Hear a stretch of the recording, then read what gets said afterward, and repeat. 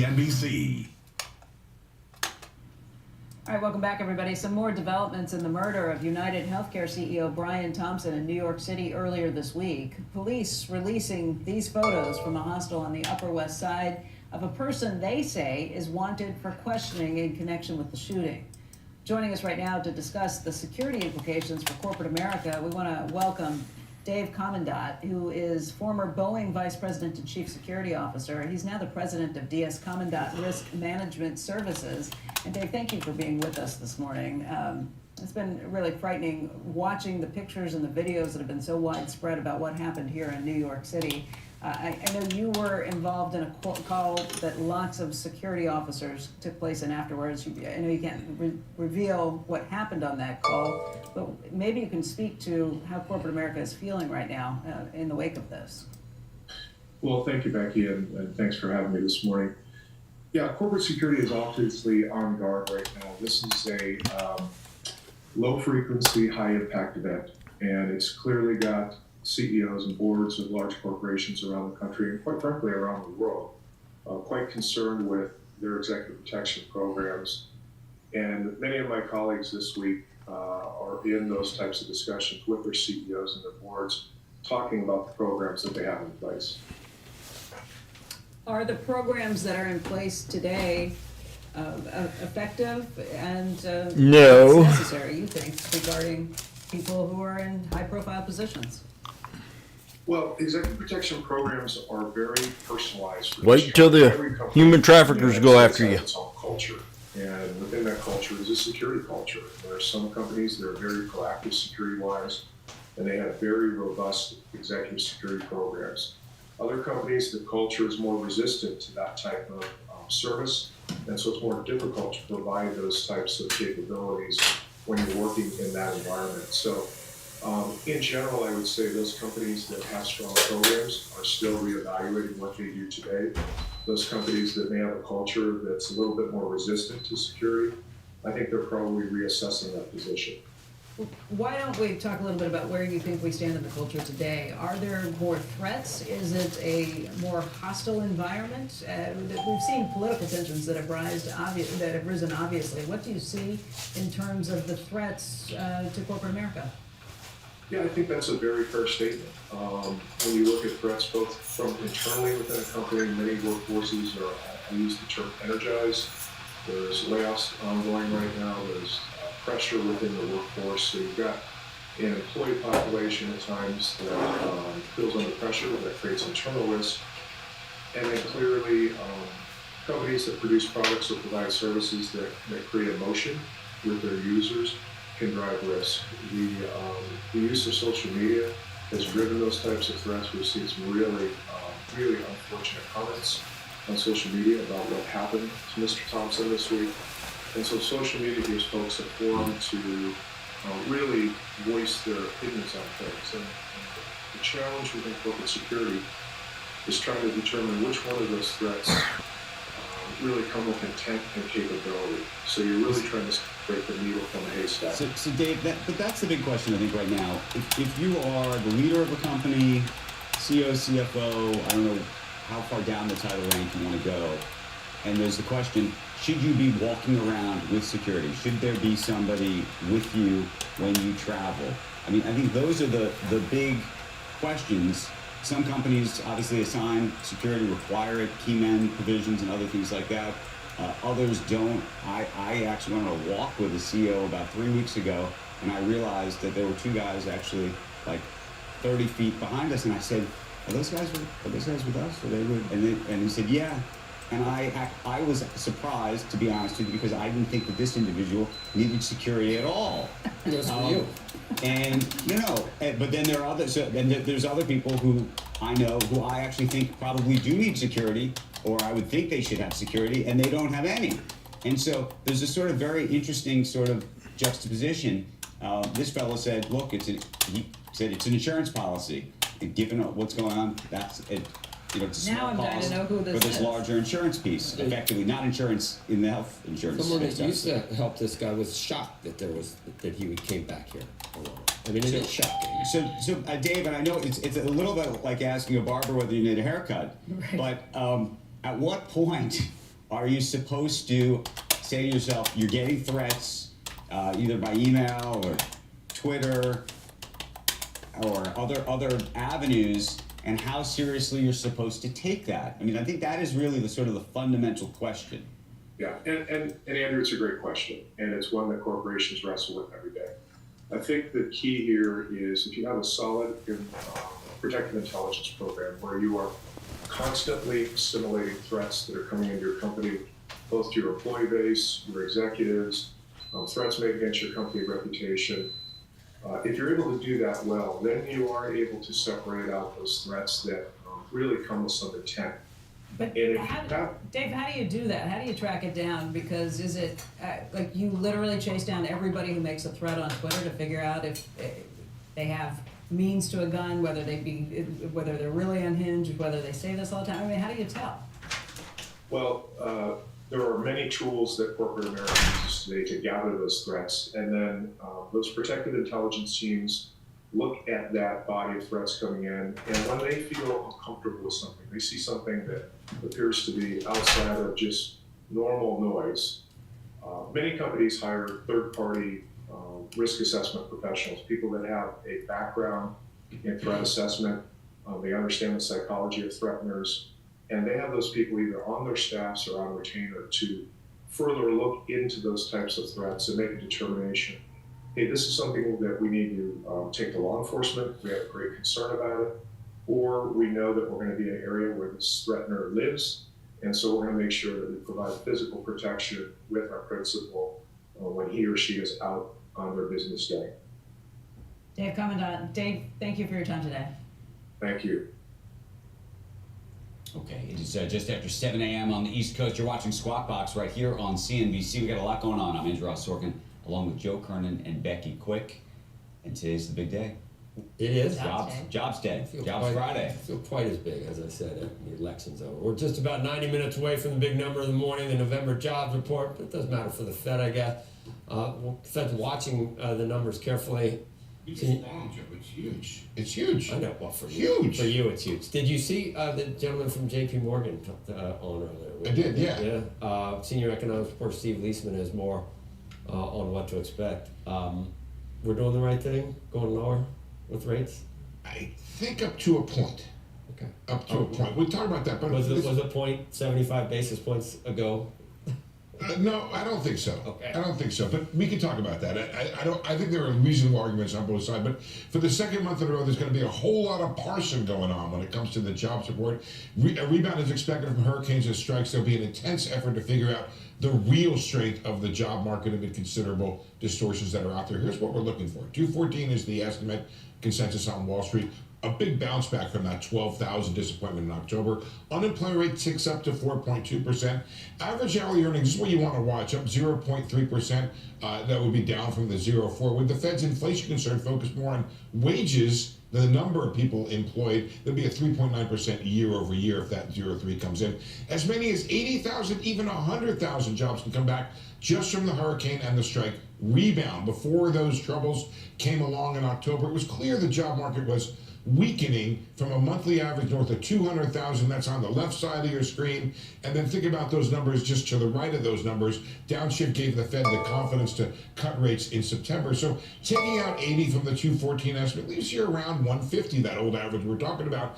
Anything in that zone would mean the job market is chugging along at a slower but still decent pace. The focus of the Fed, of course, is going to be on the trend. Economists at Citi believe that, quote, weaker November employment data should cause a sharp reassessment of Fed rate cuts, which we expect to be larger and faster than currently priced by markets. Another complicating factor, seasonal adjustments expect a lot of hiring this time of year, but reports from retailers are it was not a big holiday hiring season, in part because it was short. Despite all the potential distortions, it's likely that in the absence of any clear inflationary threat, the Fed should keep on track for a cautious December cut that may be the last one before they pause for a bit, Joe. You heard all the reasons the guy said that it doesn't look like we're in restrictive territory. I know that's a top-down approach, and I sort of take a more bottom-up approach to it, Joe, and I think what has changed so much from before the pandemic that now our neutral rate is 4.50 or higher. I just can't get there. I can't get there. I can really imagine that if you think, all right, things What are about in the changing. 80s or 90s? Well, It but was 7%. But then you kind of get rid of all of the kind of progress we've had on lower inflation Well, and you're saying it's different this time then, that we have permanently lower yeah, neutral rates. I think that's a little bit unfair in the sense that it's been different over a period of a couple decades. If you take look at a long-term chart of the 10-year, Joe, it's been coming down. Right. Now, are you going to argue the 40-year No, I would just bull market I think bonds is over? I think that Maybe it is, but the chance that we end up having to go back up, I don't think it's zero. His point on I think that's an bottoms-up important point. His I agree with you on bottoms-up that. point was on inflation. He owns a couple of small businesses, and he says from an inflation perspective, And one thing wages, he right. says sees pressures on wages. He said housing and other things that come through, but all the components. He said we were headed down to 2%, but now we're swinging back up from 2.5%. That was his point. Okay, so me too. let me grant that. I don't want to be in this position to be the one guy who sort of supports this No, stuff. I'm just asking questions. I'll tell you That's what like a guy like Waller, who is not, I think, a dyed-in-the-wool dove. I think he's pretty balanced. He's gone back and forth. He says even at a rate after we cut, we're still restrictive and putting downward pressure on inflation. And that comes with this bottom-up approach of saying, you know what? What's changed so much? Can you really tell me that the neutral rate, the rate that is not restricted on the economy, is 4.25? It's probably, to me, more like 3%. Okay. And see, we gotta go. But it's a huge debate, and I can see Yeah. both I've sides been of in a it. while, and I haven't been able to tell you this. So, someone asked me a great restaurant in Boston, so I looked up. It's what, sir? Great restaurant in Boston. I used to live there, so I looked. They're all. It's 40 years ago. They're all gone. But I looked it up. One of the best restaurants in Boston is called Steve Leisman? Mooncusser. How do you know? Because I've heard of it, and everywhere around the country, believe somebody you got sees that. a moon cusser They tell table. you. They That's tell such me a good about it. name for a band. It's still. It's a cool name. I told myself when I was 18 I was going to name a band. Pirates And- didn't like it when And the moon was out. my first single is that. Right? song. Pirates didn't like it when the moon was out, so they cursed the moon. They cursed the moon. They were trying to get the ships to hit a reef so they lit a fire on the street on the beach, and they thought that the ship thought it was the light. Light, but if the moon was out, they would know. They would cuss the moon. Love that. I think it's on Stewart Street. That- Supposedly a really good There's a restaurant. I tattoo learn place in something Provincetown. every Yeah, there is a moon cusser There's a tattoo. tattoo place I in saw that. The Provincetown. producers are People dying. send me They've this been stuff. begging us to go. And then we had this very important aside that we had to get to. But it is valuable knowledge. It's something I've learned today. so I thank you. tried for Moon one. cusser's a pretty cool name for a band. It is. Yeah. All right, when we come back, we're going to talk more about the economics of Taylor Swift as she wraps up her Eras tour, plus the CEO of DocuSign on the company's latest quarter and how the company is incorporating AI to manage e-contracts. Squawk Box will be right back.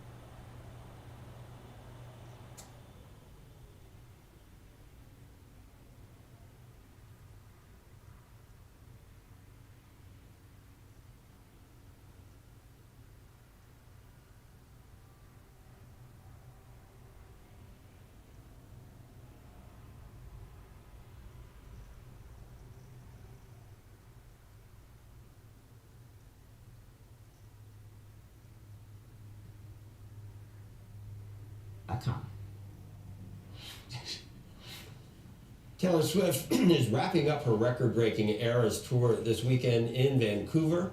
The tour lasted over a year with 149 shows across 5 continents, earning over $1 billion and impacting the global economy in many ways. Let's dive into the Swiftonomics of this. Joining us now is Professor Kara Reynolds. She's the American University Chair of the Department of Economics, but even more so, she's a professor of an actual course called Swiftonomics, which is a course on the economics of Taylor Swift. And I may be too late, Professor, but Peacock has a great big 4-part episodic documentary called The Swift Effect that we should have had. I think that you should have been part of that, or were you part of it? I wasn't part of it, but I'll put it on my syllabus for next semester for sure. And it's I think two episodes are out, 2 more coming in January. It is probably a big enough phenomenon to justify you actually having a course, because we're talking about not just what the Swift camp was able to generate for itself, but every city, the hotels, the restaurants, the Ubers, there's a huge ripple effect that maybe people don't understand. That's right. In the first 20 cities that she went to, there was about a $5 billion effective direct spending, especially in the hospitality sector. On average, people who are going to the concert spend about $1,500, not just on the tickets, but it's on the outfits and the transportation, food.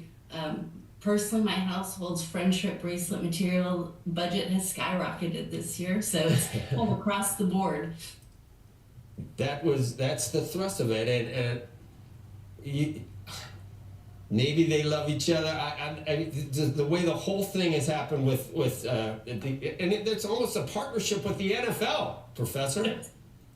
Yes, absolutely. I mean, I hear over and over again, dads super excited that their young daughters are now sitting with them on the couch watching football. So I think it's actually a great thing for families, to be honest.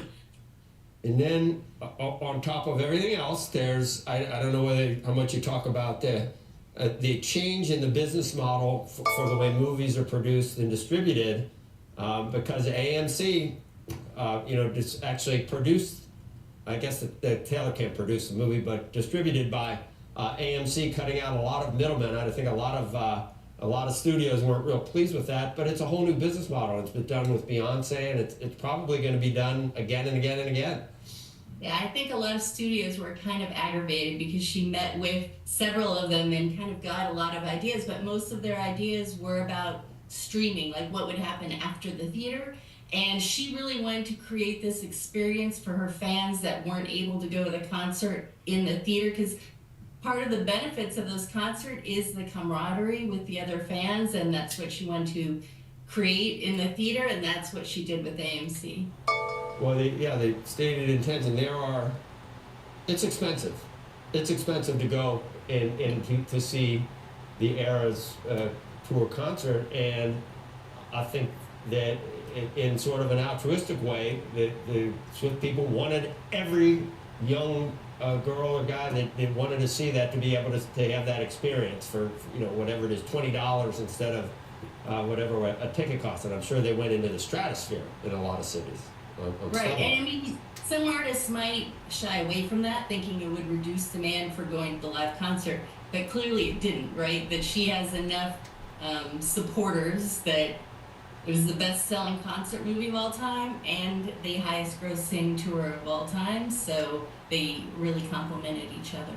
We'll tell you that the CEO of AMC, after the pandemic, it still hasn't recovered completely, and we need theaters, in my view. I love movies, I love theaters, and part of bridging the future for AMC was it helped. The revenue from the Taylor Swift movie actually helped to restructure some debt and to push it out, and it looks very good. For the future looks bright now, so it's amazing, Professor, all based on someone who really knows how to write great music. I think that's why it's such a phenomenon. I think that's almost a savant, wouldn't you say? Right.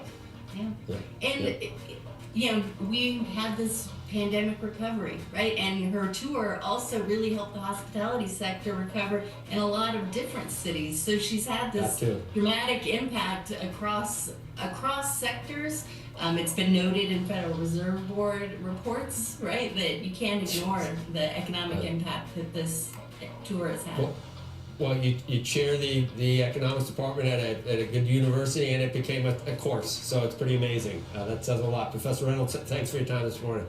Appreciate it. Okay, coming up next, DocuSign stock surging in the pre-market. This after reporting strong results and raising guidance. We're going to speak to the company's CEO, and we will do that next. Come right back. Time now for today's Aflac trivia question.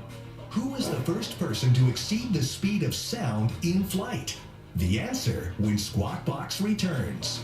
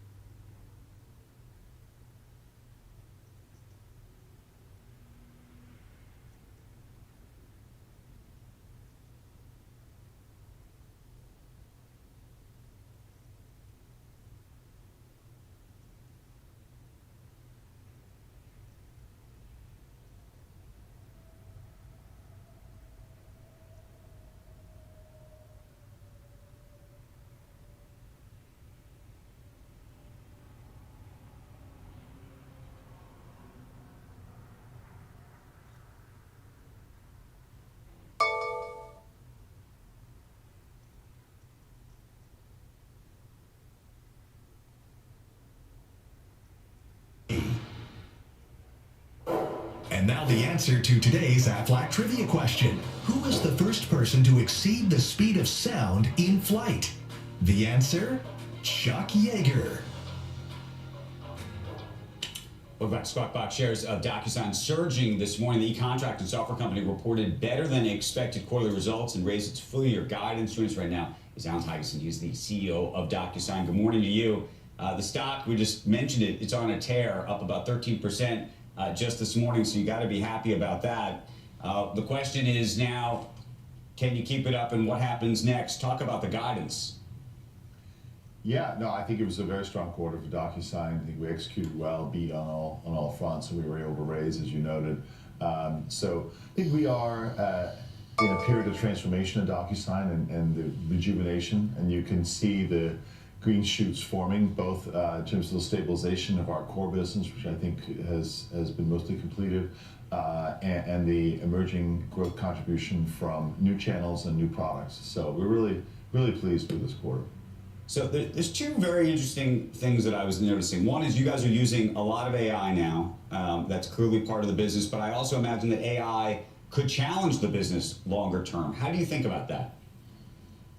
Yes, so, well, we've been using AI in DocuSign for a long time, at least 5 years. It's embedded in the signature product that many of you know. That's how do we automatically recognize all the fields, for example. We use it in our identity verification suite. But with the advent of LLMs and just the amazing rate of progress in AI, that's allowed us to take on projects that we really couldn't have done just a few years ago. So for example, we ingest all your agreements now and immediately tell you what's in them, the metadata, maybe when they are, the agreements are expiring, or what terms you might want to renegotiate. That wasn't possible before. We can do that instantaneously, and so that's just a very fast path to value. And there's much more where that's coming from in terms of automated review of agreements you get from third parties, over time assistance with drafting and negotiation and so on. All of that is AI powered and really new to the agreement space, which has seen relatively modest technological innovation. In terms of competition, I think general purpose AI models don't really get tuned for this particular type of documents, and the level of accuracy and precision required and the security around company documents is much heightened in this area. So I don't think you're just going to hook up your corporate documents to a public model and run it that way. And what percentage of your business do you think is what I would describe as genuinely folks who need stuff that is super secure, living in the cloud, totally identifiable, all of the sort of component parts of the, I would argue, the real sort of value proposition that you offer, versus those that are just need a signature on something and need to be able to send it off to somebody else in a quick and easy way. I ask because I use the product. And I use it in both ways. Sometimes I use it for something that actually is super serious, and then other times it just happens to be something that just requires a signature. And I don't mean to suggest I could do this, but you could use even Apple, the Apple Notes app where you can add your signature to the letter or whatever, and it goes off. And I'm just curious sort of how that. I mean, there's also sort of a network effect to your product, I think. Absolutely.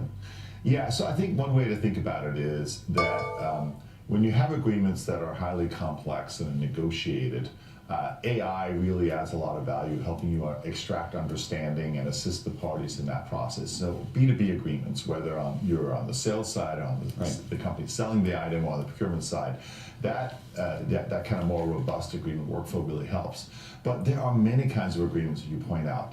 Simple things like I'm onboarding a new vendor, or maybe I'm extending an offer letter, or I want to execute an NDA.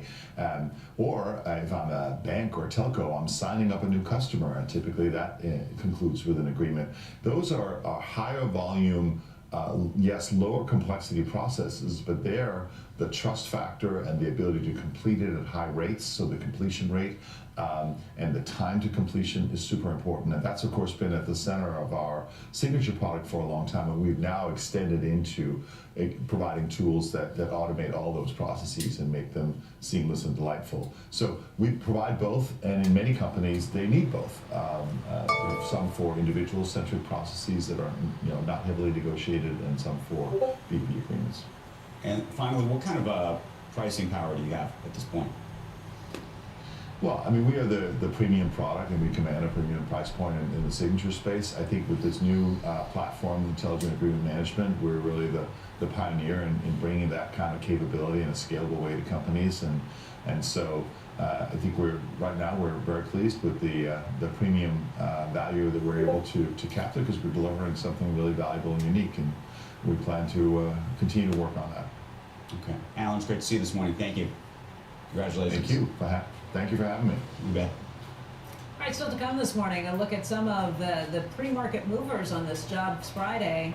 And then New York City Mayor Eric Adams will join us. Squawk Box will be right back.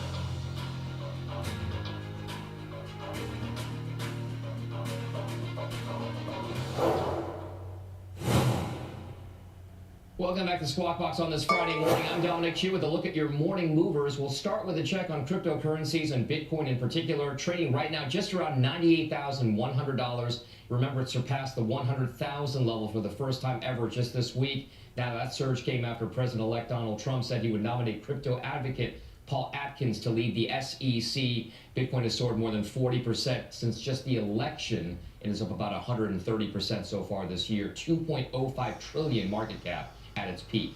Let's now turn to shares of Hewlett-Packard Enterprise. They're up just about maybe 2.5% after the company reported a fourth quarter beat on both revenues and profits. Server revenue rose 32% on a year-over-year basis as companies continue to invest in hardware that can support and process the vast amounts of data used in training AI models. Those shares up about 30% so far this year. And we'll finish with Robinhood, up almost another, maybe call it 1.5% so far today after analysts at Goldman Sachs upgraded that stock to a buy from a neutral. Goldman says that they expect expanding wallet share among active traders to drive earnings growth at Robinhood. They also raised the target price to $46. It was $40. That implies about 18% upside from yesterday's close. Now for that and other top analyst calls of the day, just head over to cnbc.com/pro. Subscribers can get more access to the full detail and analysis of those big calls of the day. Keep it right here. Squawk Box returns after this commercial break.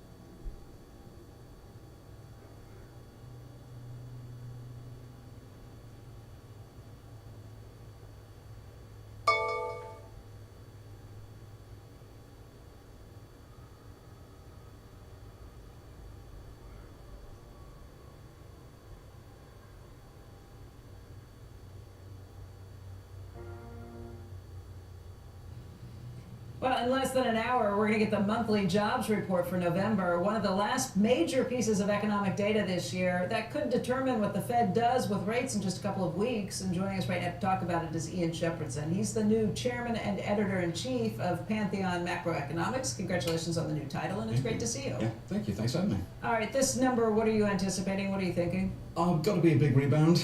I know October hit by the hurricane and by the Boeing strike. So the real question is whether the rebound puts us back onto the previous trend or whether it maybe falls short of it, because the signals are mixed. There's some evidence that hiring may be stabilizing, but there's some other evidence that says it's still deteriorating a bit. So I'm interested in both the November rebound, but I also want to see the revised October numbers, because the October print was based on a very small response rate. A lot of people didn't reply on time. So we could get a big revision to October, potential revision to September as well, and November. So you look at the There's whole lot. not a revision. Just Steve Leisman was talking earlier about how holiday hiring has been smaller this year, Yeah. maybe because it's a shorter holiday season. What Yeah. if that impacts things and we don't see a big revision? Yeah. So if the October number stays around zero, the initial estimate was 12K. So let's say it stays around zero. And if you think the trend's about 125, you need a 250 for November to keep you on the trend. That's a little bit above the consensus, which is kind of around 220. But I think 250 is a reasonable starting point. So if October remains close to zero and we come in at like a 175 for November, you're going to get a lot of people talking about, hey, the trend is continuing to deteriorate. And that will really solidify expectations for the Fed to ease later this month and maybe start pushing some expectations for next year as well. We had a guest earlier this morning who talked about how inflation, where he sees it, is really on the upswing again. And I just wonder how the Fed does this. Do they have to be one of those fish that have eyes on either side of their heads? One eye watching the jobs market, the other eye watching inflation, and which eye is the dominant one? Yeah, they always have to do that. Over the last 6 months or so, the underlying inflation picture has improved. But yeah, the last couple of prints haven't been great. But we saw this earlier in the year. The prints at the start of this year were disappointing, and the Fed, I think, overreacted to those numbers because the next few months then swung the other way. It's really important not to take these very short runs of data for anything very seriously, because everything gets revised. Everything is subject to sampling error, seasonal adjustment problems, weird weather effects. It's very dangerous, I think, to focus too much on just the latest number, because it could easily just flip the other way the following month. I think the fundamentals for inflation, to me, still look good. Wage growth is slowing. I think it's already at a target consistent pace for inflation. We don't have the supply chain chaos that we had a couple of years ago. We got a much calmer rental market, big chunk of the CPI. And so just the overall environment to me looks quite favorable, but any given month anything can happen, and the Fed has to be aware of the risks. All the Fed commentary from J. Paul down seems to be kind of signaling that they're not going to be in a real rush to do anything, that they want to wait and look around. Yeah. Why isn't that an argument for doing nothing at this meeting and waiting to see what happens? Yeah, I think that's a respectable argument. I'm not sure that it's absolutely essential that they do 25 basis points in 2 weeks' time or the sky will fall in. It won't. However, they've allowed market expectations to ramp up that they will. So if they don't, it'll be a really big surprise now. They're not really in the big surprise business, so they're going to go. But we're a bunch of crybaby whiners. Yeah. Please the market. This is what we think is happening. We're throwing a temper. To some extent, they don't like to. They like to manipulate expectations in the run-up to the meeting. They don't like to deliver a big surprise at the meeting statement itself. So what I think they're also going to do, because December's a forecast month, so they've got to put out new projections. I think they'll probably raise the inflation projections a bit, and they might move the unemployment numbers up a little bit as well, but not very much. But I do think that in the press conference afterwards, and then the array of speakers in the week or so after the meeting, they'll be dampening expectations that they're going to keep going at a rapid pace. They're going to keep talking about caution. And my guess is they'll skip January, wait and see what the incoming administration does in its first few weeks, and then revisit the issue in March when they've got a clearer idea of where we're going on the fiscal front, on the tariff front, on the deportation story, which a lot of people are worrying about, shrinking the labour force. A lot of uncertainty, and it's not clear to me that it makes a huge amount of difference whether they go another 25 in January or whether they take a pause. Got to be realistic here. Whatever they do in the next couple of months doesn't affect the economy for a year and a half anyway. It's not like we're in a sort of pressing crisis. So yeah, wait. Okay, Ian, thank you. Good to see you this morning. And coming up, New York City Mayor Eric Adams joins us with the latest developments on the shooting of a United Healthcare executive in Midtown Manhattan, immigration, and the affordability crisis in New York. Squawk Box coming right back.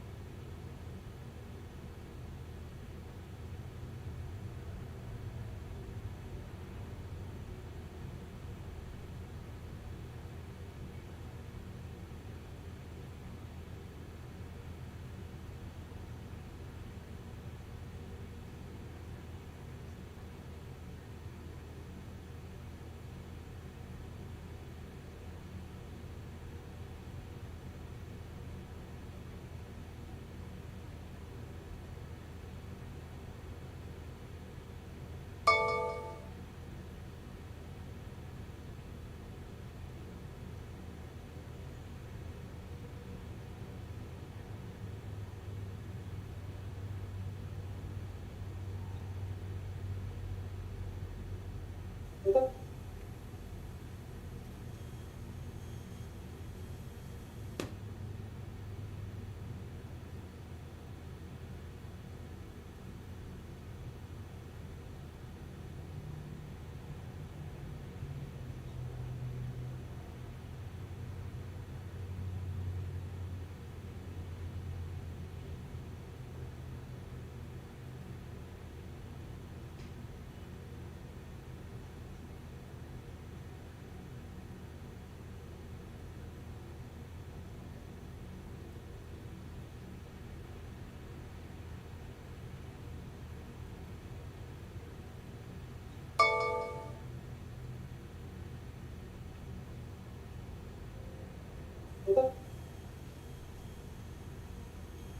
learn more.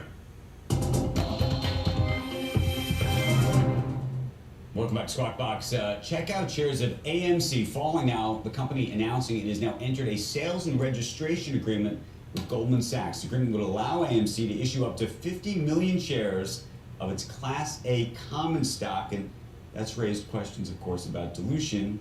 The good news is we'll have some more money to deal with debt. The bad news is if you're an equity holder, you can get diluted. But this has always been the story and the question is, can they make the timing work? The restructured not too long ago, and it was a big deal. Pushed it out well beyond 25 and 26.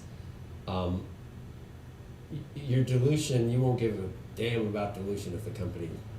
If the company doesn't exist, that's the whole, so this is the whole story. This is a fascinating sort of case study. I think as like if you were looking at the prospects for the company itself, it's a good thing they can sell it, and it was it was below $4.50. If they can sell 50 million at $4.50, there's still, I don't know when they turn positive in terms of EBITDA. They're still down, I think, a third from the pre-pandemic levels. So it's going to be very tough. But they will. There is a plan. There's a path. Adam has a plan. He says he has a path. Yeah, has a plan to profitability. I forget which year. Not 2025, or positive EBITDA. But they got a lot of cash. I think they have $500 million in the bank.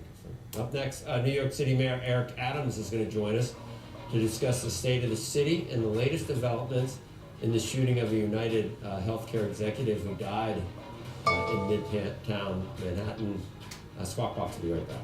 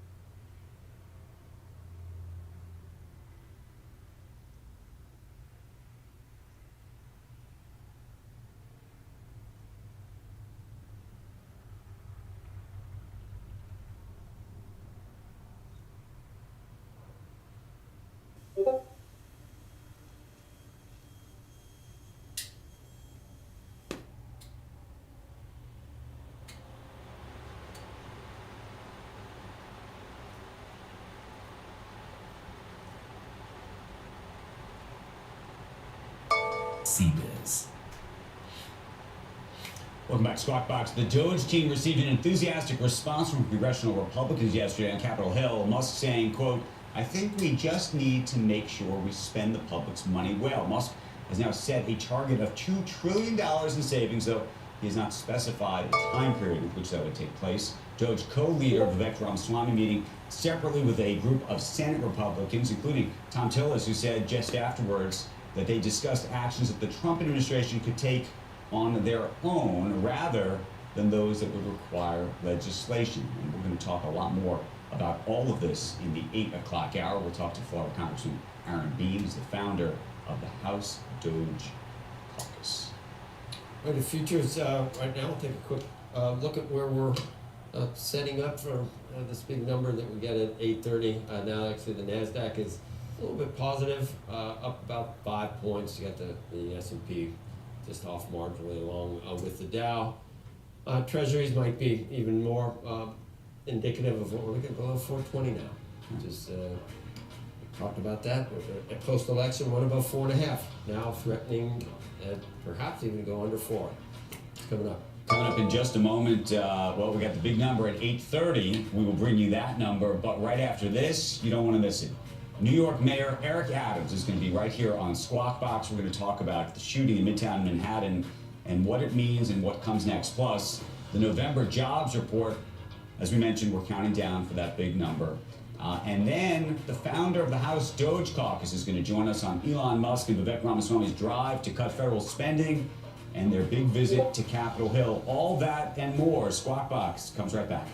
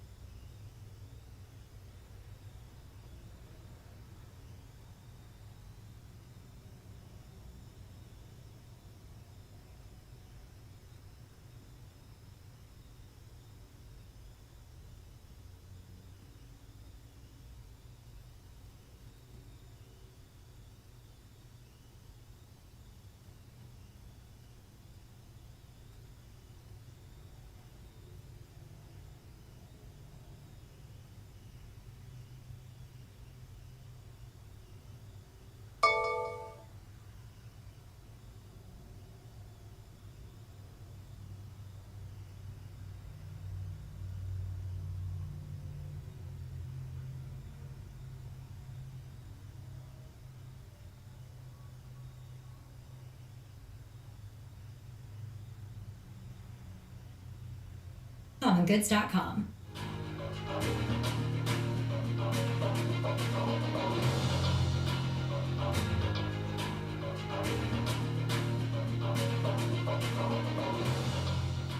Welcome back to Squawk. More developments now in the murder investigation of that United Healthcare executive in Manhattan this week. We saw images of it all week now. Police are releasing these photos from a hostel on the Upper West Side of a person they say is, quote, wanted for questioning in connection with the shooting. Join us right now for more on the manhunt in New York City. Mayor Eric Adams. Mr. Mayor, thank you for joining us this morning.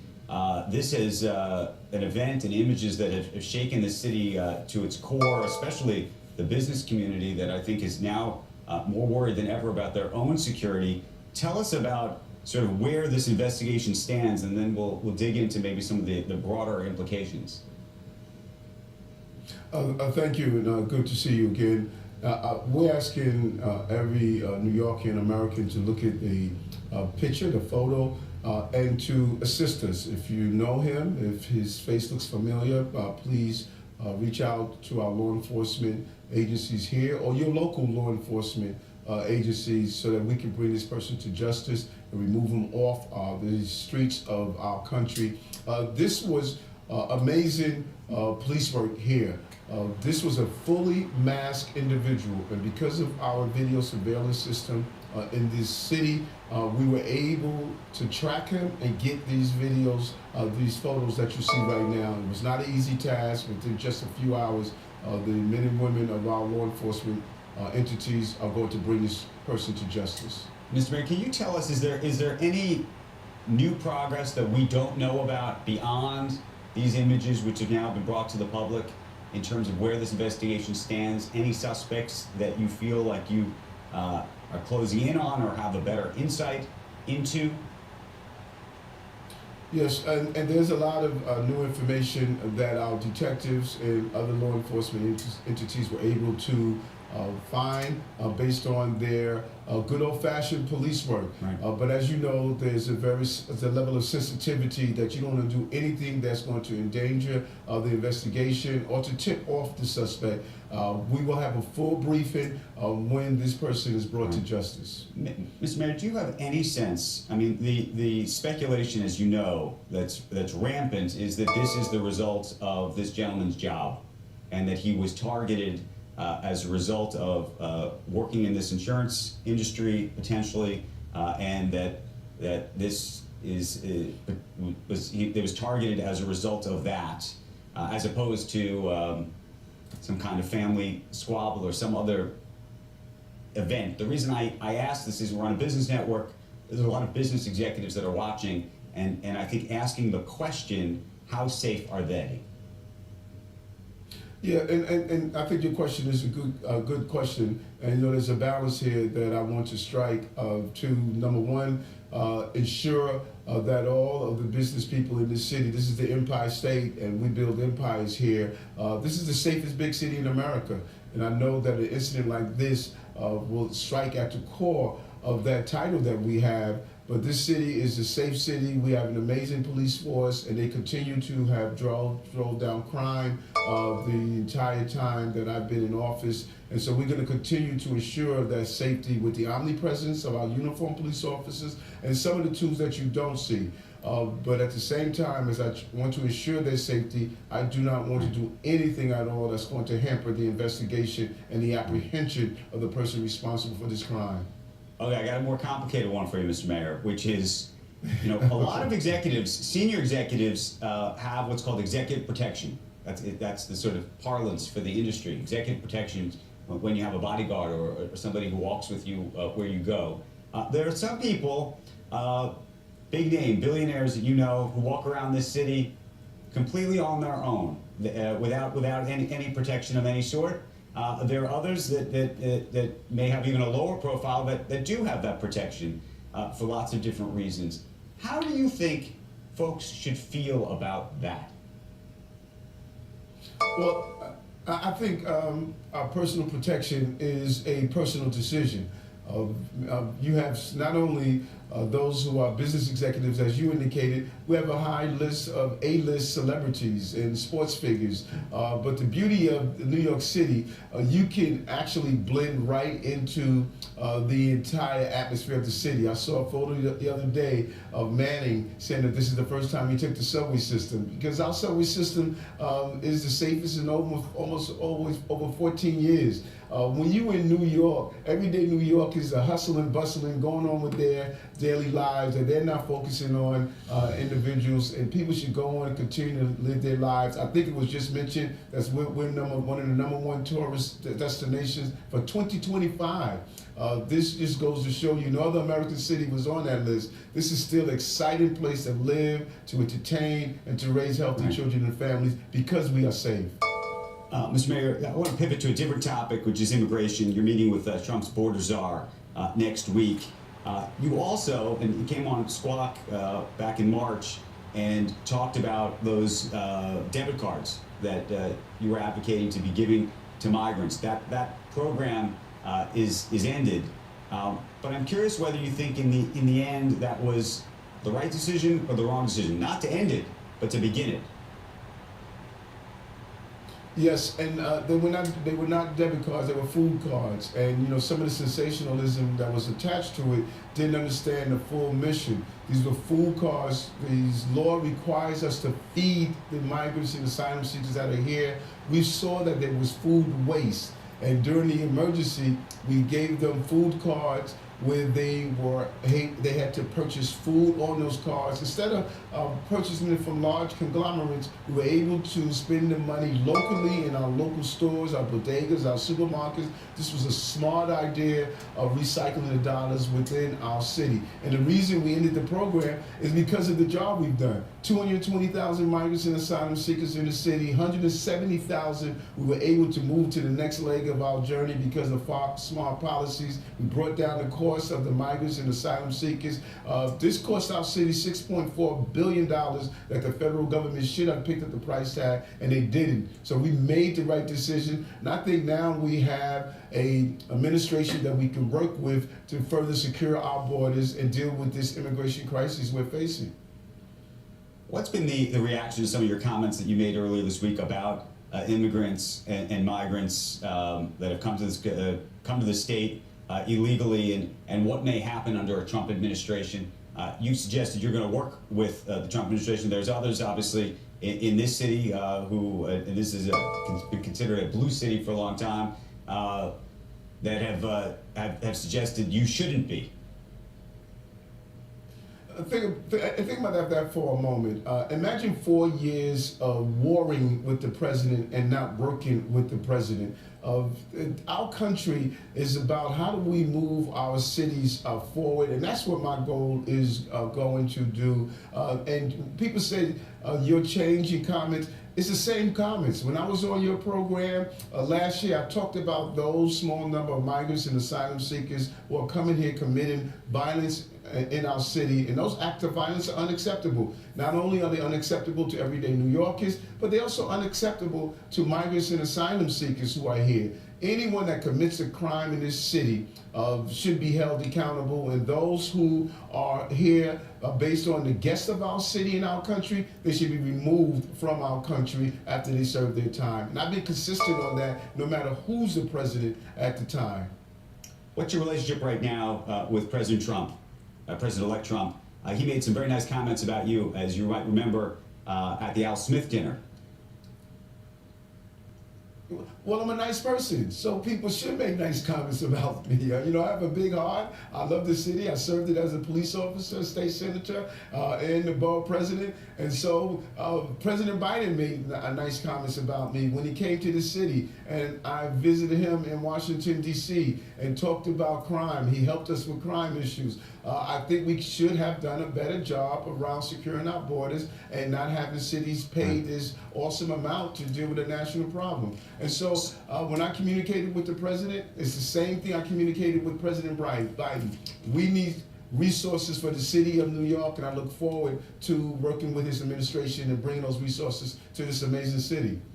Question about your own personal situation. You said earlier this week that President Biden and President-elect Trump now agree on one thing, which is that the Biden Justice Department has been politicized. You said that in regard to the Hunter Biden pardon, and you said that that relates to your case. My question to you is, would you try to seek a pardon in advance from either Biden or Trump?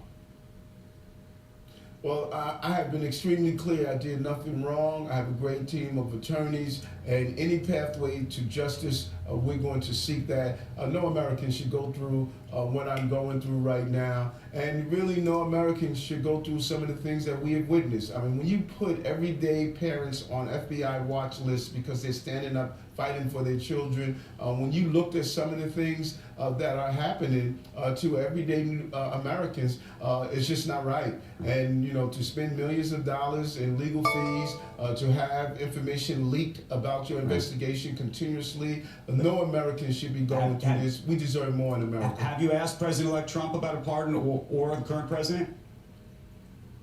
No, I have not. I have a legal team that's handling my case, and I have a great deal of respect for them, and they're going to handle that. I said to New Yorkers when this first became public that I was going to keep our city on a pathway of success that we witnessed, and that city of yes vote is a reflection of that. Turned around our economy, dealt with all the crises that we have to face. I lived up, and I'm going to live up to what New Yorkers asked me to do when they elected me, and make sure the city continue to progress. Mr. Mayor, I don't know how comfortable you are weighing in on this Daniel Penny, third day jury, still not back, asking some more questions. You made some kind of comment about, I'm not sure, I'm going to let you make yourself more clear about what you meant, but what do you think a conviction or a 15-year prison sentence would, it would seem like no one would step in on a situation like that again. It seems like a bad precedent, and it almost seems like, I don't know, it's a reflection of what's been going on in the city for a while, where someone trying to actually help out in a situation ends up on the losing end. Well, I think we've always asked New Yorkers, you see something, say something, do something. And New Yorkers have always had the spirit and energy to come to their fellow New Yorkers. And we have to be honest about the severe mental health crises that we're facing. In no way I want to do anything that's going to make the jury decision harmful in any way. He was going to be judged by a jury of his peers. They're deliberating. Let's let them do that job. But I do know we have a broken system of dealing with severe mental health illness in not only our subway system, but on our streets. I have been advocating to give us more power for involuntary removal for those who can't take care of themselves and are dangerous to others. And this young man was part of that problem. He was in a revolving door mental health system, and we have to do a better job of that. And I wish his family well, and I wish the family of Mr. Penny well as well. Mr. Mayor, I wanted to ask you about housing because you scored a win this week, the City Council passing your affordable housing plan. The question I had is how much of this is really about building new housing versus loosening restrictions on current buildings, and how far ultimately you may be willing to go to change the dynamic around pricing in the city for housing. You know, Airbnb's been trying to get into the city for a long time. Hotel prices are high, rent is high. Do you see a path for that? What comes next? Well, it's a combination, and this was a well thought out plan that started in Albany. We met with the governor and Leader Hasty and Majority Leader Andrew Stewart-Cousins and their team to talk about the state reforms that we were needed. We were able to accomplish that. Conversions of office buildings into housing, FAR changes and other changes. Then we had to come to the city and implement a plan here in the city, and we just accomplished that yesterday. This is the most comprehensive and largest housing reform in the history of the city of New York, 80,000 units of housing. This is what we wanted to accomplish, and it's about, number one, incentivizing more building, and then going after that 1.4% vacancy rate in our city, and having every neighborhood in the city participate and contribute to new housing without changing those low-rise areas in our city. Mr. Mayor, I want to thank you for joining us this morning. Appreciate it. Thank you. Good to see you again. Good to see you. Take Hope to care. see you again soon. You bet. Okay, let's check on the futures this morning. Right now, it's a little bit of a mixed picture, but no major moves one direction or another. The Dow futures are off by about 33 points. The S&P futures down by 2. The Nasdaq's indicated up by just over 10 points. I want to get down to the New York Stock Exchange for a look at the markets with Mike Santoli. Mike, good morning. Good morning, Becky. Yeah, take a look at the S&P 500. Kind of an indicator for a quiet open ahead of this jobs number. It's been relatively calm here, just sort of rock solid trend, but sort of taking a little bit of a pause here. In fact, the median stock in the S&P on a week-to-date basis is down over 1%. The S&P itself is up 0.75% because you have had some of those somewhat more defensive mega cap growth stocks work here. You see a little slowdown around that 6,000, 6,100 level, but again, the trend here, year-to-date basis, it's holding pretty much to that angle. Take a look at some of the more spicy areas of the market that have really come alive. Aside from the mega caps, you've seen these sort of the big boom time class of 2021. This is the IPO, ETF, fintech, and then cloud software stocks. This move right here since August in all of these, that's like 30-40% upside. But you can see where we came from, basing for a couple of years, a lot of the either unprofitable or just emerging, sort of riskier fintech type names. This is where a lot of the energy in this market is right now. We'll see if it sort of overshoots at some point, but I just think it's important to keep in mind what the longer term trajectory has been and how long they've been on the outs. You know, all this offsetting action has kept volatility quite low. Take a look at the volatility index, the VIX. It is now down around 13.5. It actually ducked below 13 briefly, and that makes sense. The actual volatility of the index in the last couple of weeks has been minimal, and so you see we're sort of scraping the lows for the past couple of years. It can get lower as the seasonally slow time goes, but ultimately it might build to a point where people get a little bit too comfortable, maybe into the new year, and we might be setting up for some kind of a shakeout. But for now, pretty slow and steady, guys. I remember the VIX spiking a couple of months ago, where it spiked almost up to 40. What was it for? I can't remember that. That was August 5th. That was that real, that intense day when you had the yen carry trade unwind. And in fact, there's a lot of talk about how the VIX itself was giving a little bit of a fluky reading because it wasn't really trading, so to speak. The underlying options weren't. But yeah, that was a messy episode that really was just a pulse and quickly kind of gave way. It actually was the low for that pullback that we had starting in July, and the stock market has kind of made its way higher since then. Mike, very quickly, we had Ian Shepherdson with us just a little bit ago, and he was saying he's going to be looking at the revisions more than ever this time because last month's reading, it was only 12,000 jobs that were created. It was basically zero. Getting to 125,000 average over those over the last month and this month that we're going to be getting, that's pretty important if you want to maintain that jobs market is not under more pressure. What's the reaction from the street likely to be? What's the knee-jerk reaction if those revisions don't really show any job growth from the previous month? Yeah, I mean, I think it absolutely would solidify even further the sense that the Fed is going to be cutting in a couple of weeks. There has been a bit of a soft patch in some of the macro data. Not really that it's showing the economy isn't performing well, but just that it's decelerated or at least just coming in a little bit below expectations. So we'll see if the labor market data conforms to that. It is, of course, as you guys have been talking about, going to be noisy with the comeback from the strikes and the storms. So it might be a little bit of eye of the beholder. Bond market seems positioned for the potential of a sort of a softer or lukewarm number. So we'll see if that plays out. Okay, Mike, thank you. Okay, meantime, Elon Musk and Vivek Ramaswamy bringing their Doge initiative to Capitol Hill. The two-man meeting with lawmakers on the drive to cut federal spending. And joining us right now is the founder and co-chair of the House Doge Caucus, Florida Congressman Aaron Bean. Good morning to you, Congressman. I think we're all trying to understand what this is going to look like, what you believe Elon Musk and Vivek Ramaswamy can accomplish, what they can accomplish without Congress, what they're going to need Congress for. Put some meat on the bones for us, because we've heard a lot about it, but I think we don't really know where this all can go. Well, there's great excitement. They stormed Capitol Hill yesterday. They were very well received. We had some private meetings, and then we also had a general caucus meeting at the behest of the speaker, where there was just, I can't tell you the buzz. It was almost like a rock concert or a Super Bowl, or because so many people came out to greet them and to take part. they're going to go. They're going to go to work. They're going to go to work, and they're going to use the president's pen to do a lot of restructuring and making America lean. We want to assist them because we know anything that can be done with the pen can be undone with the pen. So Congress is there. We've created this Doge Caucus, and we want to bring support to Elon and Vivek. What is on the list in your mind? People talk about waste, fraud, and abuse. We've talked about that for a long time. You could look in a lot of different departments for that, including the Defense Department and others. What's off limits? What's on? There's been comments made about even things like Social Security and the like. Tell us sort of how you're thinking about this. I think we're going to start with waste. First of all, there's no wrong answer where to start. There's so much to be done. There's good gravy.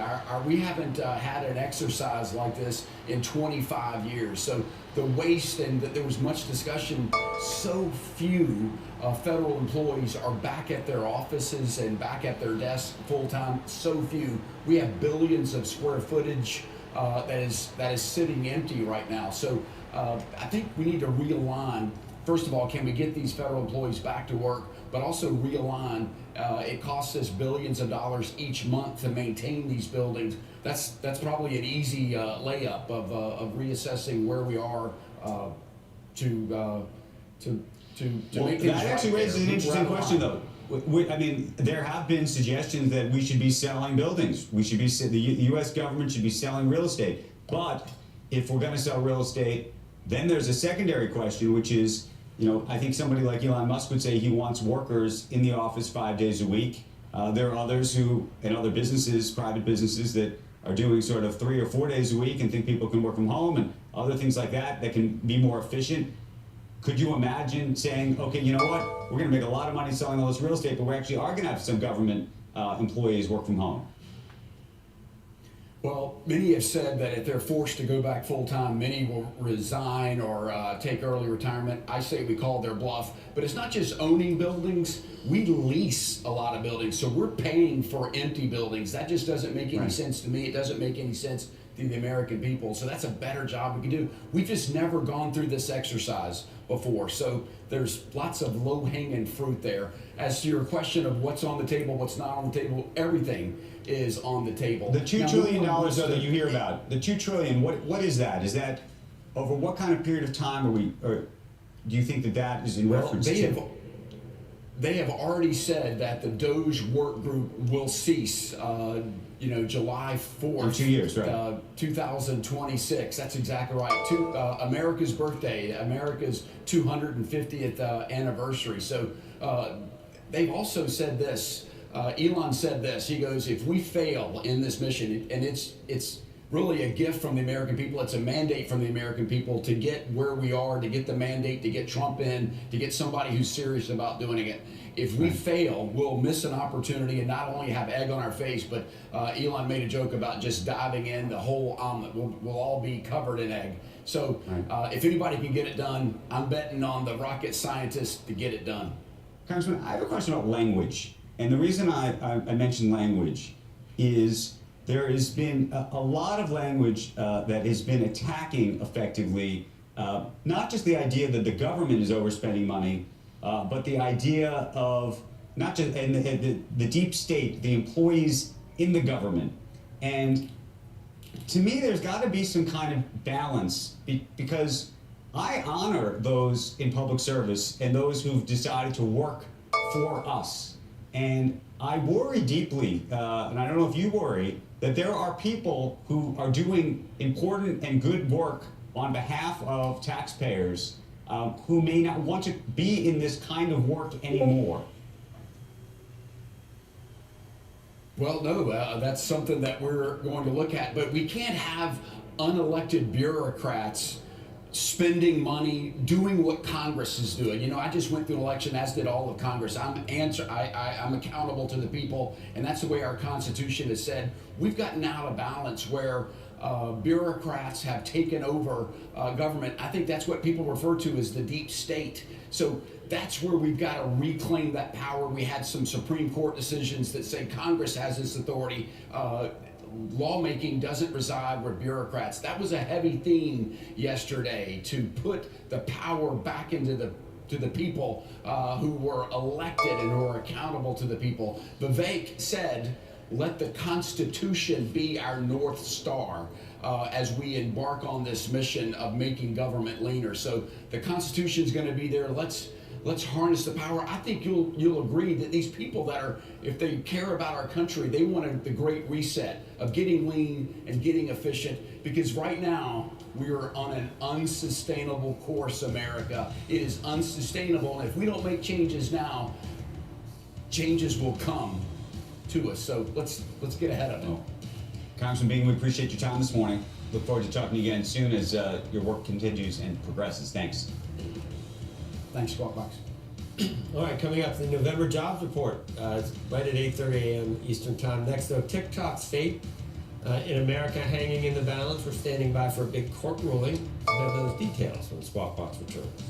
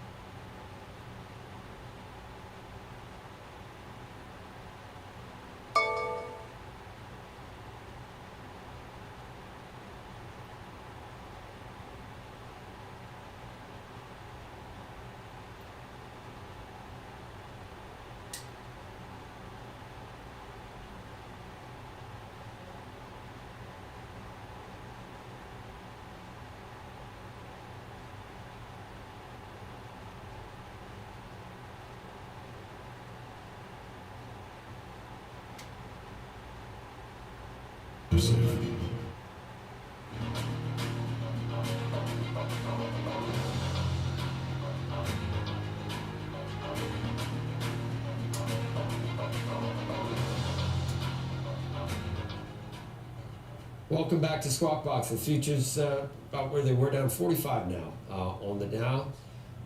There's a big ruling for TikTok. There is a big ruling for TikTok. It's coming today, and CNBC's Julia Boorstin joins us right now. She's going to look at what to expect and what it could mean for the app and its users. Hi, Julia.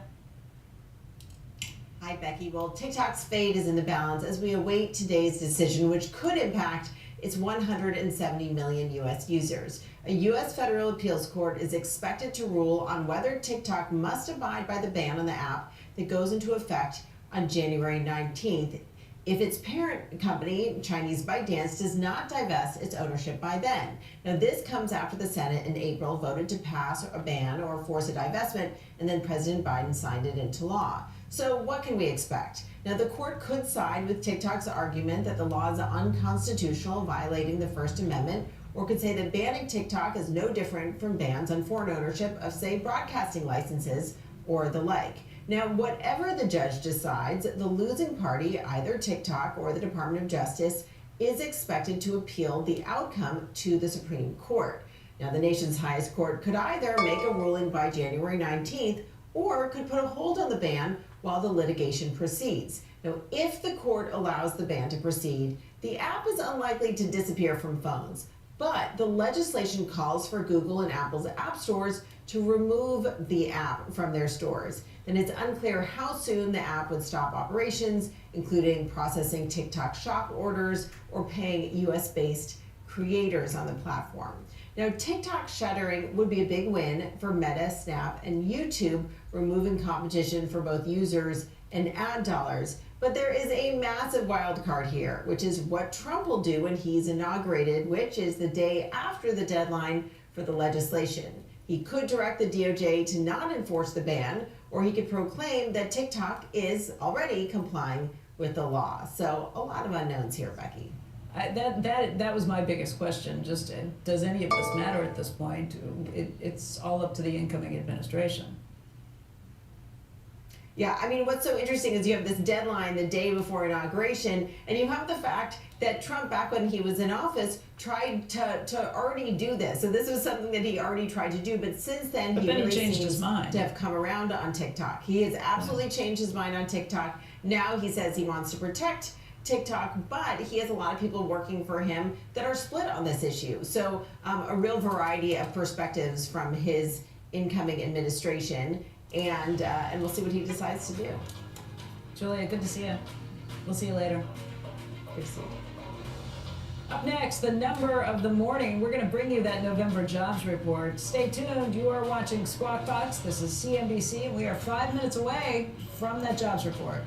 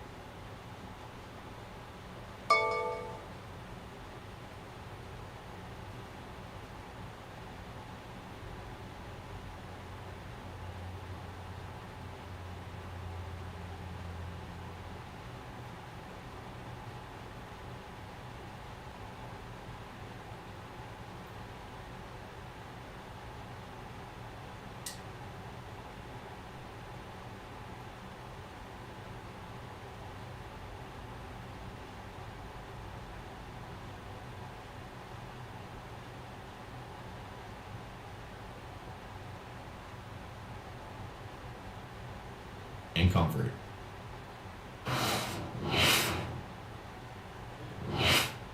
We're just a few minutes away from the government's November employment report, and ahead of the number, let's bring in our jobs panel. Joe Livornia, former National Economic Council chief economist under President Trump. He's now the chief economist for SMBC Nikko Securities America, former Council of Economic Advisors chairman under President Obama. He's now a professor at Harvard's Kennedy School of Government. Sarah Malik is Chief Investment Officer and Head of Equities and Fixed Income at Nuveen. And our own Steve Leisman is actually back on Southwest, and Rick Santelli is at his post, and he'll be bringing us a lot of those numbers. What's the number again, Steve? 214 with a tick up in the unemployment rate. What do you think, Livornia? 2 something. I mean, there's going to be a rebound because of the weather. All right. And the strikes. And the strikes. 80,000 plus for that number, Joe? I'm going to be really debate here and say 2 something. 2 something. Wild man. Go out and What do you think, Rick? I think around 180. I think we're going to come in a little bit light. Any revisions, do you think? That could It's be a big story. It's a big negative. Because we may have to go back and rethink what we thought before, which changes what we think now. That's been the pattern, though, Steve. You're right. If you look at the QCW data, right, we've overstated employment by at least 1.2 million. And the jobs we've had have been in government and healthcare. Yeah, but the QCEW from yesterday, not to get too wonky, they downgraded how much they're going to downgrade it. They went from -800 to -600, just so you know. Yeah, but the data you had for June suggests it's an extra 400. So let's say it's a million. It's a lot. We have a lot of time. Look, I think there's a bunch of data in this economy, and the main story is it's coming in stronger than we expected. Okay. A couple months ago, we thought, maybe we're heading to a recession now. That's mostly off the table. More importantly, you live in the Boston area. Have you been to Mooncusser? I have not. What? You know the restaurant. Right? I don't even know that. It's on Stewart Street. It's the name of Steve Leisman's band. One of my bands. Yeah. One of his bands. Just one. I haven't been to that band either. Time for you haven't been to the band or the restaurant. Rick, the numbers, please, for November jobs report.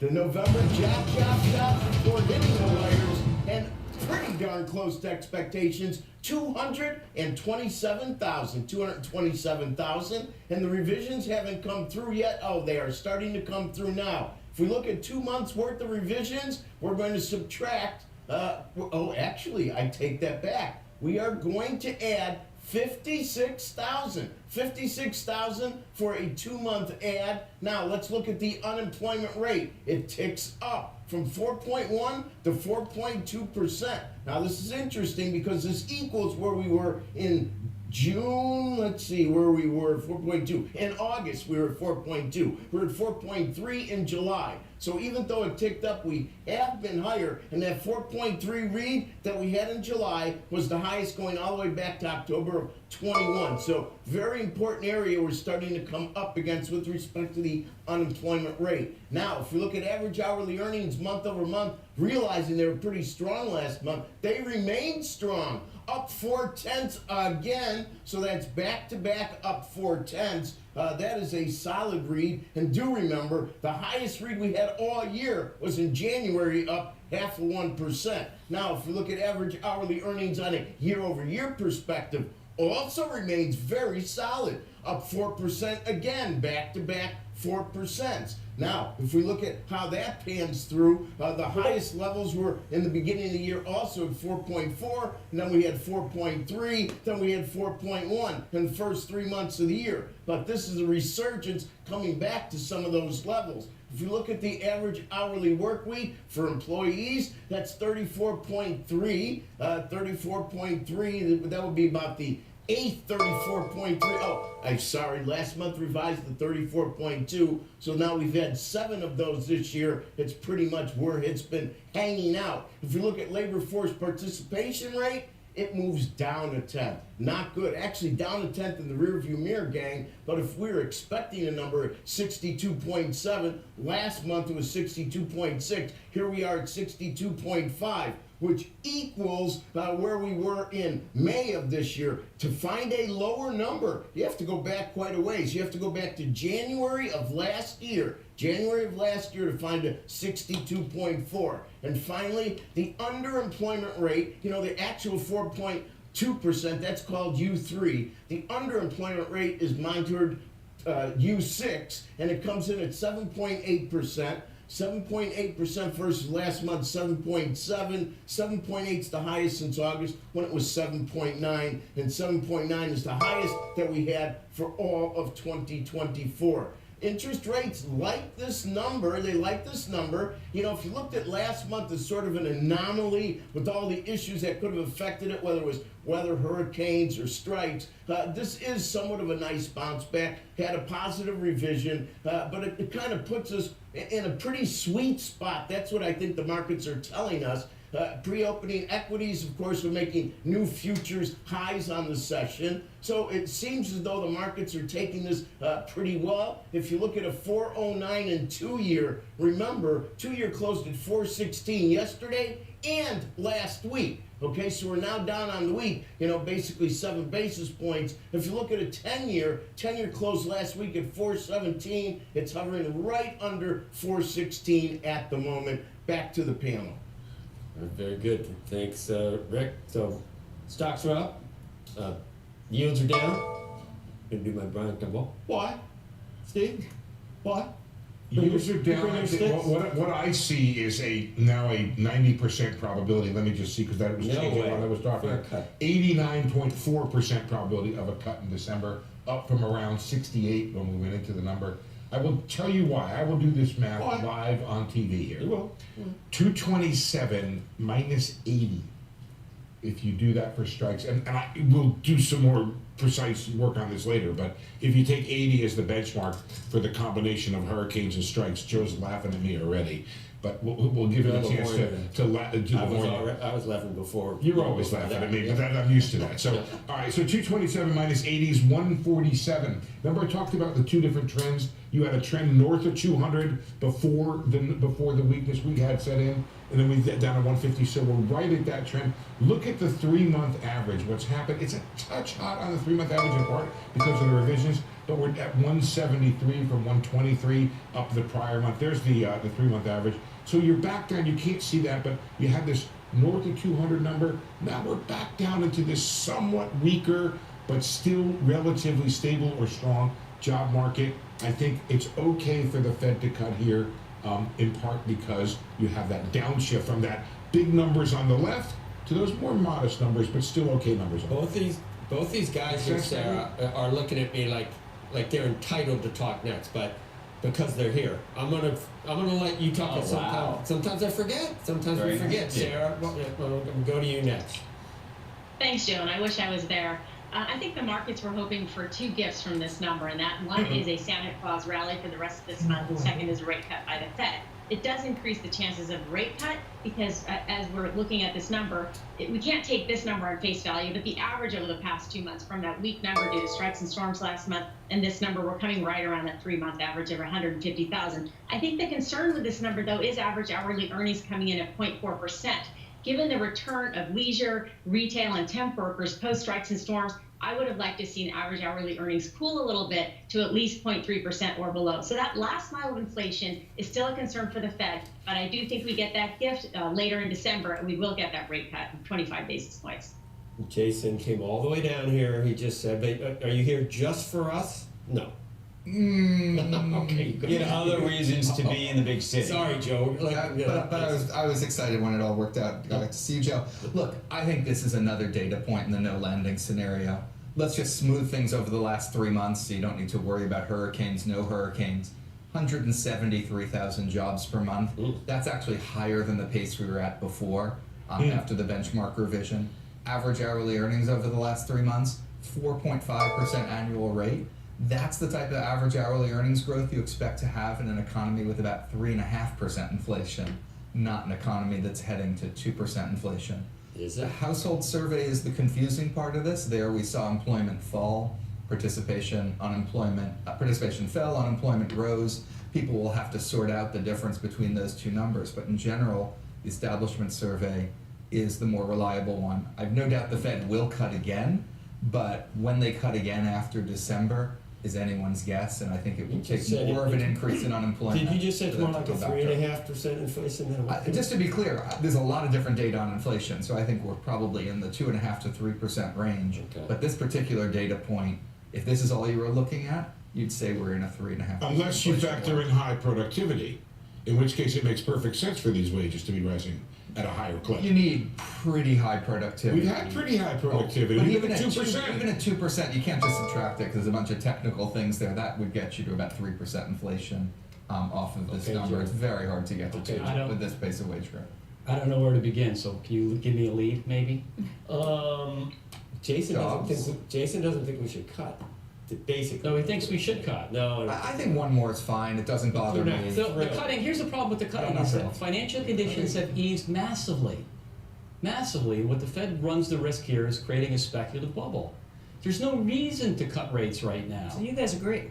On that, I guess we do on that. Yes, there's no reason for them to cut rates right now. They should pause. You really The economy believe is that healthy, Yeah. then pause. You believe that deep down, but you never say it.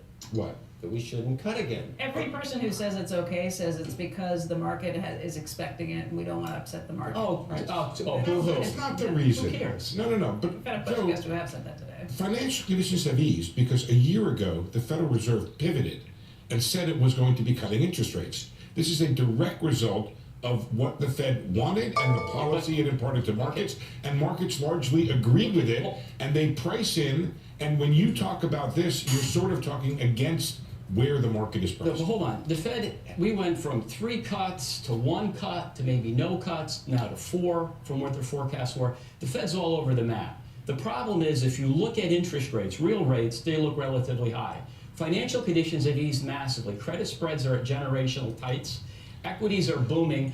The gap between financial conditions and real rates is now wider than it was in 07, which is a previous record wide. If you're on There's Wall no Street, reason for them if to you're cut. on Wall Street, if you're on Main Street, you're still paying essentially the administrative rate that the Federal Reserve is charging, in the sense that you have NFIB surveys show small business pays 10% plus. Credit cards are high, personal loans are high. The difference between Main Street and Wall Street is access to capital. Wall Street gets the number that the Fed promises. Main Street gets the number the Fed delivers. You know, Look, I mean, 10-year and mortgage rates being up is a big part of the Main Street story, too. Right. Again, I'm ambivalent about the next cut. As I said, I don't see them after that. But, the Fed waited a long time to cut. I think that was the right thing to do, but that's so they don't have to reverse themselves and admit they make a mistake. The inflation rate came down a couple percentage points. The unemployment rate went up 0.5 point before they even started to cut. So they might still be a little bit I'm sorry, I'm going to be really rude. I got to Let's say give this. I Rick got a to say chance. something. Let's give I got Rick to a say chance. this. I'm Okay. sorry. You want to help small business? Here's what you do. You cut regulations and you cut corporate tax rates more. That's what you do. You want to create capital investment or increase that rate. We could go there another day, Joe, but Rick might want to say something too, because all you did was give us numbers. I want you to. I agree, by the way. Get something started, Rick. I don't care who you pick on either. Just you got three people. Not Sarah. Please don't. You know what? There's one topic that came up that I really thought was interesting. You're talking about the Fed doesn't want to surprise the markets. There's some truth to that. Fed guidance has landed Fed fund futures at that 90% level. They haven't pushed back. Most of the Fed talk seems to agree. They had plenty of time to potentially back that up a bit. And when you're running the kind of debt structure that this country has, you really can't have big surprises in the market between the Fed and the market and where rates may go. So there has to be this symbiotic relationship there. It's quite important. And the other issue is, and I agree totally with Sarah, it's all about earnings. 0.4 and 4.0. These are powerful. And I also agree with Jason. Down the road, that's going to bring at least some inflationary pressures. And that's the big story here as well. Is that inflation is not going back to 2%. It's something that we seem to overlook since the Fed now seems to be looking at under the leaf of the labor market and its perceived weakness that's showing up so turtle-type slow. But the real deal here is ultimately they're going to have to deal with inflation again, and when the next administration comes in with all the question marks as to how their policies are going to continue to affect inflation, how the public is only seeing what they're paying as a differential between pre-2020 and today, that is going to, in my opinion, be the story of 2025 is debt and inflation. Joe, is that a quad box? That was a 4-box with 5 people. Never been done before. Never been done before. It's confusing. I don't know what to call it. Never been done. Sarah, what do you? I think. I was going to say that.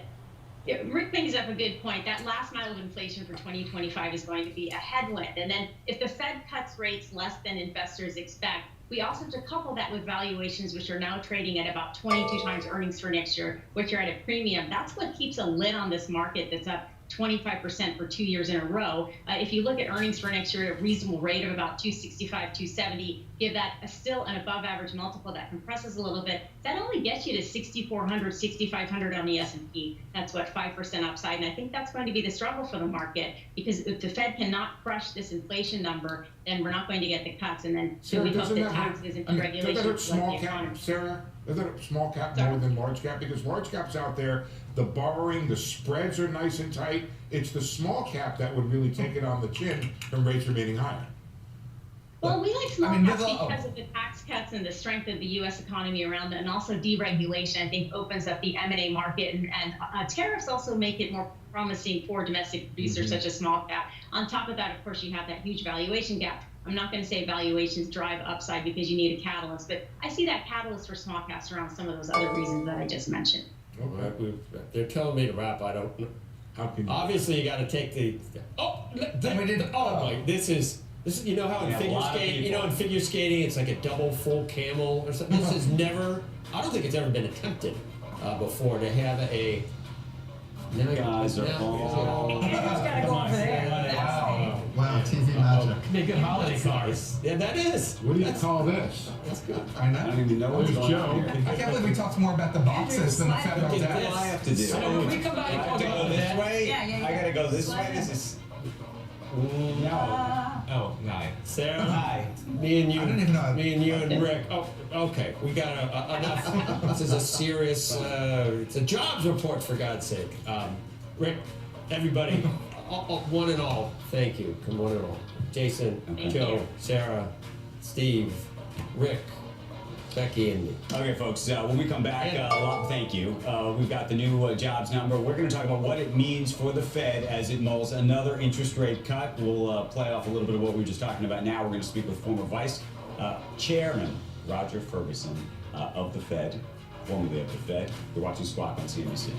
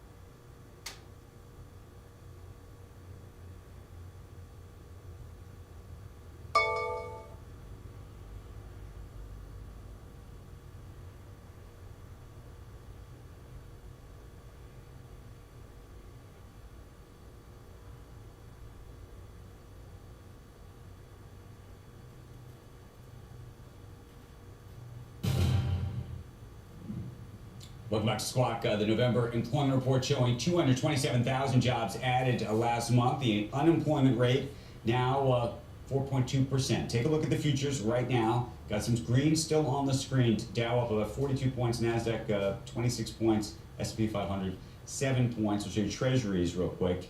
And then we're going to be joined by a man who has a better sense of where the Fed's thinking about a lot of things than most. Right now, we're looking at the 10-year at 4.1. The 2-year at 4.1 as well. In fact, joining us right now for more on how the jobs number could impact the Fed's rate calculus as the central bank approaches its final policy meeting of the year, Roger Ferguson. He is the former Fed vice chairman, also a CNBC contributor. And Roger, these numbers were pretty much in line with what economists had been anticipating. But I don't know if you heard Joe Lavorgna and Jason Furman just arguing, not arguing back and forth, actually agreeing on things, agreeing that maybe the Fed doesn't need to cut rates anymore. What do you think of that?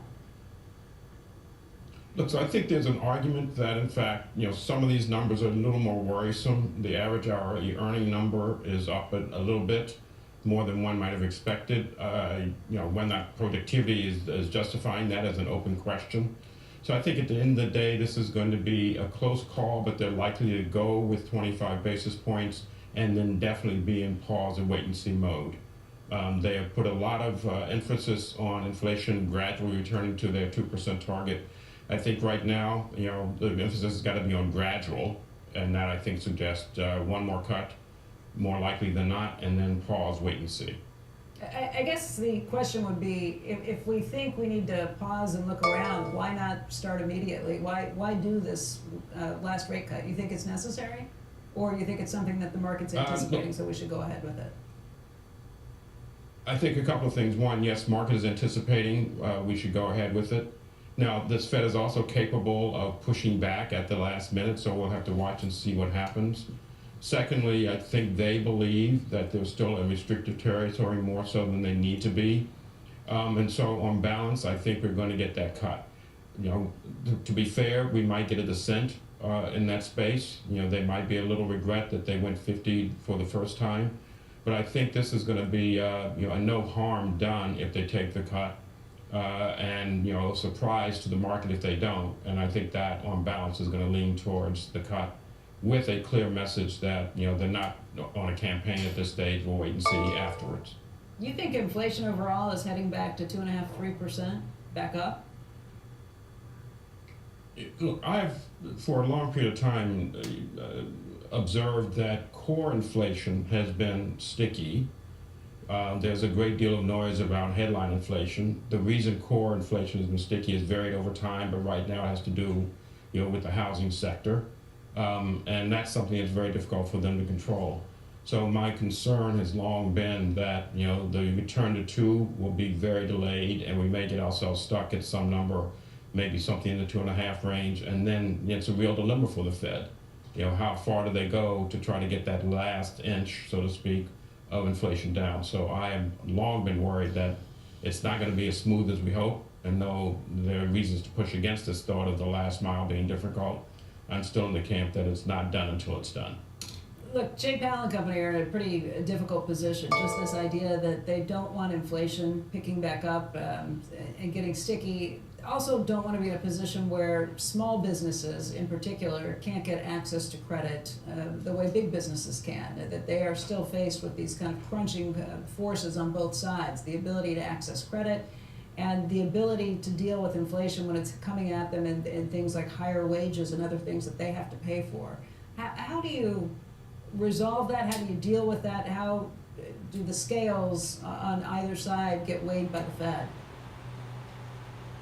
Look, I think the scales get very much weighed towards the dual mandate with primacy on getting inflation back down.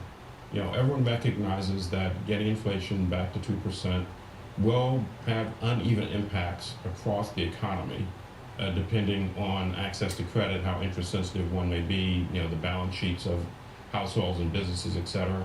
But I think it's going to be very difficult for them to say, well, we will tolerate inflation, somewhat above the 2% number that we've been touting for a long period of time in order to deal with specific sectoral problems. I think in general, they think about this as a macro issue. They go back to the dual mandate. And they've expressed a great deal of focus on the 2%, and I think it would be challenging for them to pull back at this stage because of particular sectoral concerns.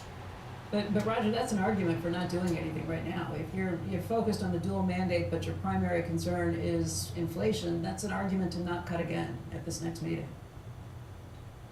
Right, but you're missing, yes, possibly 3 points, however. One is their analysis suggests, and most do agree, that over time inflation will get back closer to 2%. When that will hit is another question.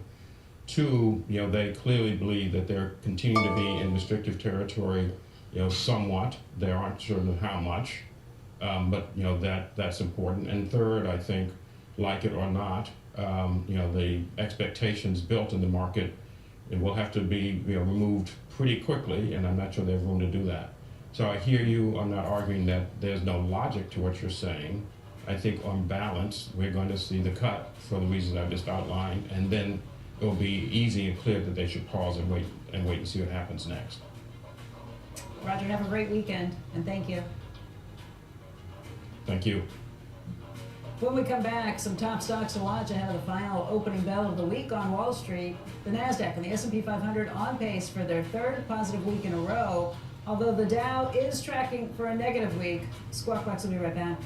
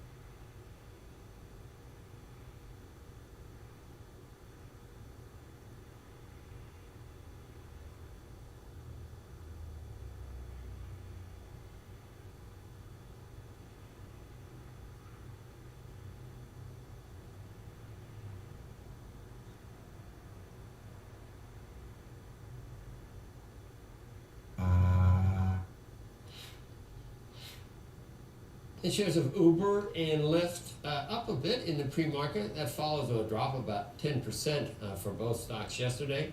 Got hit when Alphabet-owned Waymo announced it'll be expanding to Miami. First with human safety drivers next year, and then with a robo-taxi service in 2026. Waymo says it already completes a 150,000 paid robo-taxi, has completed 100 robo-taxi rides per week in San Francisco, Phoenix, and Los Angeles. Meantime, we're just a little more than half an hour away to the opening bell on Wall Street. Dom Chu's been looking at what is moving right about now ahead of the market open. What's going on? All right, so Andrew, Becky, Jill, let's get started with a check on shares of Lululemon. They're up right around 9% after the athleisure retailer posted a beat on the bottom and top lines for its quarter. Sales climbed by 9% year over year, boosted along by gains in its international markets, but shares are still down about 25% over this year as growth has slowed and amid increasing competition from companies like Vori and also Alo and Yoga as well. Now, sticking with retail, let's check on shares of Dollar General, up about 2% right now after they posted a miss on earnings but better than expected revenues for the quarter. Bank of America also upgraded that stock to a buy from underperform.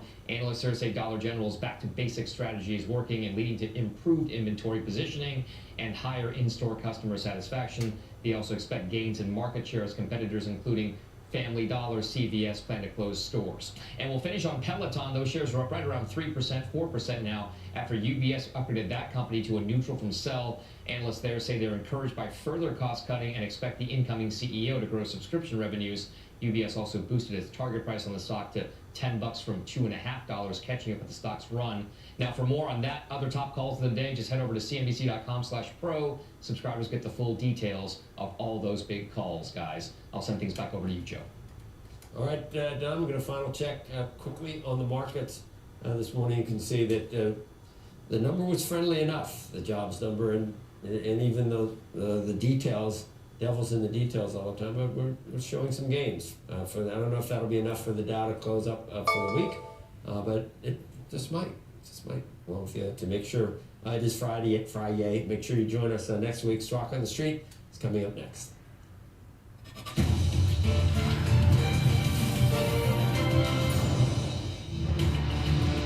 Good Friday morning. Welcome to Squawk on the Street. I'm Carl Quintanilla with Jim Cramer, David Faber at Post 9 of the New York Stock Exchange. Futures are fairly steady as jobs come in roughly in line, 227,000. The unemployment rate ticking up to the highest since August.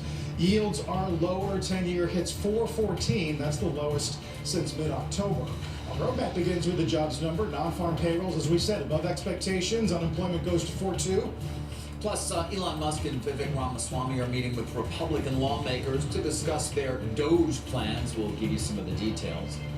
And Lululemon, you just heard from Dom as well, one of the top gainers on the S&P this morning. That follows a beat on the top and bottom lines. There's its CEO, Calvin McDonald. He's going to join us live right here at Post 9. We'll talk about the quarter.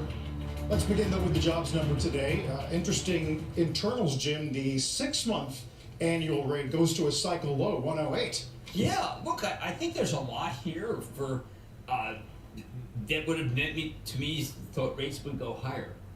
Rates are down. Where people are being hired is what I like to look at, and this travel and leisure, this hospitality component, which to me is something that if I were Jay Powell, I'd be concerned that obviously people have a lot of leisure, a lot of leisure money. David, these are the kinds of things that I can say, you know what, if you want to cut, go ahead. But this is pretty good economy, and don't make it too hot and don't make it too cold by your own means. Be happy, you've got this plan to cut, but then say, hey, listen, we gotta wait and see, and that's not bad. Don't you think that kind of is what Powell indicated in that conversation he had with Andrew the other day? Yes, but at the same time, there's still so many people who expect a lot of cuts next year. And I'm more concerned with what the majority's thinking than I am concerned with what he's saying. Because they seem to not want to get off the schneid of, hey, listen, we're gonna need more cuts. This is a good economy. Yeah, as you say, about 53,000, Carl, in November for leisure and hospitality. Healthcare also 54,000 jobs. Yeah, I don't know if they want that. By the way, speaking of the so-called devil, when you have the government employees up 33,000, I mean, is that something where Musk says, you know what, we have to stop that. We have to be like Ronald Reagan. We got the government only as good as the people. We've got to start shedding jobs in the government. Well, that's government across the board. That's not just feds. That's state government too. No, but I think that they're kind of setting a tone. Yeah. Awesome. Absolutely. Look, they don't control. We have a lot of things. People talking about regulations. They're going to cut regulations. Well, most of the regulations are state and local. I'm saying setting a tone. Reagan set a tone. I think that Musk wants to set a tone. And by the way, just so we're sure, in the FT today, Musk did donate more than $250 million to Donald Trump's campaign. Yes, $250 million. $250 million. $250 million. $250 million. Yes. Yeah, I mean, wow. You know, look at that. Officially the country's largest political donor. Best government money can buy. Yeah, I mean, as a percentage of his net worth, it's I mean, infinitesimal. Yeah. Well, that's like Croesus trying to influence Zeus. I don't know. I mean, what do you? I mean, it does. Right. We have 0.01. It's 0.01. We have Because it's billionaires. 250 bill at least, so it's 0.01. Are you saying that there's a kleptocracy? Seriously, what do you imply? I did not imply that at all. I'm just doing some math in terms of what that means. It's similar to if I were to write a check for $300. Well, you know, maybe you're saying that we have oligarchs. What are you saying? Well, there's a piece on Axios this morning that the incoming administration will have 11 billionaires working for the administration, and the phrase oligarch era is all over the place. Right, but they're also hard to buy. I mean, they don't come cheaply. They don't come at all. When you're a billionaire, David, and someone calls you and asks you for a favor, is I don't know. My experience is like so many things, mixed. What experience? Well, I mean, I see some billionaires who want to move to Puerto Rico to avoid taxes, and in my mind, it's like you're already a billionaire. You already have more money than you could ever imagine. You can leave it to, and yet you still want to leave your family and friends and move to Puerto Rico. Why just buy muni bond? So my point is that when you become a billionaire, sometimes it's a result of both your hard work, your success, your luck, and your desire to make a lot of money. That doesn't go away. What is to be done, David? As my pal Chernyshevsky actually said. Lenin did. Chernyshevsky said it before Lenin, by the way. Chernyshevsky. You know, look, we have to face the fact that there's a whole other series of shows. When you were out, we talked about the idea of a big streaming show just about Musk, and I have to tell you, I'm ready. I'm ready because Musk is just controlling the agenda here in a remarkable way. I mean, wait, David, you want to go to Saks? They're pals. They're PayPals. They're the PayPal mafia between Thiel, Sachs, and Musk. I know, and they got a little South African thing going too. I mean, there's another scheme of yes, there is some connection there in terms of their connection to South Africa. But we just sit here and we remember how you were talking about being irrelevant yesterday, and I tried to talk you off the ledge. This is something that happened. Sounds great. I don't recall that, but I'm sure it happened. I mean, there's this animal-spirited rally. I don't know if you've seen crypto since the strategic Bitcoin reserve. Well, we did discuss it yesterday at the top of the show, Jim, when it passed 100,000, and obviously given. Well, I'm just saying that the show could be about SoundHound and Peloton. I mean, I'm just saying that there's an alternate market, a crypto. Stocks that are like GameStop will move today. I mean, there's just an alternate market of unreality that we better get. We can't say, I'm not paying attention to that. I'm busy talking right now. I'm making a statement about Caterpillar. You had nice words to say about B of A this morning, and they're looking at the prospect of froth in crypto. First time I've seen someone just say point blank, we have to watch when we have this much money coming into the alternative. David, alternative being kind of, in this case, code for things that are not typical that we don't follow. I mean, like, for instance, if you were at Goldman, you have like consumer packaged good, and you have semi, and you should have froth. Like, I cover froth. What do you cover? I cover froth. Oh, really? How's froth doing? Oh, we're going to bring a lot of IPS. Froth can go on for a long period of time. Yes. As those of us who reported during the .com era remember. Irrational exuberance was 96. Right? 96. So why not put a department of fraud? Maybe actually pro-fraud, for all I know. I mean, the reason I say that is because have you the backlash against Gensler? I mean, I thought, look, I knew him for like 40 years. I mean, suddenly I'm like, geez, I didn't really know him. It's okay. I never got to know him. People think Gensler stood in the way of capitalism. Stood in the way of underwriting. He stood one place, in front of the fireplace. You're like, Jesus. Which, by the way, gets us to this effort that Musk and Ramaswamy are making, along with Speaker Johnson, to get federal workers back to the office. Well, how about the numbers about what was the percentage of people who actually go to the office of the federal government? They're saying numbers that I find hard to imagine. But you're saying something like it's 1%, and then when you take out security guards, but maybe it's 7 to 12%. Are they watching Black Doves? I'm told to watch Black Doves. That does not seem possible. Those numbers seem inconceivable. Well, yeah, but where'd they come from? I don't know, Jim. David, when you see Mr. Musk Doge to Washington, okay, Doge. I mean, that's Frank Capra, right? Yes. That's King Capra. I'm aware of that. But when you see that, do you just say, you know what, I'm going to continue to focus on the idea that there might be an arbitrage deal with Paramount? Sure. Sure, that's what I do. So you heighten your relevance. I'm not going to heighten my relevance. I am saying that this is what people want to hear about, and we should. It's nothing wrong with talking about it because it's nothing short of insane. Insane. Insanity. Wait, which is insane? Ramaswamy and You've lost, Musker. by the way, speaking of insane, you completely lost me this morning. Okay, what I'm we started saying off is on the that- jobs. No, I'm we saying went there's an briefly to the there's an oligarchs and alternate Musk. universe. Then you went to Bitcoin and our irrelevance, and now I don't know where you are. I am trying to grasp the idea of that Bitcoin, that crypto has increased at a level of value that's unfathomable. Okay. That we are watching rich people come to government and change, and I've never seen this, change the way we think in what is not a Republican way, but is a libertarian way. And we don't address it as libertarianism, but that's what it is. They're libertarians, and we got to start focusing on it. That's what Gensler's about. Libertarian, we don't want him in there. That's what the Strategic Bitcoin Reserve is about. Libertarian, we want that. It's a libertarian government, and we've never had a libertarian government in our country. Oh, ever. Okay. There you are. That's my unifying thesis. Thank We've you. never had a I feel much libertarian- better now that we sort of... And David, it's part and parcel is for the Defense Department, we're subbing Palantir for the Defense Department. Well, I mean, not I'm subbing. using analogs. I'm I trying to understand. get you to use analogs Yes. to grow. To grow. Well, you're dealing with innovators, Yes. right? Who see the possibility, and government is the obstacle. Naturally, they would want to reduce the size of government. They look at government as if it were the friction to greatness. And if we could just cut the friction, then we would unleash animal spirits where we'd have lower inflation, much higher growth, and we would have the close to nirvana as you can ever have for a country. Well, the irony here is that Musk in particular, contrary to a libertarian stance, built an entire business on government credits, something that he addressed with reporters yesterday. Take a listen. I think we just need to make sure we spend the public's money well. I think we should get rid of both credits.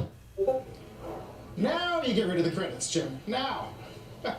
Look, maybe it is cowboy libertarianism. Maybe it's unfettered libertarianism where you can win with money from the government, then say no, and then maybe you could argue that Katie brought the door. I'm done. What do you do if you're GM suddenly faced with this libertarianism and you have a huge business in Mexico? What do?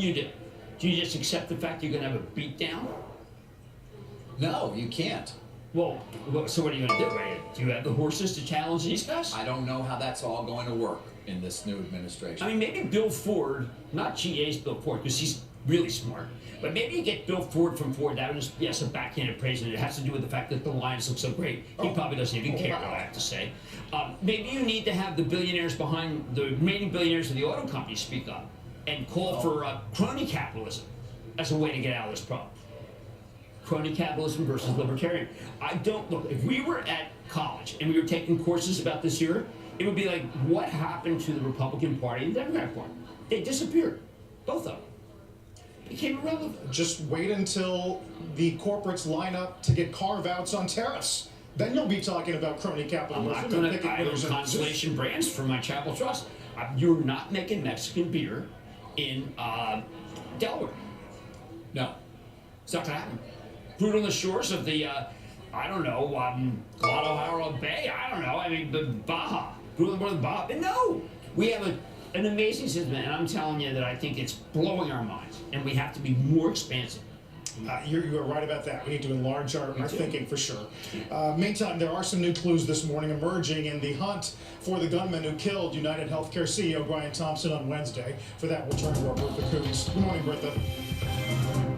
Good morning, Carl. Now, we're now 50 hours into the manhunt for the gunman who murdered United Health CEO Brian Thompson, and police have released these images of a man wanted for questioning in connection with that fatal shooting. We see his face. Mayor Eric Adams telling CNBC this morning that the city's network of surveillance cameras have been an important tool for police to create a timeline of the gunman's movements.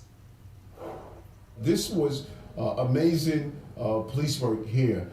This was a fully masked individual, and because of our video surveillance system in this city, we were able to track him and get these videos, these photos that you see right now. It was not an easy task. Within just a few hours, the men and women of our law enforcement entities are going to bring this person to justice. One of the issues that's emerging is just how the gunman appears to have studied United Health Group's public schedule. Last year, United Health's Investor Day was held at the Hilton on November 29th. Police say the gunman arrived in New York City this year on November 24th, 10 days ahead of this year's meeting on Wednesday. That is something that has corporate executives and security firms very much on edge. I spoke with a managing partner at Kroll Security who says that the company has been receiving calls from executives about how they should be beefing up security overall, truly shaken by this event. And one of the things they're focusing on is the fact that publicly listed companies have to disclose their executive appearances at events, which makes it much easier for them to be tracked. United Health does use security checkpoints inside the event, and if you've been to events at the Hilton, you know that they always have those. But Brian Thompson did not appear to have a personal security detail with him. David, Carl? Bertha, thank you. It has raised a big discussion about corporate security, to be sure. And so, Bertha Coombs. When we come back this morning, a moment of silence here at the big board in remembrance of Art Cashin.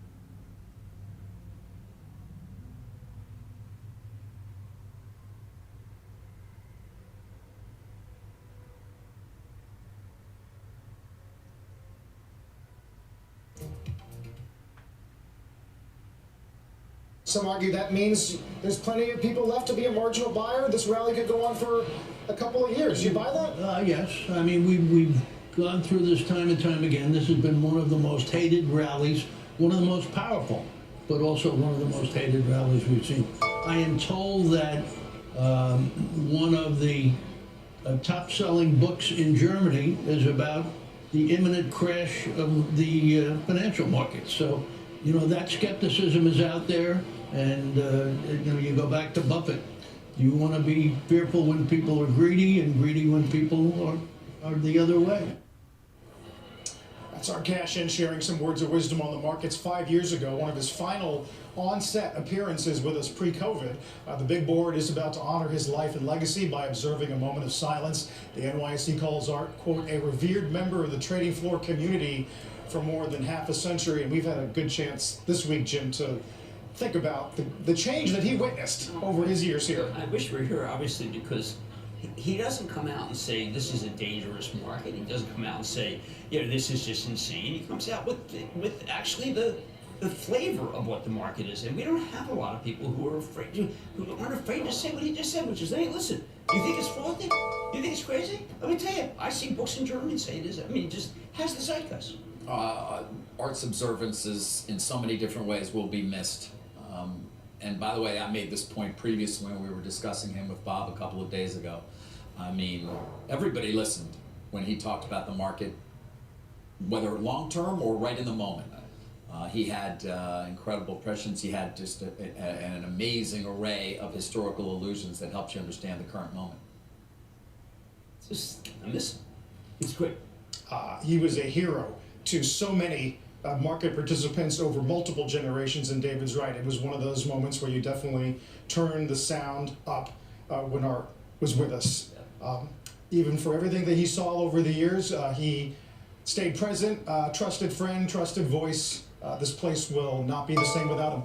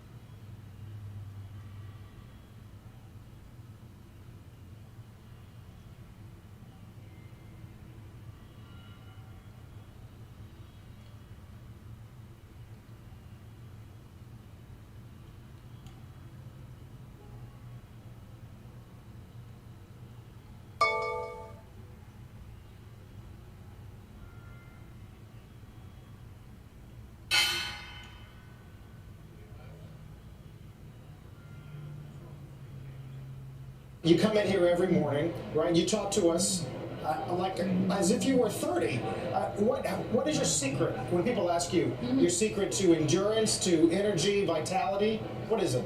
I'm pretty much distilled in alcohol.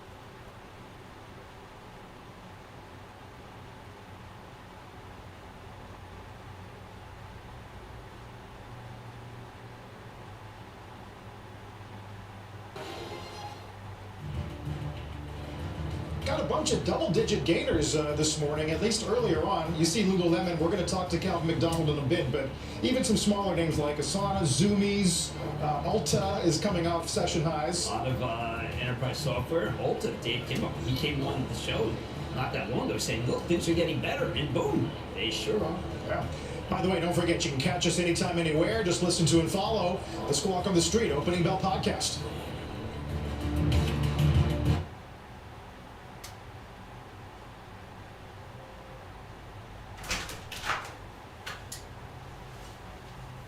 Put that cream in there. I'll use it next time. 26.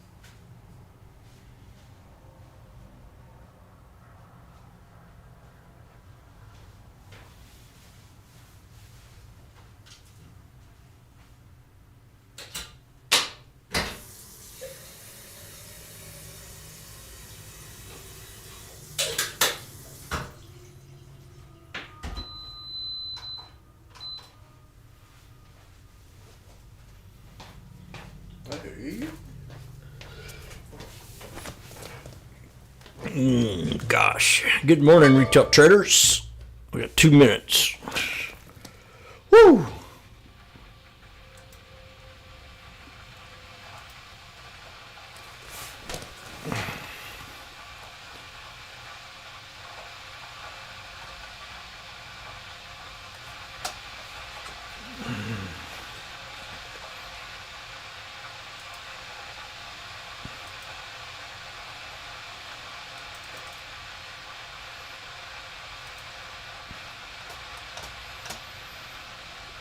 Bounced back up to head and shoulders first thing this morning, so we'll probably pull back. That's on the hour in a way.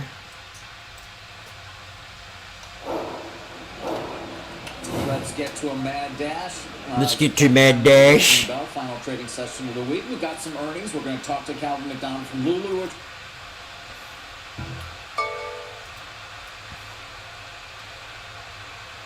Well, we could probably, well, let me see.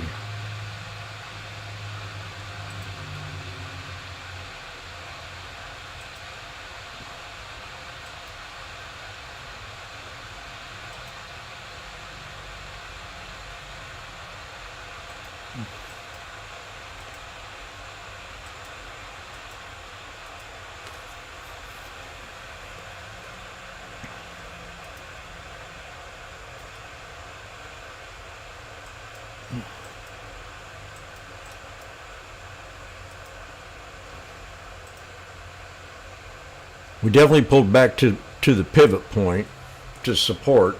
So bottom, we've got a support channel right in here.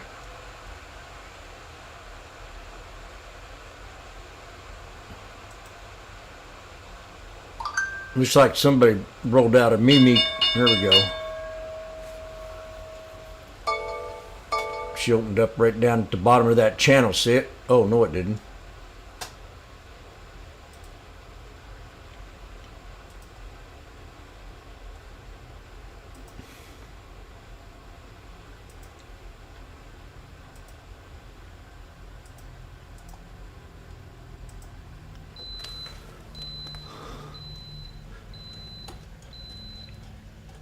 No.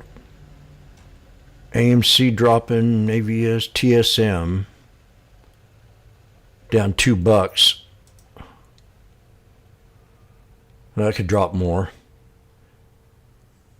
I don't see nothing in here. Apple maybe. Now it's probably going to pull back too. It's had a real, look at that run it's had. $20 in 2 weeks, 3 weeks, 2.5 weeks. Mara 87. Look at Lulu. God, look at Lulu. They were wrong about Lulu.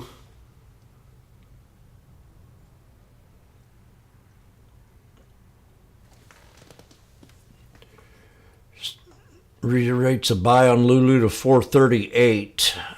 350 target for Lulu on one of them. 340, so they're definitely at 420. 38's a little bit out of line.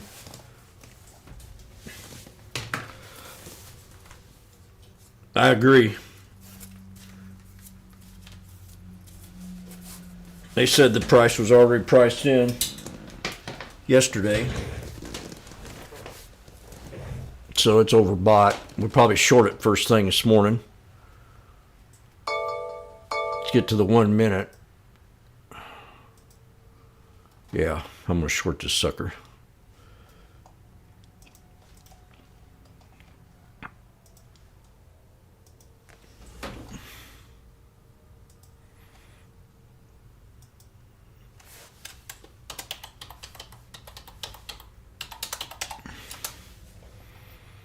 It's way overbought right now.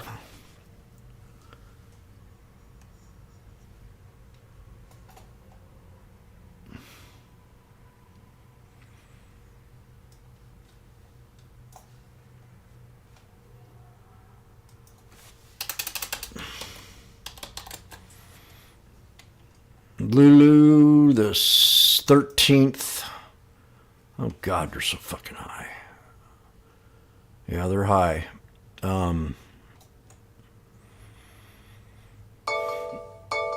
The spread's too wide on them. Yeah, you can't trade this. Put wise, it's the spread. When the spread, I'm gonna show you something here. These spreads are way too far apart. So when they start to tighten up, that's when you want to take the trade. The bid in the ask. So it's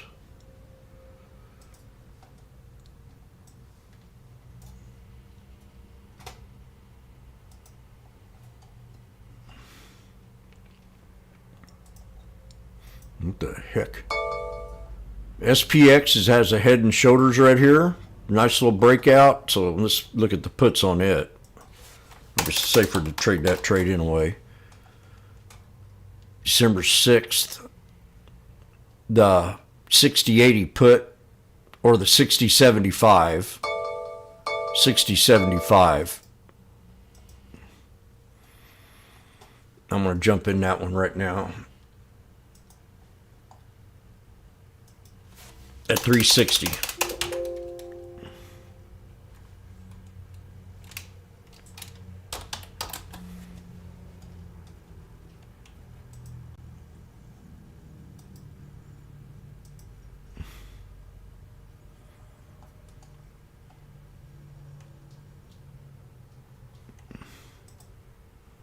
One, two, three, triple top.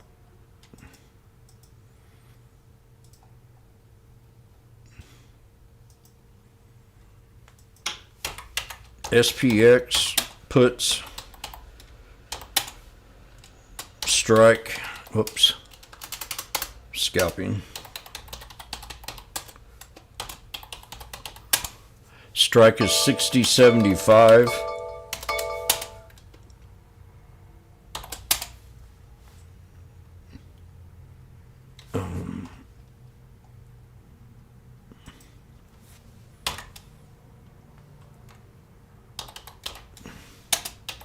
December 6th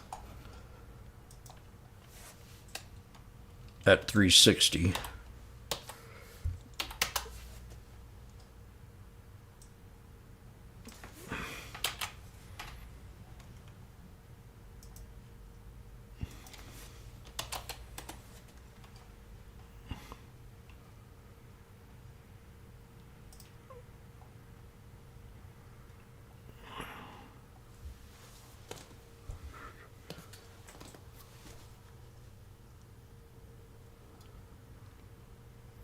I'm going to read your comments here in a second.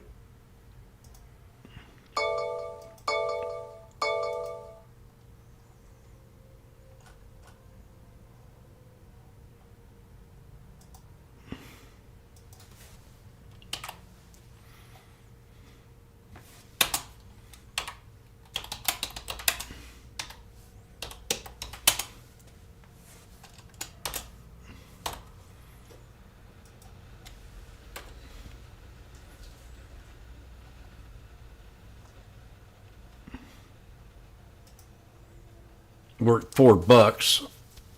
I'm going to drop to the 9 or put this previous high right. This is a Head and Shoulders, or at least this is probably, yeah.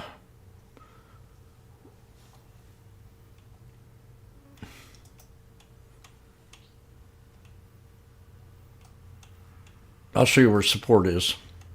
This is what you got to look for. That high right there. That's called a Head and Shoulders. Now that thing's going to come back down and touch that shoulder line, and that's where the 9 is. So I got double confirmation to get out of that trade once we get one more candle down.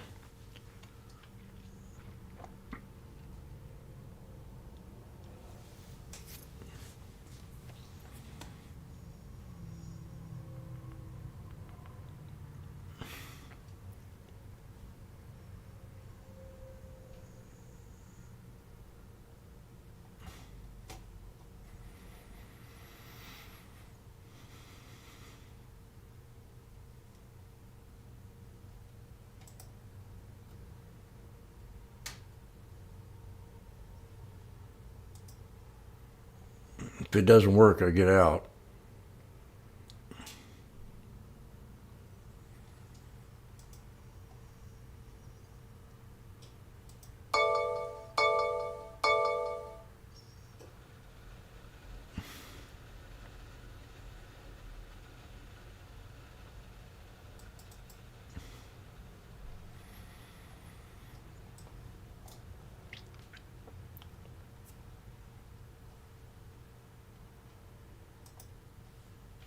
Tesla.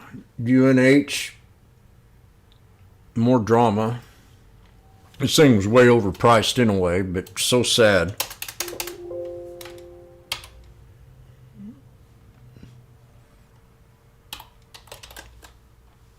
Tesla, watch Tesla hit the second support. Tesla, they can drop more, but this is definitely number 2 at 371.96. Tesla. Hit that second support. The third one, I don't know. Maybe 369.51.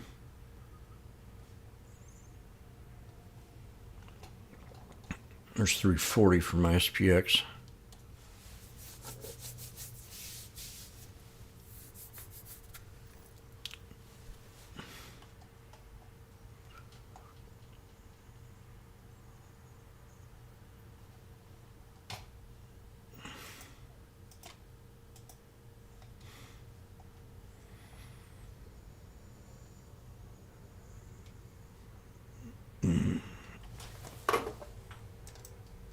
AMD, a 1, 2, 3. AMD, a 1, 2, 3.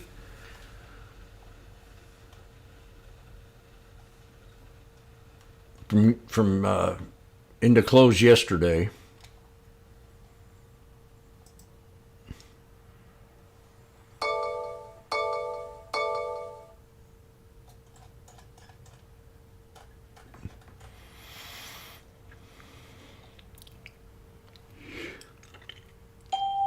CRM's cooking.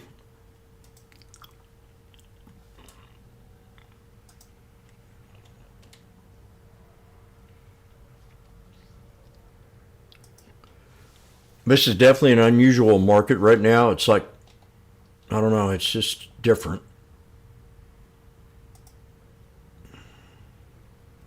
What's NVIDIA up to?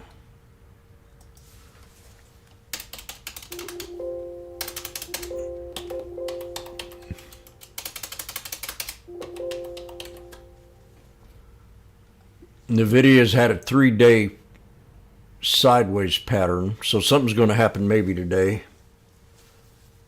It is Friday. NVIDIA under scrutiny in Europe. Regulators for bundling GPU networking hardware. So that's probably not good.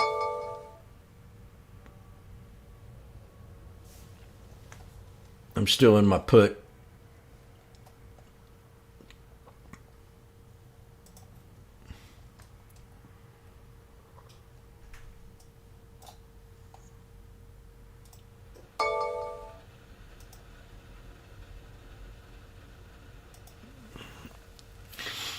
Okay, if we hit the 9, that was my exit idea, but I mean, this thing ain't paying off.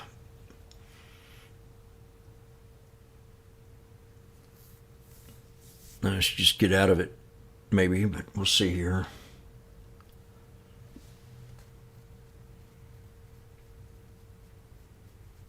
I'm only up 60 bucks. I got 3. So if we drop, I mean, I should get out of here at 390. We got an expansion well,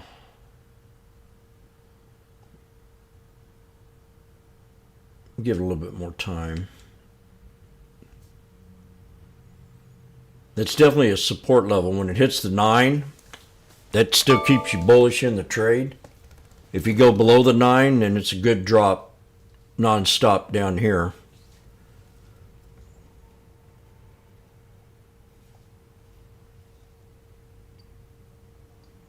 It's a bull flag, kind of a falling wedge.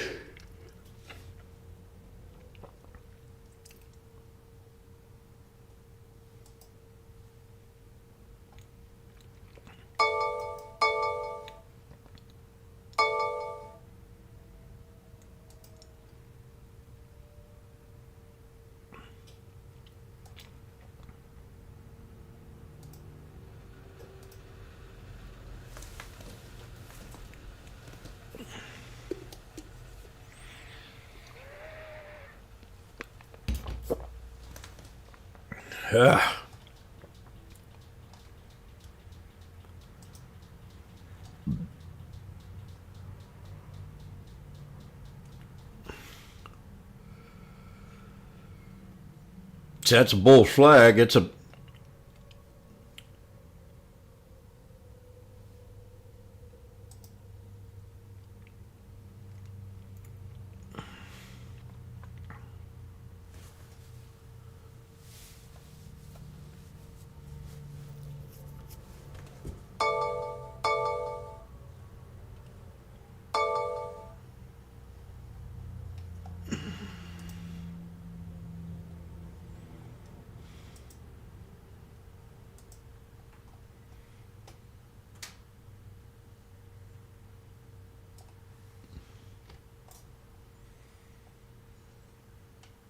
This is 1, 2, 3. I bet you. There it goes. I knew it would.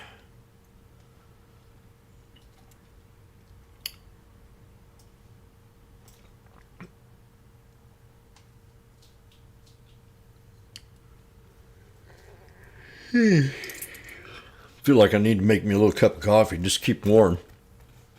It's 21 degrees here in Missouri.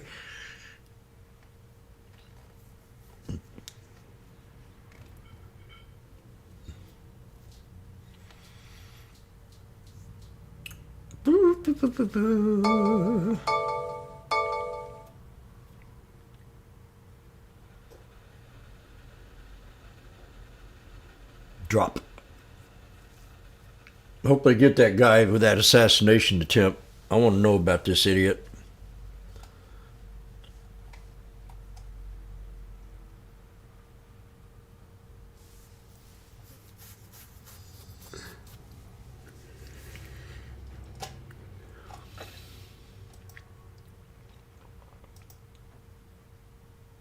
I'm gonna whoop his ass.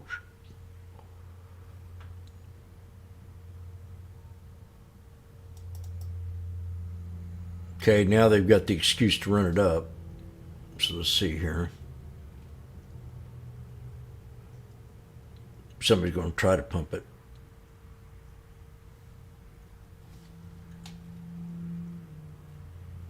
I'm down 150.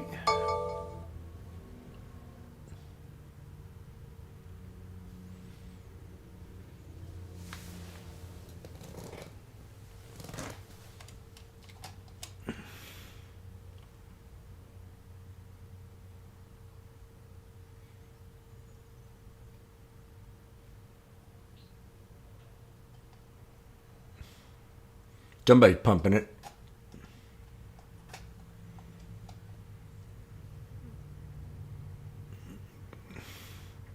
I want to add more here in a second.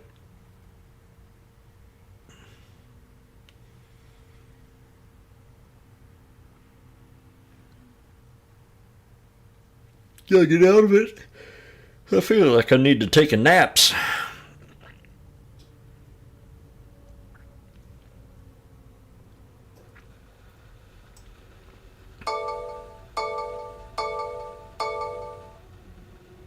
God. Somebody's pumping the fuck out of this. I'm looking at the tape. There's a 50-cent pump on that one. Okay. I'm getting ready to buy these. I'm going to buy 6 of them at $2.50. There we go. I'm in. I got more.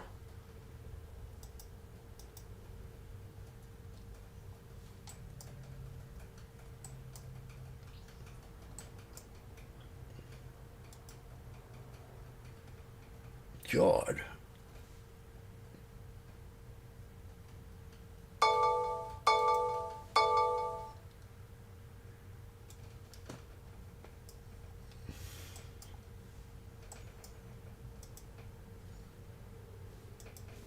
That was a good start. 250.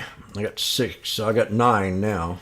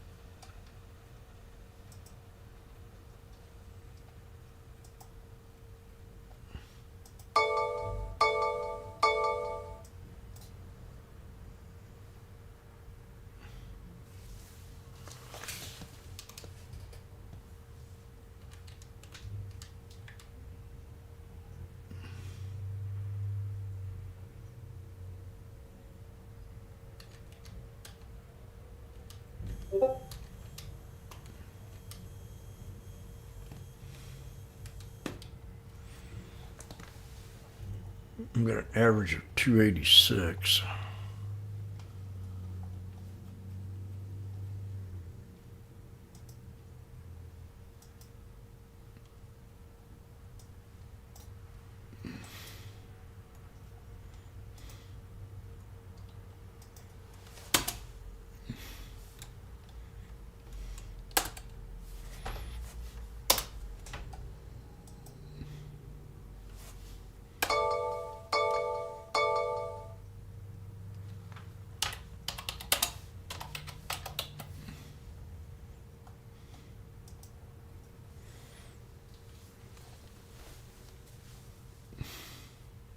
There's definitely a bull flag.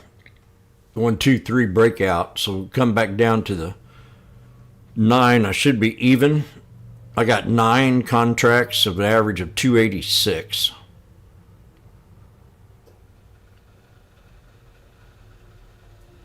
I'm about even right now. And again, the 9's going to be support. So it's got to break below that.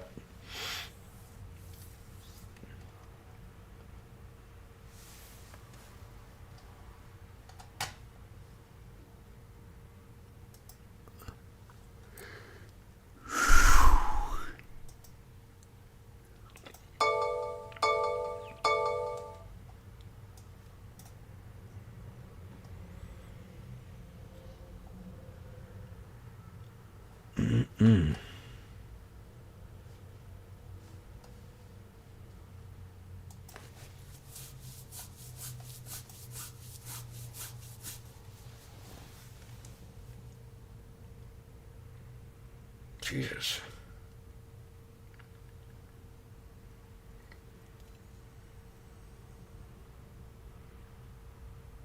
What a rush.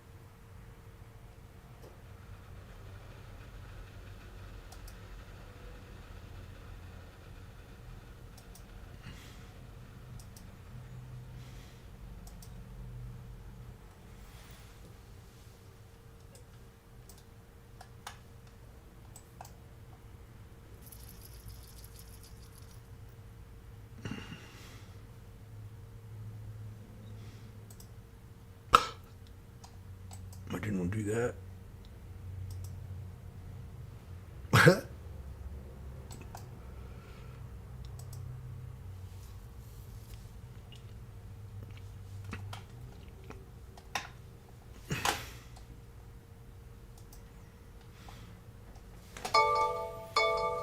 Drop.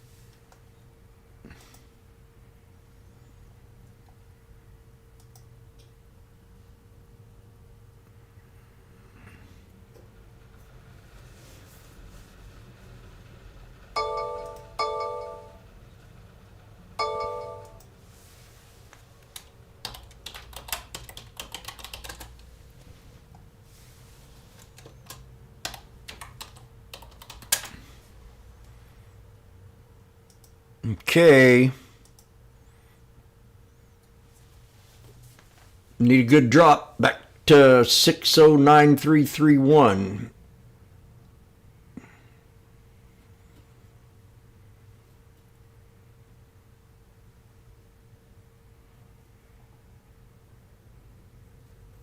I'm going to make my coffee and I'll be right back. Turn on the heat. I'm freezing. Wide-scale industry growth is the objective, because right now when you've got a few winners emerge like a BYD or Tesla, those charts ramp up, but then a basket is going to get stuck if it's capped. You got a double top on the video. It seems like the weightings can drift a little bit more. Give me a quick thought on that, Anthony. Yeah, no, that's a new fund that we launched 67 recently, degrees in focused on here. AI. And the beauty of that fund, it can invest in public companies and also a small portion in private companies. And it's actively ran by Etna Lab. So we're very excited about that, to kind of capture the AI opportunity. And it's going to get even more exciting when we start allocating to some of the really high profile private companies that are coming up in the pipeline over the next year or two. Good stuff. Hey, Anthony, just real fast on China. 235. You guys think China I need 50 cents. Trades can hold up next year? I mean, China is very cheap, Oliver, as you can see, and very low positioning. And now the government is signaling that it's going to do anything it can to kind of bring that economy back, right? Especially with the big stimulus that happened not too long ago, and we saw KWAB go up 50% in a very short period of time. Investors are kind of realizing not having China can hurt their portfolios. That's why you need to maintain an allocation. That's not to say there are no challenges coming up. Trump is going to be one, but I think ultimately with Elon Musk, as you mentioned, and Trump's kind of willingness and wanting to make a deal with China will ultimately prevail, hopefully in the first year or two. But there are some challenges along the way, and we want to see China do more stimulus to the consumer directly. We've seen the trade-in program do amazing with cars and appliances. We need more of that. Great stuff, Anthony. Thank you very much. Appreciate the walkthrough, the details on the funds. Very helpful. Anthony Sassine, Crane Shares. All right, Tom, let's trade KWeb first. That's your first trade. KWEB up this morning by 1.7%, but stocks are also starting to ramp up. Yeah, still only up about 14% so far this year. Should add more down there at $2, 205, but I didn't.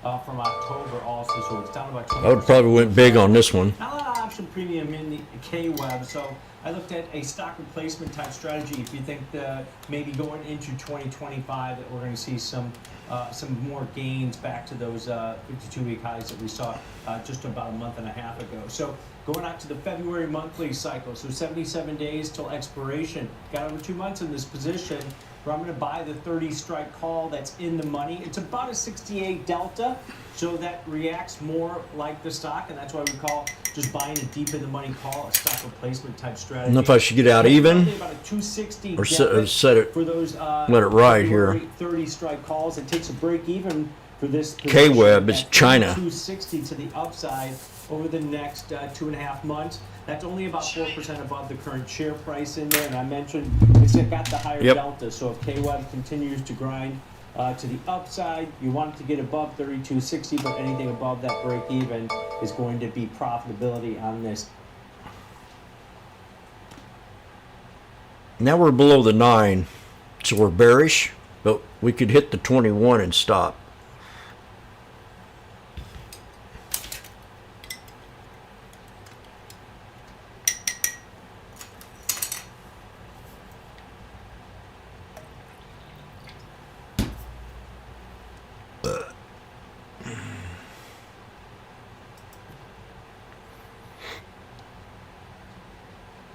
Do they want to give it up? We're going to find out here in a second.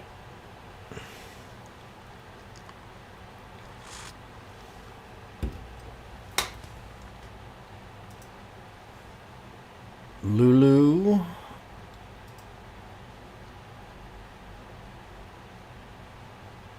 And Ulta, they're about in the same boat there.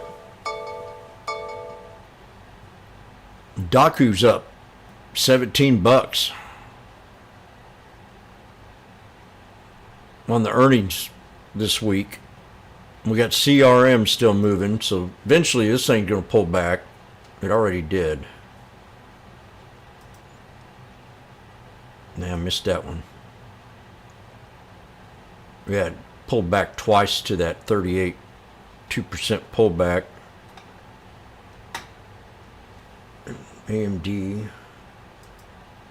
AMD bounced off that 1, 2, 3 at resistance and broke and stopped. We got a double top on Meta. Double top on Meta.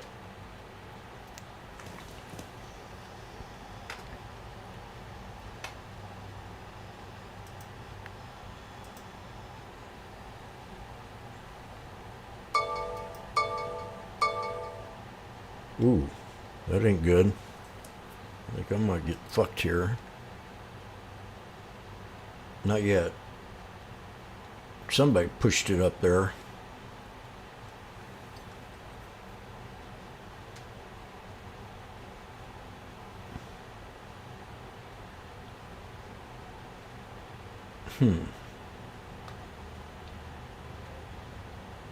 Somebody pushed it up.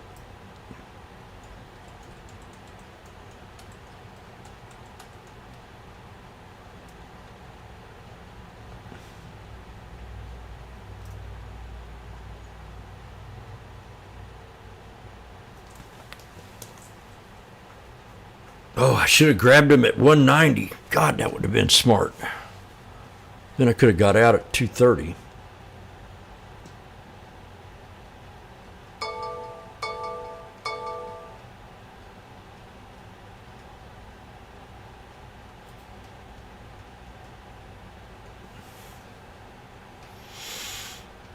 Okay.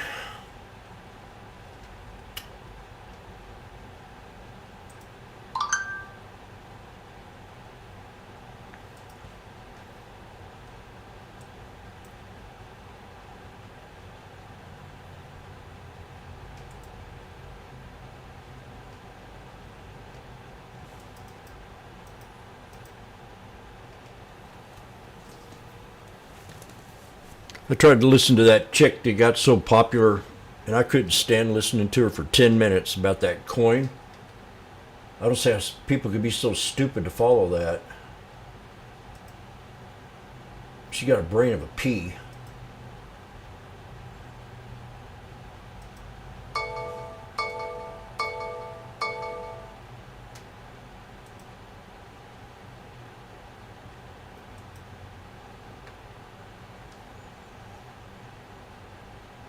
Yeah, this is unit.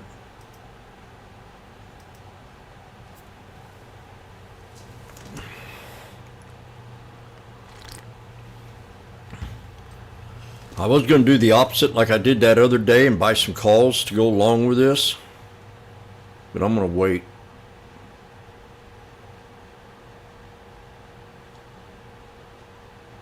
I'll wait until if we dip down here to this triple top to what I want, then I'll get out of it maybe.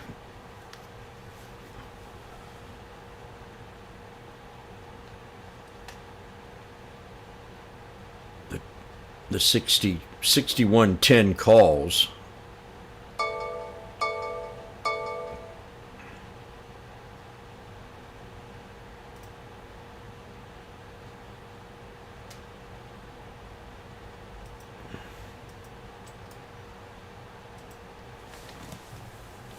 Dun, dun, dun, dun, dun.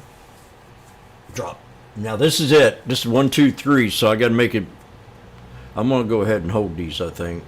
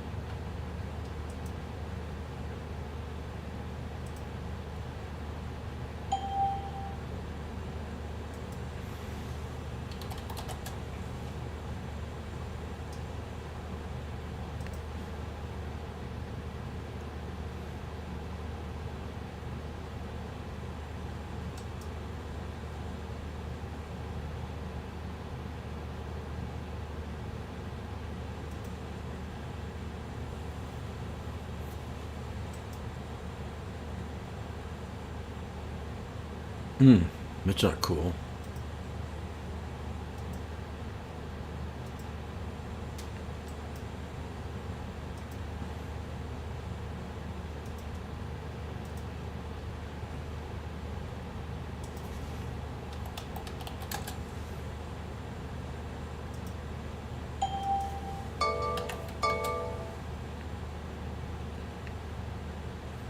Drop.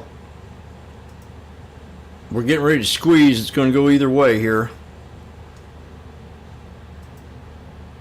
IWM's off the 200, so they could go the opposite.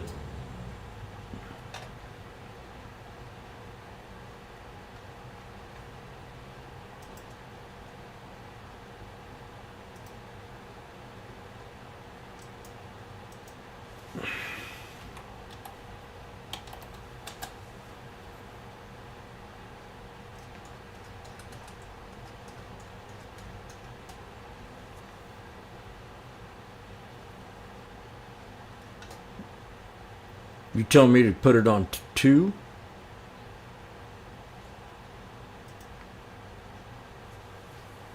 I want to get $3.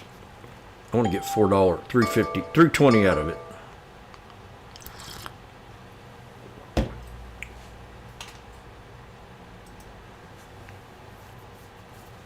There's my, see, I got down to my support now. I don't know. I'm not getting what I want. Okay, let me think here. Yeah, this is going to suck. Hit my support right there.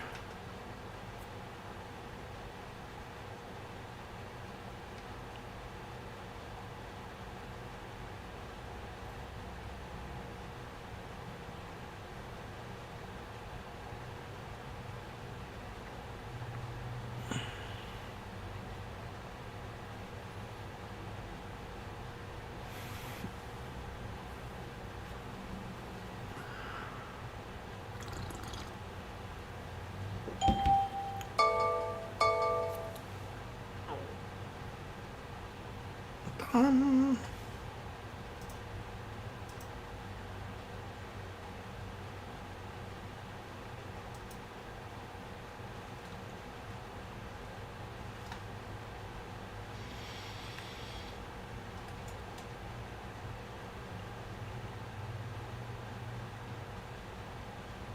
Path had earnings too, I think.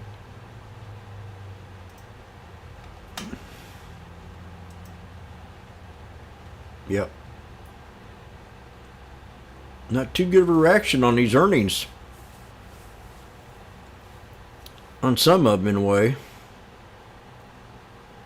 Okay, Jim.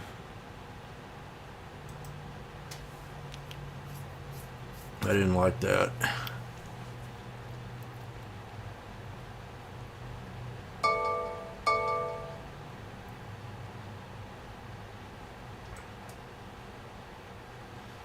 It's on the wrong side of the world.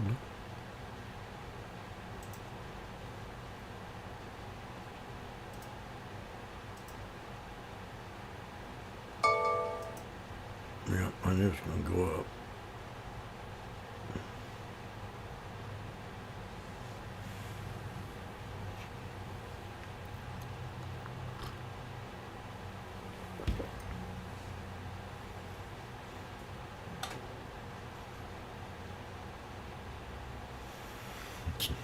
So if I put 3,500 in it, 9 times 175, it's 1,500. So that'll give me $4,000 in the trade.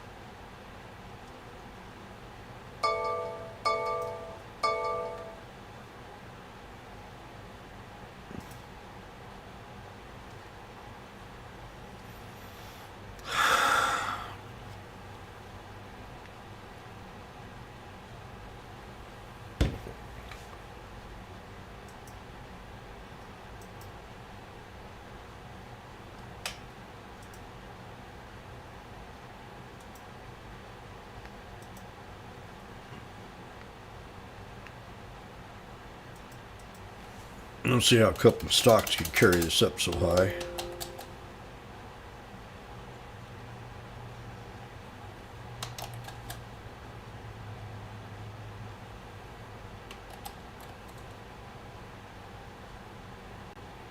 I'm getting almost too far out of the money where I'm going to have to sell it. If we don't get hurt, turn around.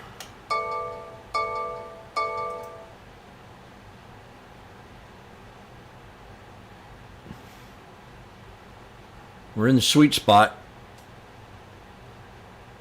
You can easily jump up to 6,100.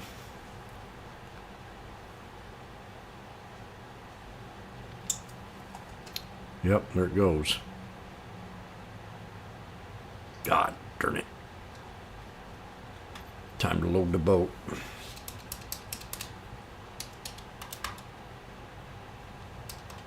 Right there, 150. Okay.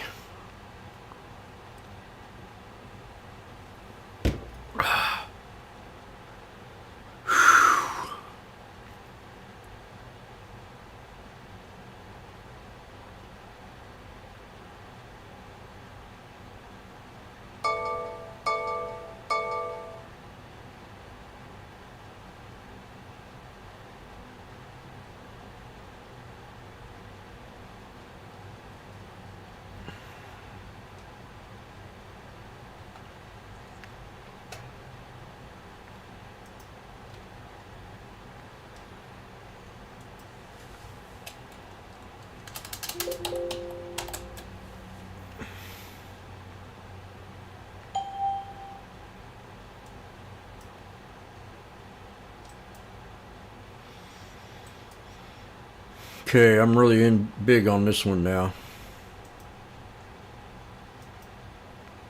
So I gotta see what happens. 150. Got it 150.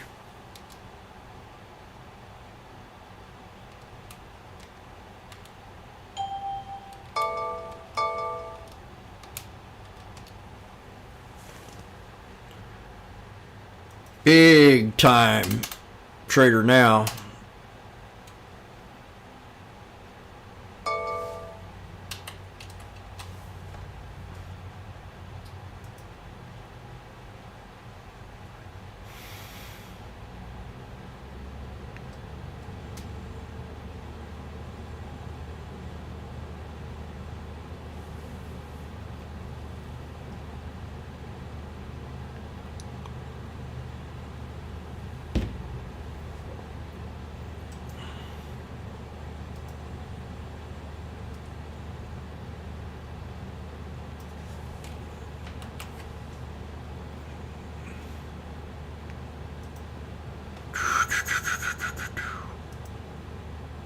Come on, baby. Drop.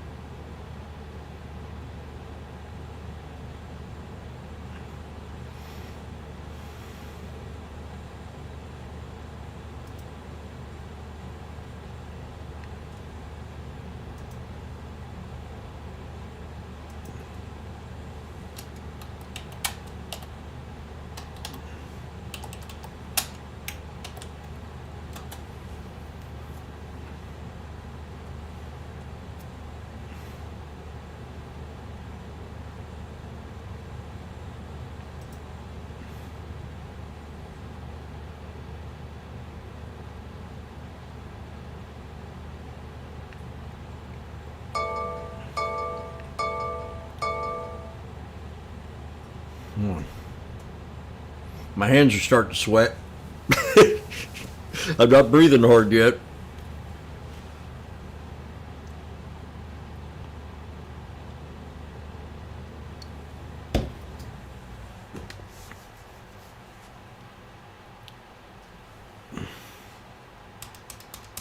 So it's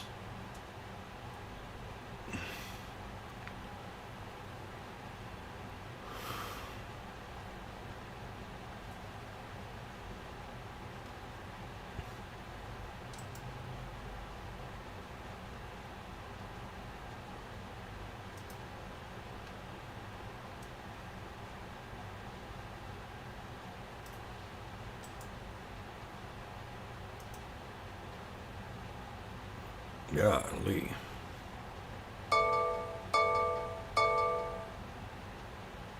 Head and Shoulders.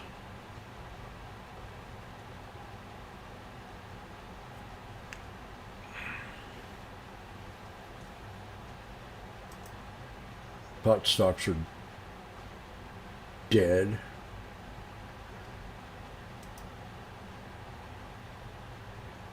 Meta broke resistance. The double top.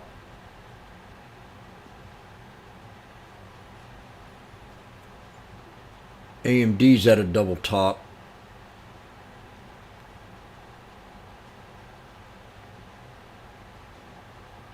Let's get a big sell off here to the 63. 30, 40, 45 times 18. I'm down 810 bucks.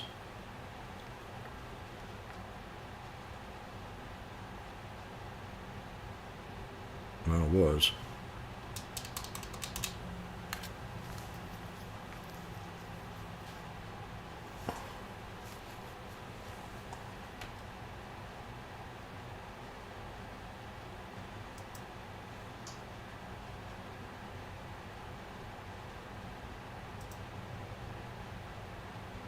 Nike had a little breakout. Shop's at 120. Unbelievable.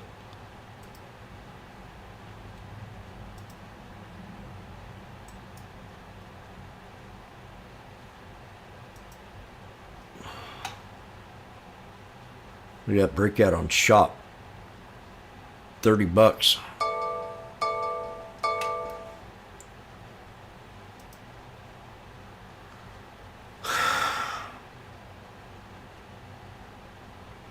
Oh, I don't know if I got a stew out. Well, it looks to me like I'm going to take a loss here. This thing don't break.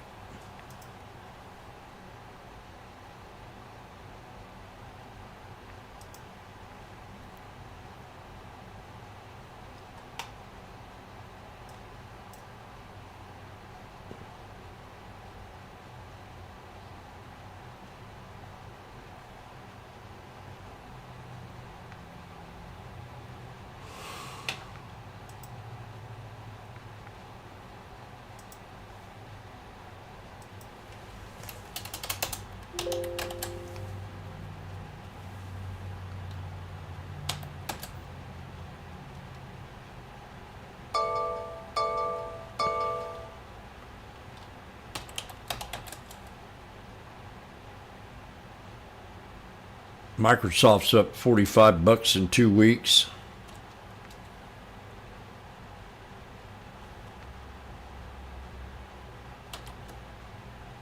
Damn. Come on.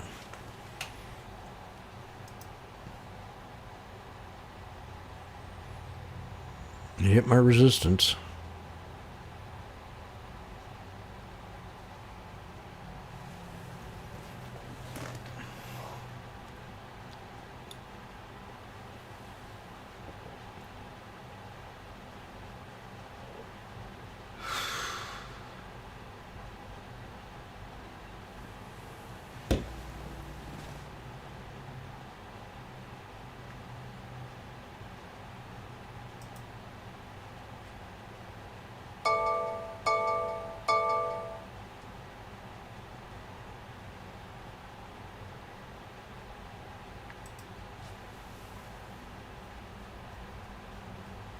That's the first red candle I've seen right there.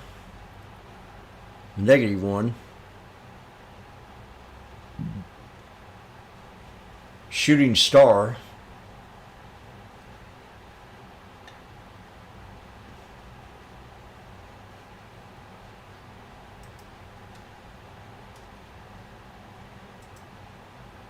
And Barron Trump, he's gonna be a real good kid.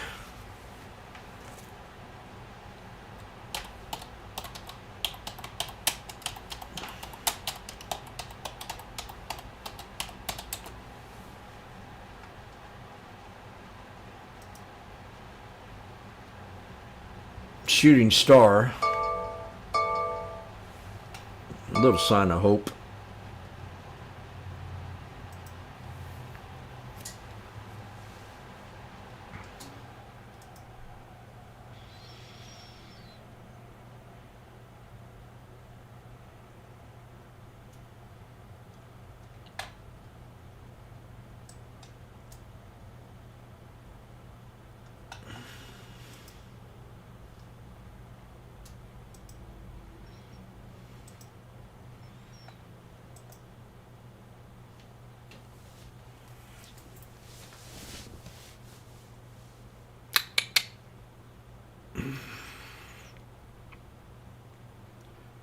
Just sit it out. What time is it? We've been, oh God, I've been in this a long time. Too long.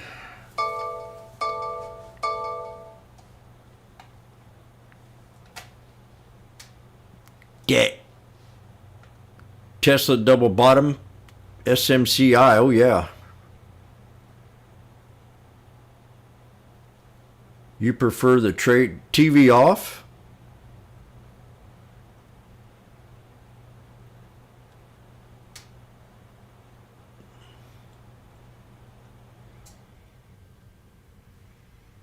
Right when the hour changes? got a good eye there, Joshua. I'm still in this thing, so we'll see.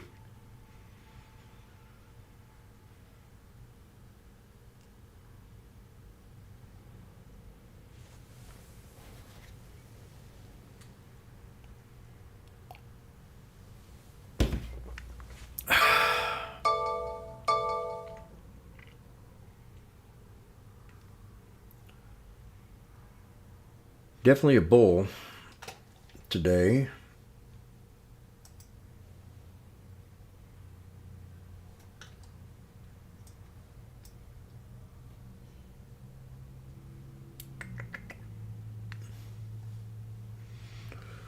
$45, so that's 55, 50, 65. 65 times 18 is what? Yeah, 1170.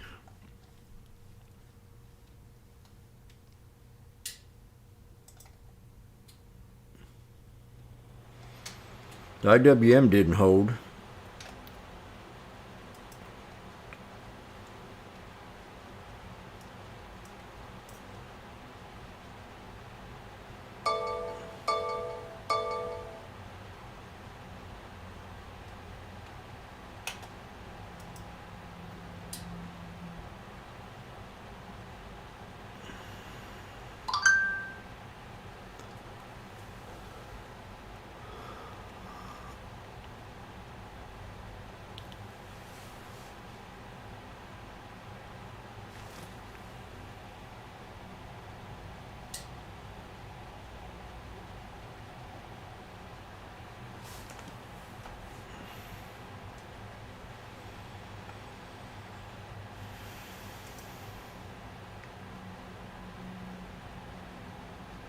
See where I am when I get to the...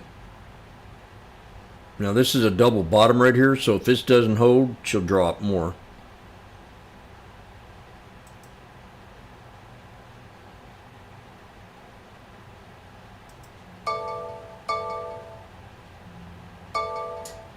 Don't go back up, please.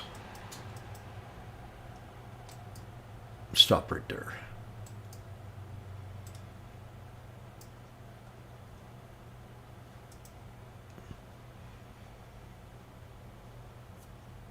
Looking better. Oh man, I should have added down there and went really big. I've been the biggest, probably the biggest trade I've done in a couple of years if I'd added one more time.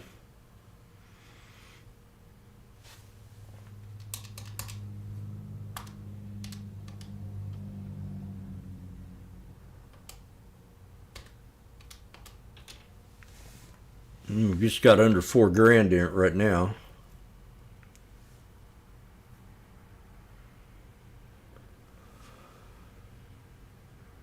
Would have been 18 times 25, 125, 18 times 1.25.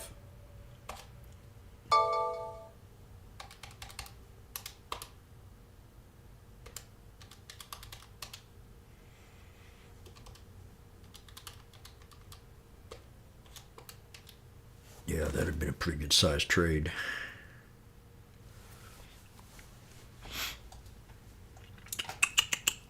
Well, let me move on here and see if I can find another trade while I'm watching this one. Oh yeah, K-Web.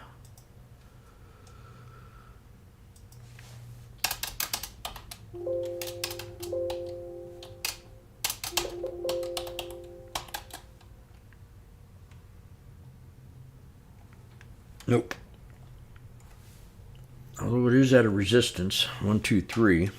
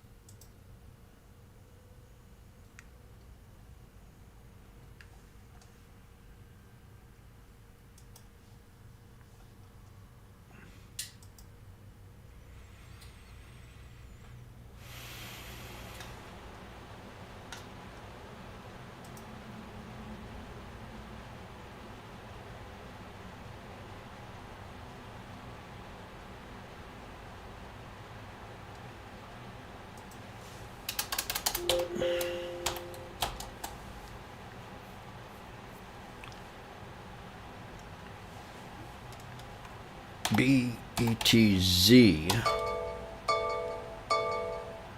Oh.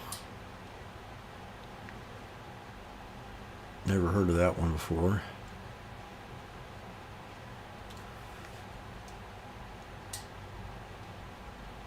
PENN. PENN.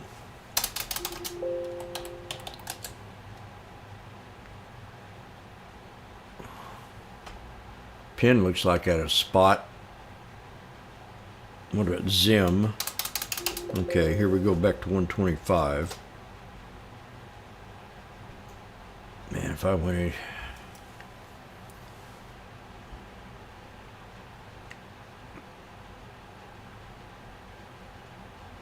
I didn't get it.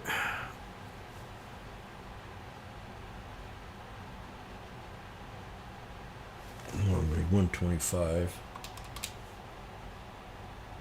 2.25 plus 2.18 equals divided by 2. That'd give me 171.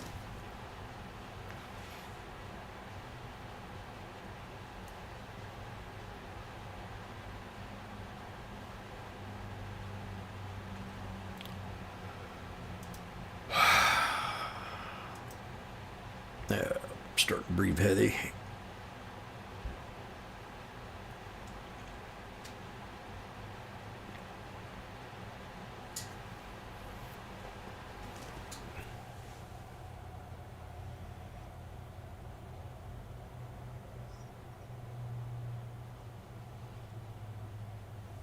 We shall see.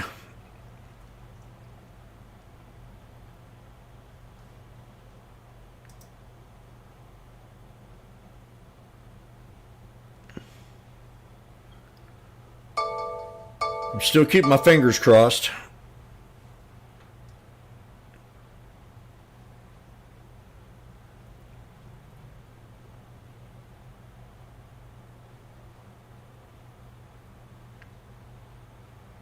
If it does decide to go back to the bottom of this megaphone, I'll probably be green by then. That's a low support, 60-90, and that's your pivot point right there at that double bottom. I get out now with what?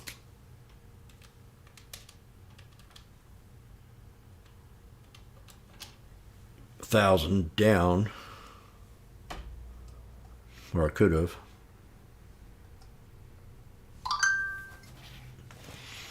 I called 911 this morning by accident.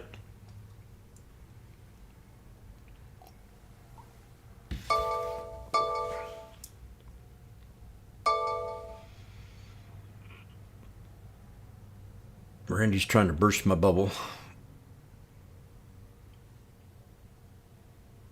I'm back to 1,000. I'm down 1,000. Well, 1,000 now. Well, 1,080.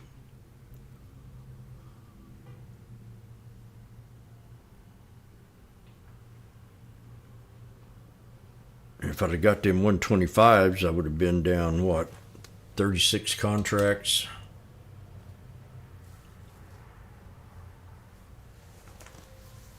That would have really brought the price down.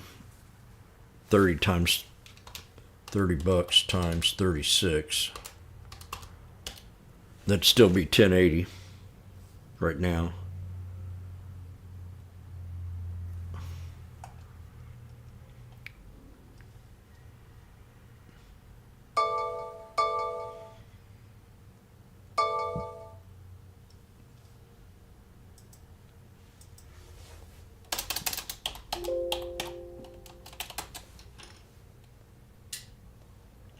Your RITM is at 1122.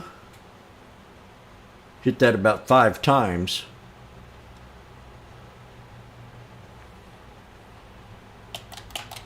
Come on, baby, drop. God, look at the breakout on Baba. Baba had a pretty good breakout.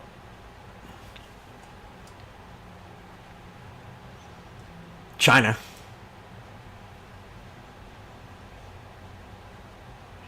Oh, yeah.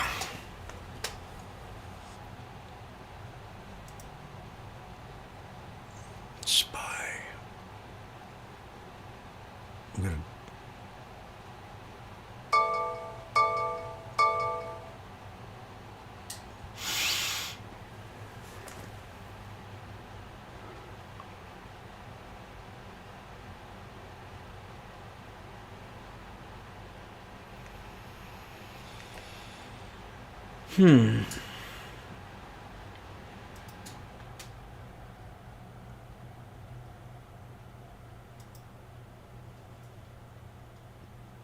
PLTR hit 75.62.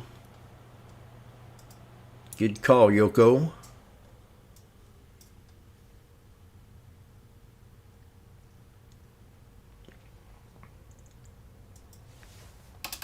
Come on, baby, drop. You gotta prove them wrong. Nice. I had $75 for target PLTR.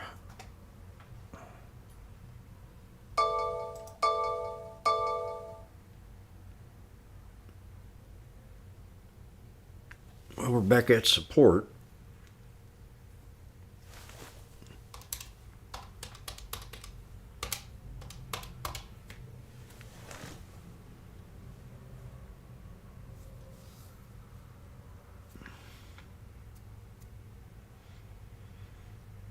It'd be a pretty good trade if it dropped to 200. I'll be right back. We're at 150 now.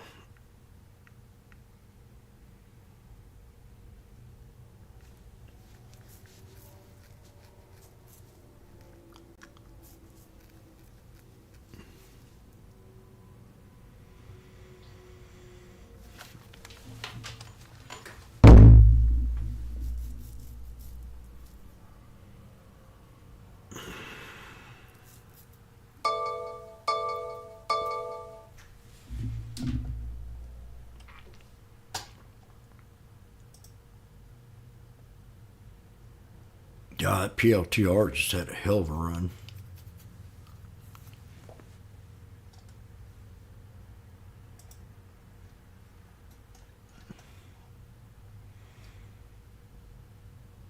We gonna get a pullback here soon, you think? This is it. I mean, we're gonna find out.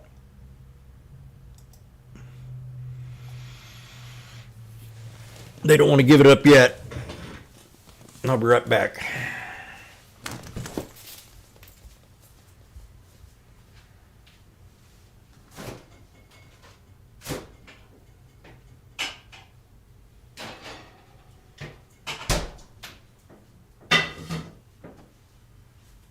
Sweet potatoes. Oh shit.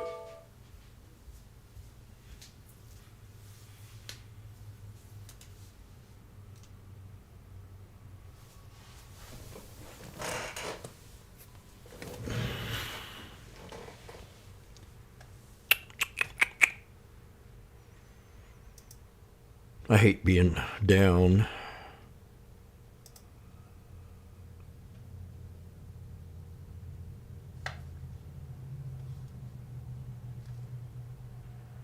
Everything just went sideways.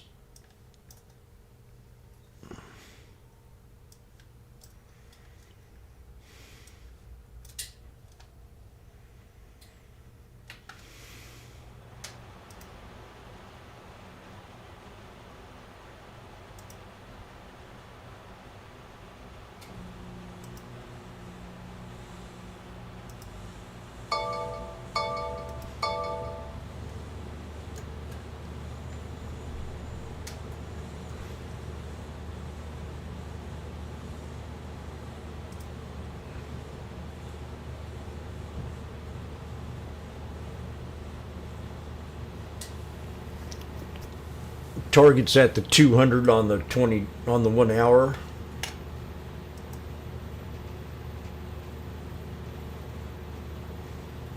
Come on, bitch.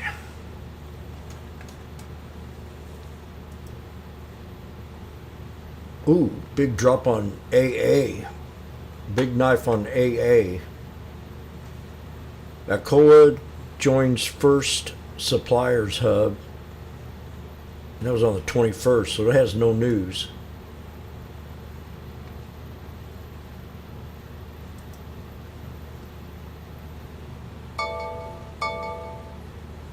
Well, looks like I might just have to take a big hit.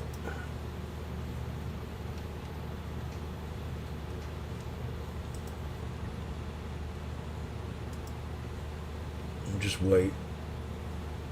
I gotta wait on this one.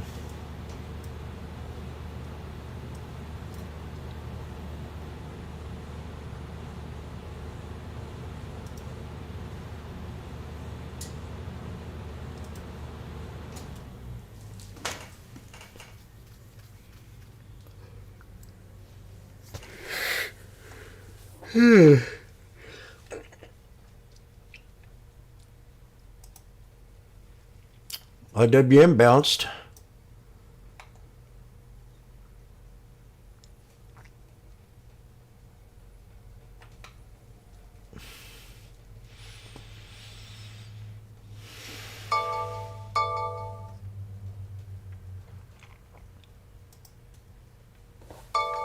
NVIDIA.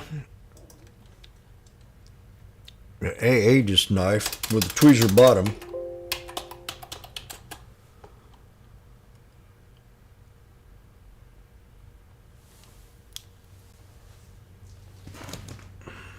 Come on, Jimmy.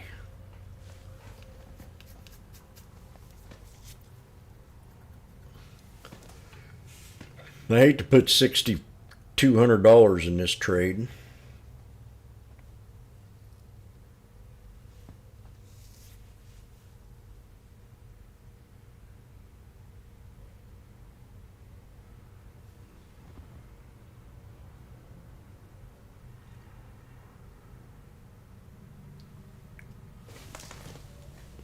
Could have probably done it.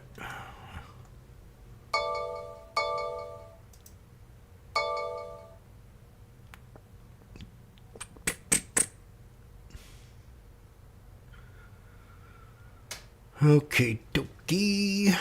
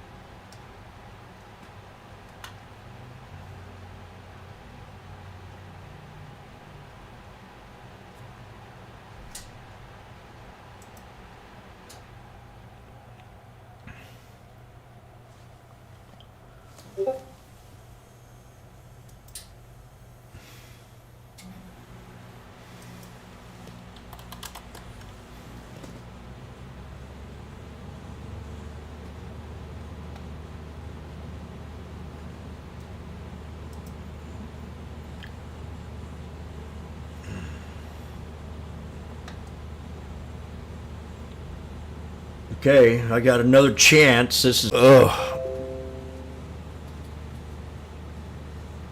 And if I'd have bought them at 120, I would only have to go 20 more cents to break even.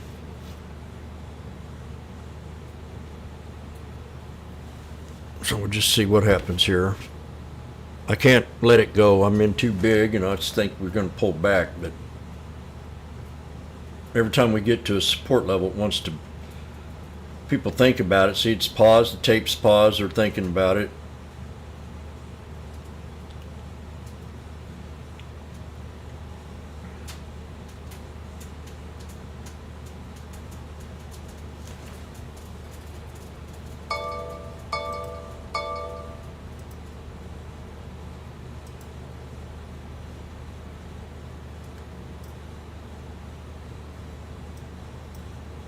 Can't read shit up here on that.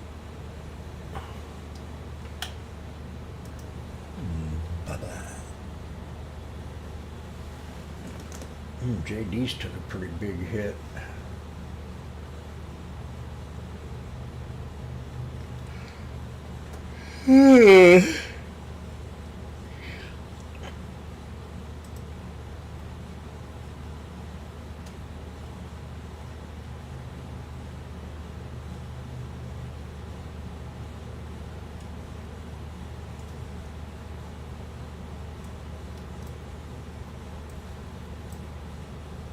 Come on, baby.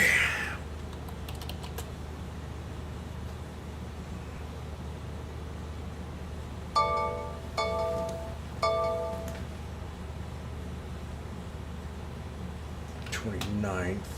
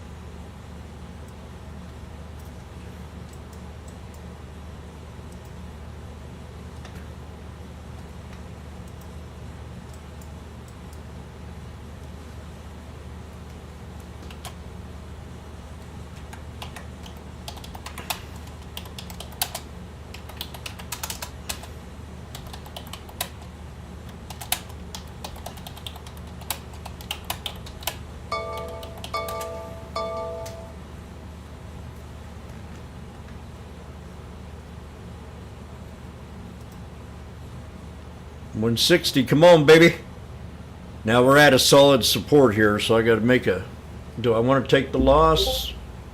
I don't want to take the loss, so I'm going to wait. But we're at a support. I got double confirmation of the 63. Let me see if the call, the 6100 strike on the calls.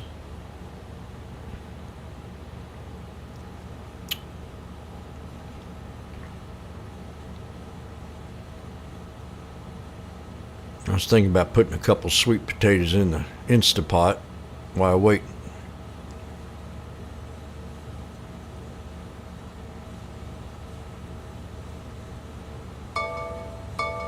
This is definitely a solid support here. I could get out 165. That'd be 55 times 18.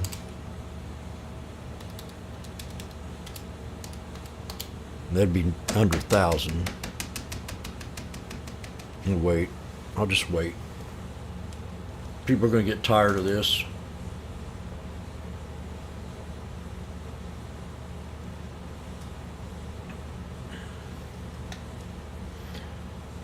No.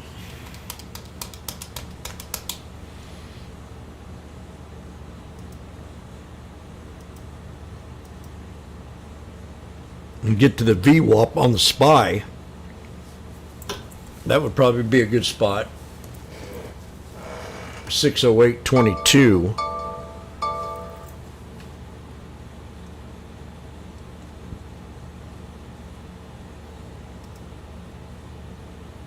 I feel sorry, kind of feel sorry for that stupid chick that did that Mimi, but I don't.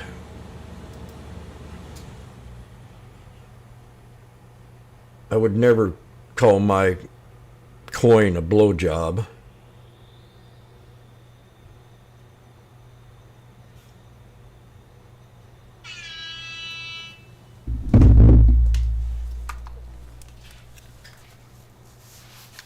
That would be the worst thing you'd want to call a coin. I don't know who told her to.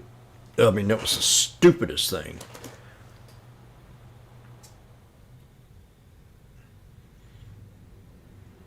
Foxy would have worked. Slut would have been a better word.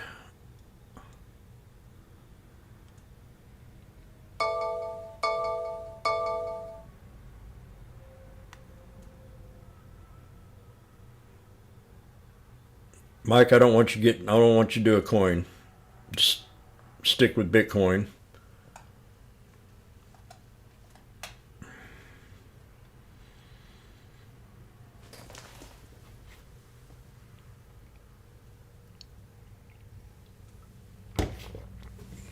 Okay, I'm at 170 now. I'm just begging for more.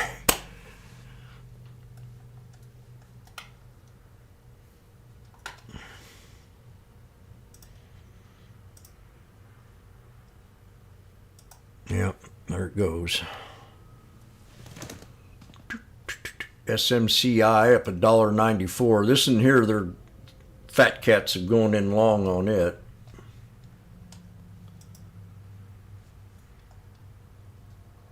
Holding up on the 63 right now.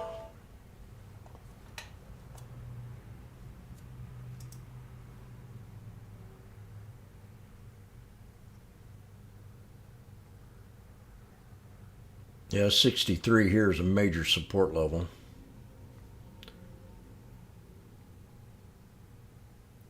I think I'm going to go in there and cook a couple beef sausages real fast. And I'll be right back.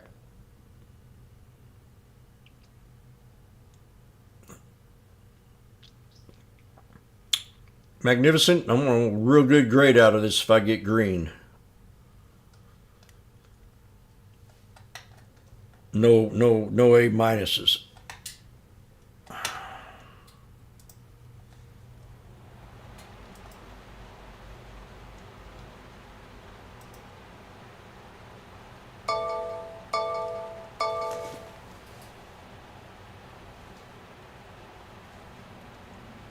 Johnny likes that girl.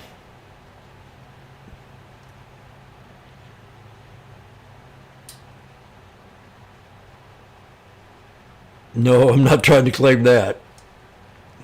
I'm trying to claim that durability sometimes pays off.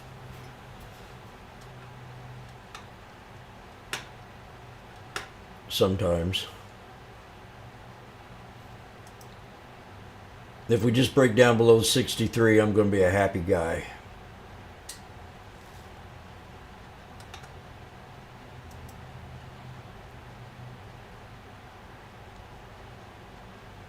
Did I get out now? Oh, yeah. Come on. Give it to me. Please. Don't. Ooh. Okay. I'm about ready to shit. I need to go wipe my ass real fast.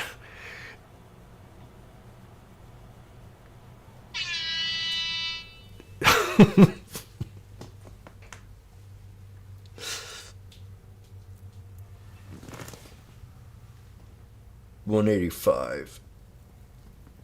Oh God. I would be green if I'd have bought that at 120. And I'd had 36 contracts and I'd be up $10. 36 times 10 is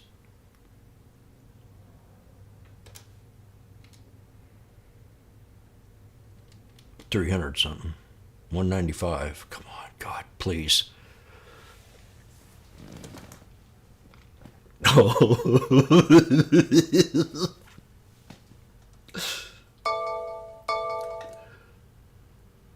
I gotta get out. I gotta get out and get back in this thing. I think that'd be the best thing to do right now.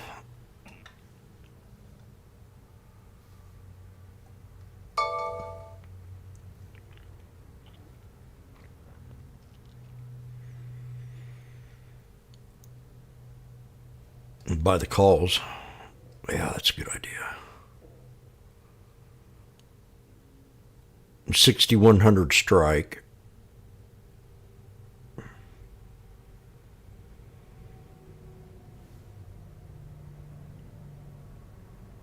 We got 3 black crows, so I got to make a decision.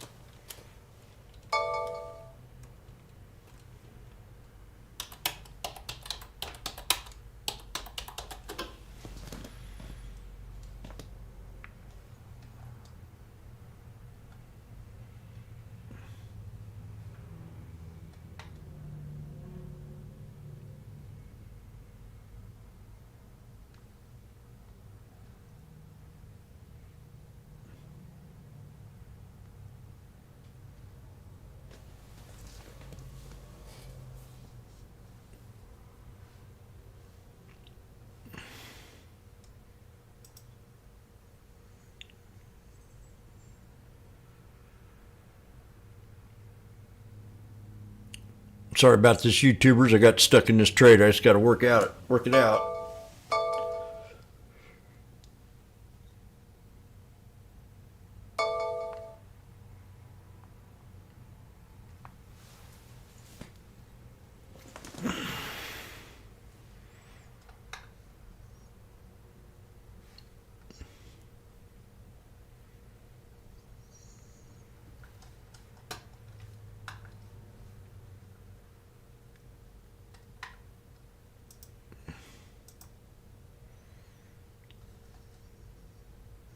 Pretty good pullback right there. Be nice to hit that 200 though. I mean, I'd be up pretty nicely on that. I'm going to just wait. I'll go in there and put my sausage on real fast and I'll be right back. But we're at a pivot point and we kind of breached it a little bit. Now we're sitting here thinking about it. We've got bear candles. All these are bearish candles right here.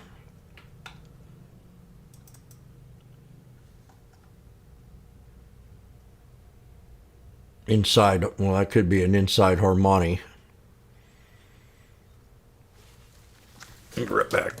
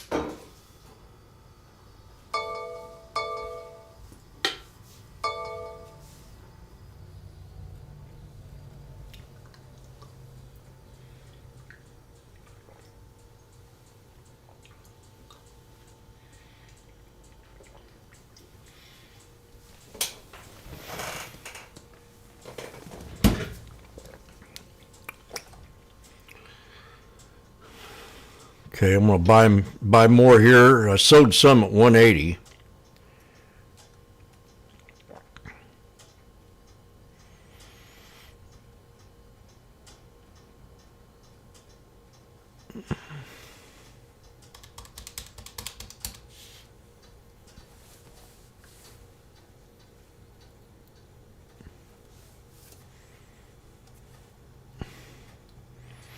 Could have got them calls.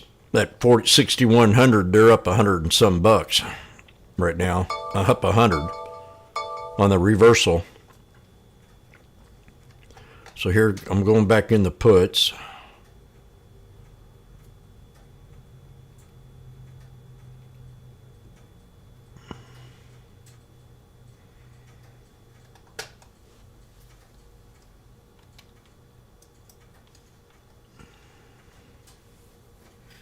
Man, I don't feel good. I don't feel good at all.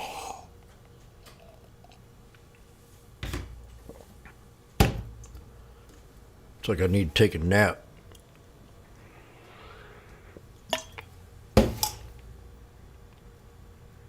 I looked at my hands this morning and they were all cut up. I was like, what the heck? I must have punched something in my sleep.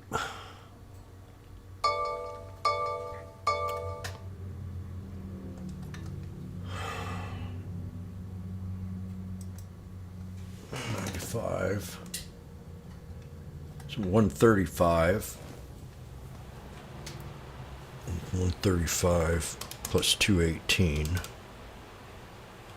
is what? 2.18 divided by 2. That don't make sense. 1.30 plus 2.18.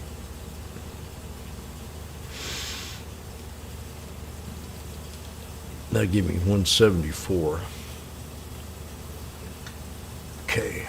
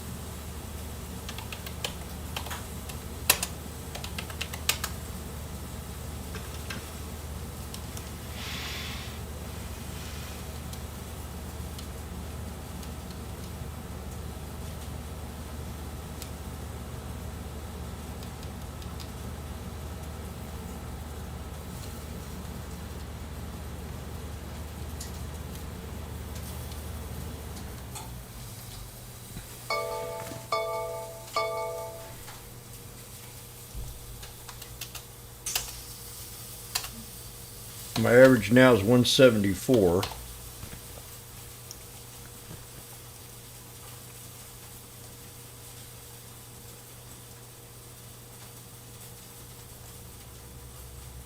I'm back to 18.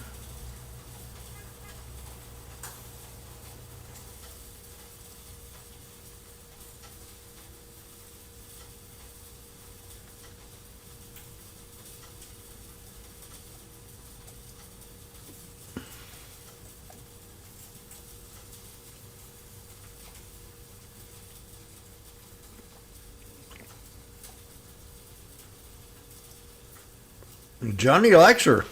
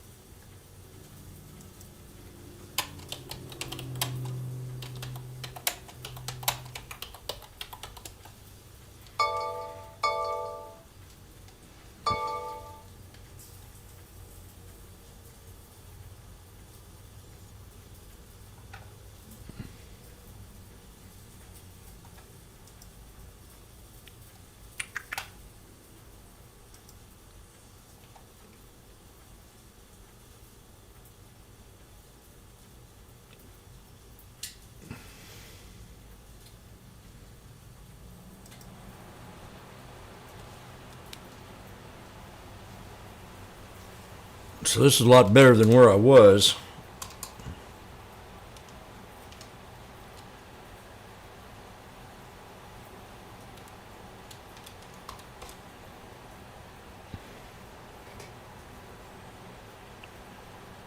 Times 18. Yeah. I'll be back.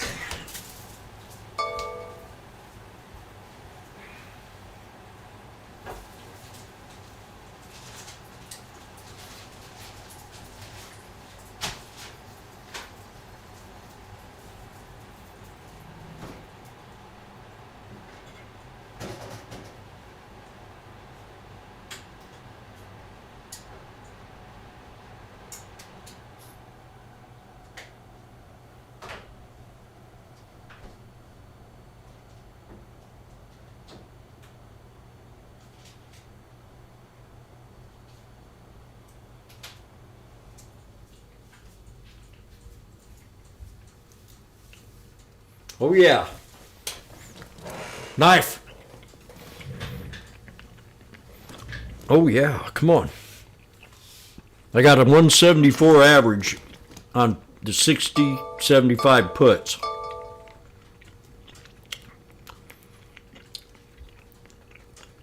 And if I can get 174, I'll be green.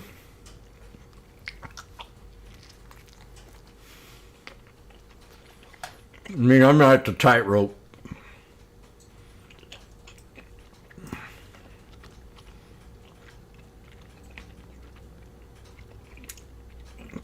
We could have a 1, 2, 3 down here if we get one more candle, and I'll be out of the trade.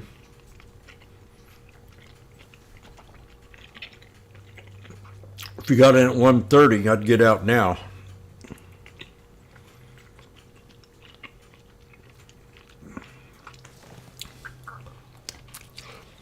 And it went down to 125.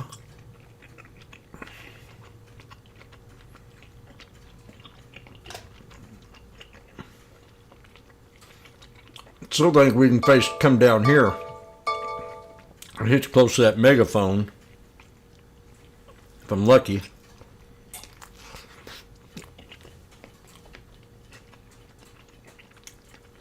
got support. Mm-hmm.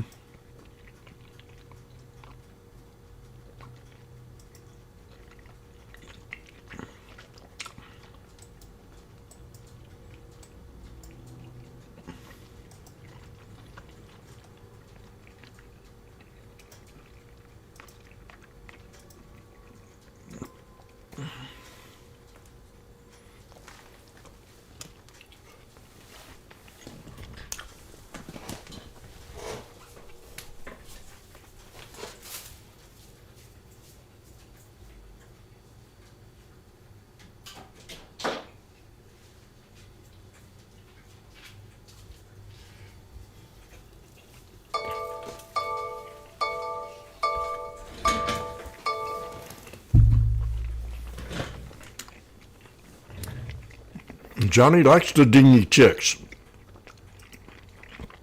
Don't you, Johnny?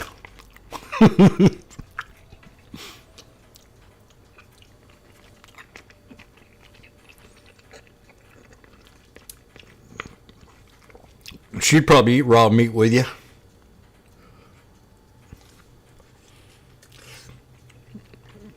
Eat yours.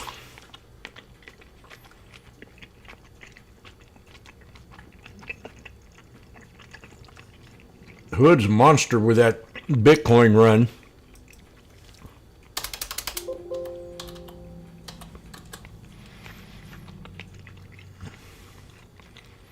Let's had a nice little pullback here. Here, I gotta watch my call. I'll get fucked if I don't.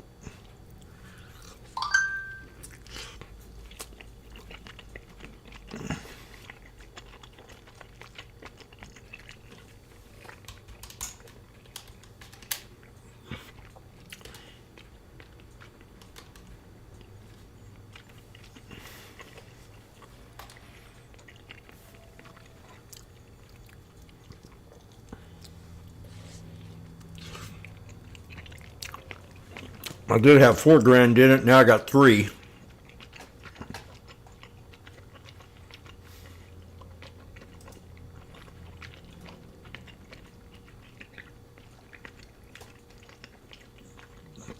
Come on, pay off.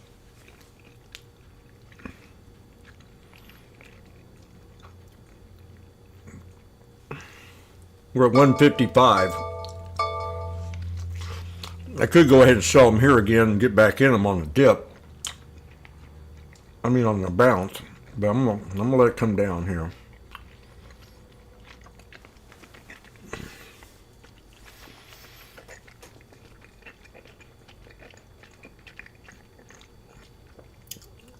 It's 14 more cents. I got 9 more. Oh, there we go. Come on, 170. I'm almost green. I'm green. I can get out now. Be totally green for the trade when I was down 1,800. But let's wait. If I can get this 1, 2, 3 on this blue line, 1, 2, 3, and then maybe the 200. But my next support was that channel. I'm green now.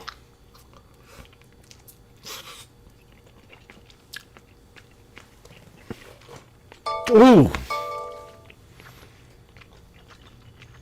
Yeah.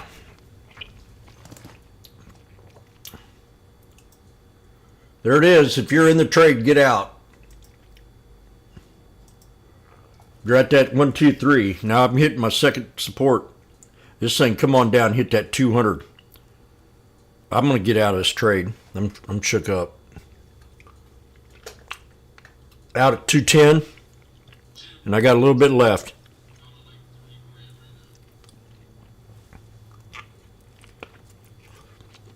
$225. Hell yeah, there it is. All out at 220.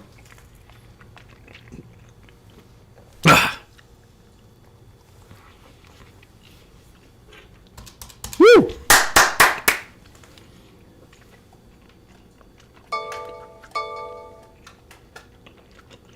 Hit my target and I'm out.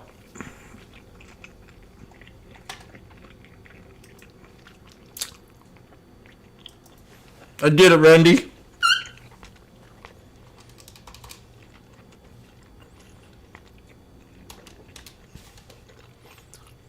I just sold a couple, man. I did good on that one.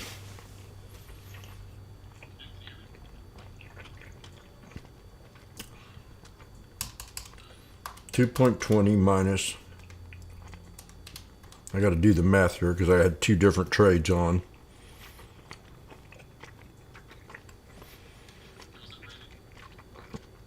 Hell yeah. $46. Contract. Profit. What out? What'd you do? What's it? What are you talking about? I can hear you now. What'd you just do? I bought these PX puts. I was in a meeting. Were you? I got them at like 510. Yep. So I went 710. I'm like, okay, cool. I'll take 200 per contract, right? Yep. And it ran all the way down to like, I think now they're at like $8 or something like that. They were at 9 not too long ago. Did you take it when I did or a little later? After I. Oh, you had the 6095 puts too? No. No, I had to. No, I didn't have them. I'll show you here. I had the 6075s. They weren't when I got in them. Look at that fucking yeah, there's, well, no, I'm still good. I got out at 225. No, I'm saying right now, this whole, everything's getting dumped. Spy's gonna hit the 200 right now. I can't tell you how happy I am. I can't believe you made out money on that one. What the heck? 60, 70? That's pretty smart. Yeah. I got in at 360, and then it dropped all the way to 125. Yeah. I was down 8. I had to. I sold. I got it. I bought the dip. Then I at 150, and then when I got out, and I held some 9, and then I bought 9 more when it went to 130. So that brought me down to 174. And by that time, at 220, I had to sell them. And we're back up there right now at 220. I could have made $50 right there. Wow. A contract. 6095 puts ones that I bought at 5 are at 10, 20 right now. Fuck, I could have made 100 right there on that contract. If I'd have bought them back. I could have doubled my money on each contract right there. In less than 2 minutes. It's insane. Look, $10 right now. 6095. Man, where's my good grade? Randy? You got your. You got an A. Oh, that's just because your name's Alex.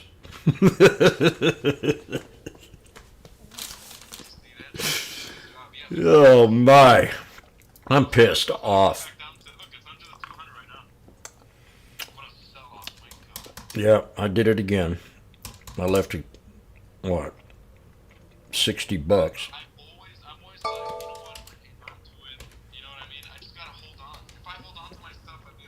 You freak out though when you're at a loss.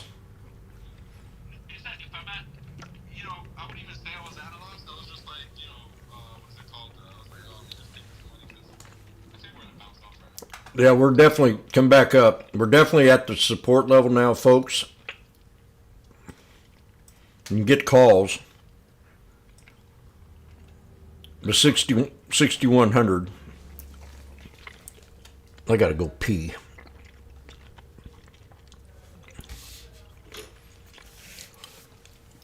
Man, that was great.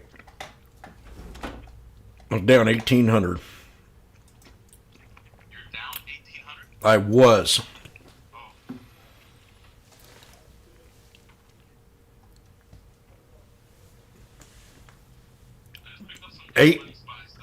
Ricky, 1,800, not 800.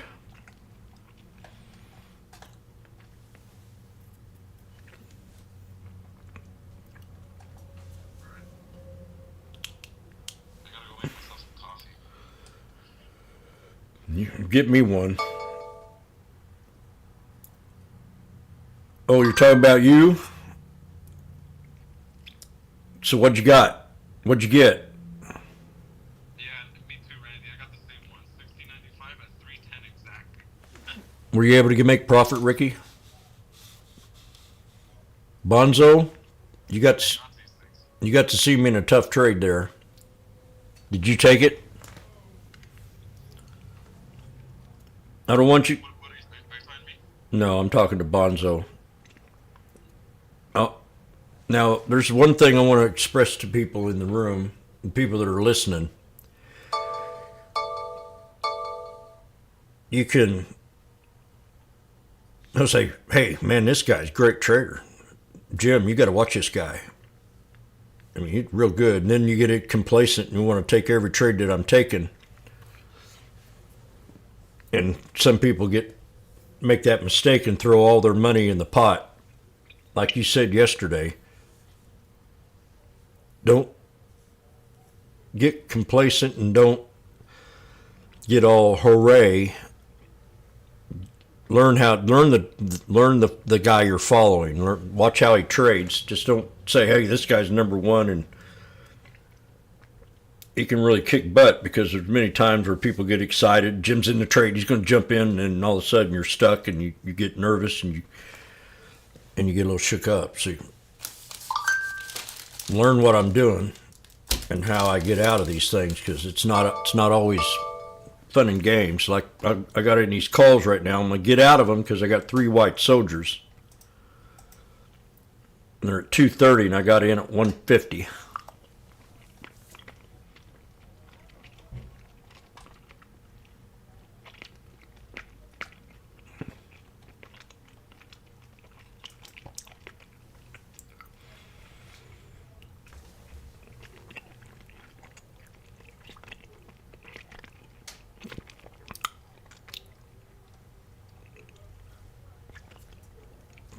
I'm going to explain. We had the 1, 2, 3 down here. We were waiting. This is what I wanted to see. You got this flag. 3 white soldiers. Then all of a sudden you came back down twice, and I drew that trend line all the way down, and we nailed that trend line right there. So I knew to get out of that trade. I wasn't in it, but I mean, I wish I would have. That's what I was aiming for. Or this bottom megaphone pattern right here, off this one right here. So let me redraw this so you get a better picture of it. I can't tell you how happy I am. And you too, Alex. Good job. And good job, Ricky. I have balls of steel, and it's good to watch, because there's been many traders out there that sell at a loss, and they just wait. I mean, you got to know what you're looking at.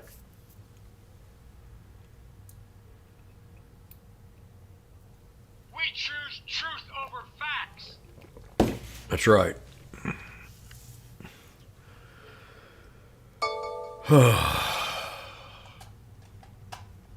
It's all because I went in there and got me a beef sausage. Where's the beef?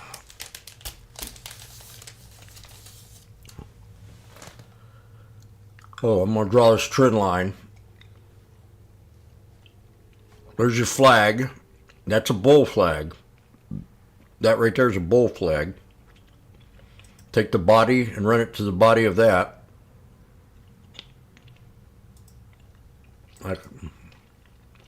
And she dipped right down to the body of that.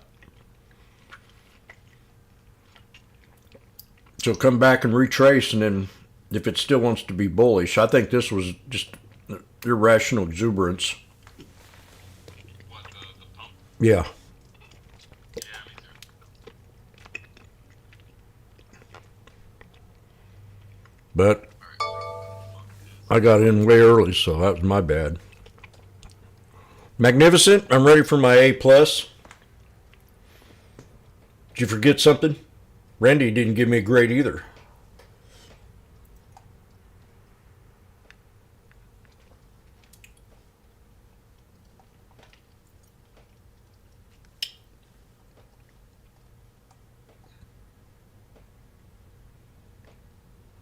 You're going to give me $1,000? Really? You want my PayPal account?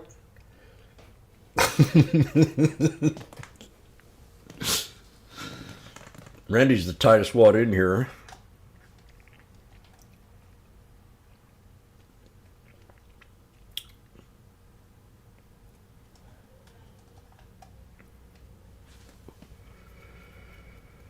It's a good. Oh boy. I gotta go pee. I can't tell you how happy I am.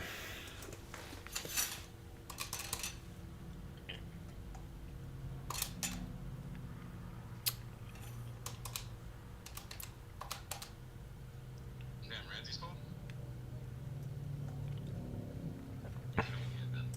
He's home, like, just like that. 3 black crows.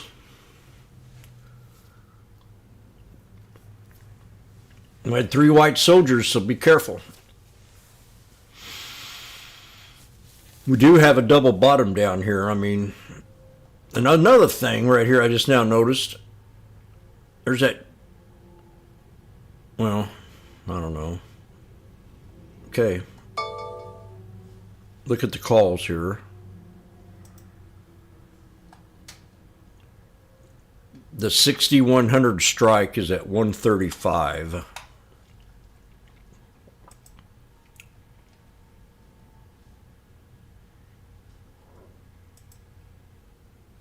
So Johnny likes that girl, huh? She's going to have a lot of lawyer fees soon, Johnny. I don't know if you want to fall in love with her. There'll be a lot of civil suits. This one guy, I don't get people. This kid, YouTuber, talked his parents in mortgaging their house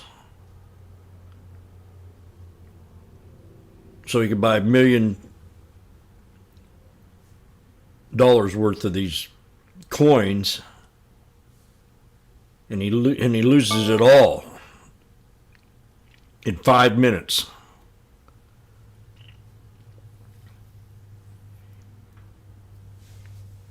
I mean, they had so many people conned. This chick, I mean, she's like the 3rd podcast out there.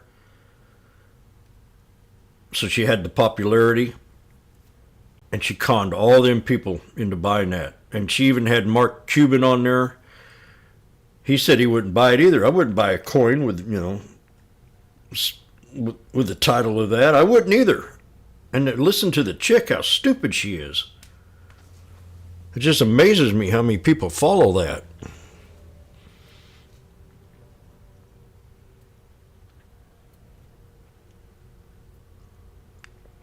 And I listened to him talking, trying to make excuses up.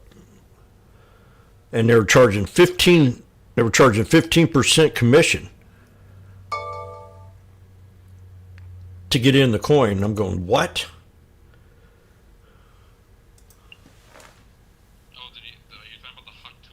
Yeah. I mean, she's dumber than shit.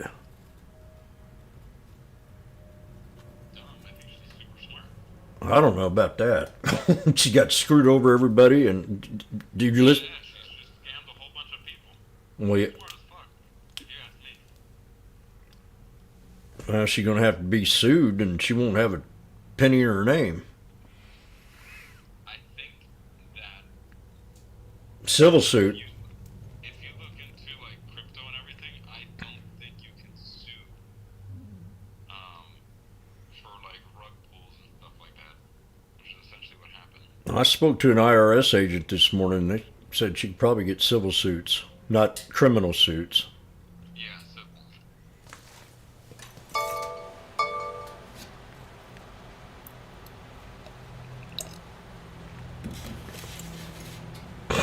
But that's it. I was going to think about getting a coin myself, but I'm not going to do it now. I just don't want to take that risk. I'm not that. Yeah.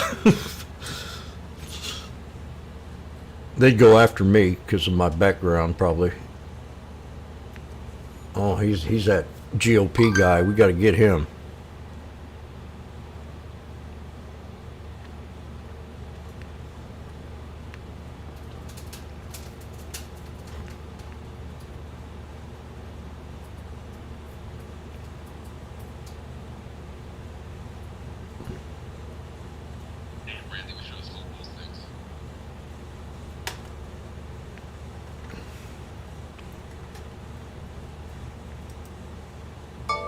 And I got the calls, a 6100 strike at 1:30, so.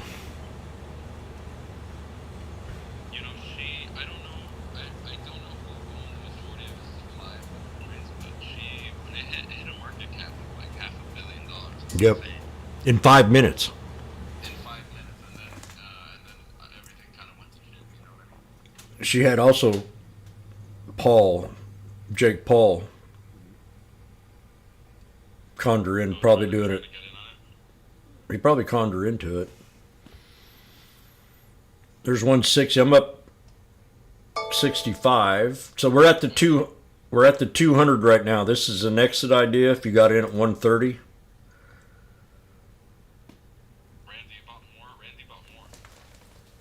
The SPX? SPX stuff, yeah. 6095. I got the 6100.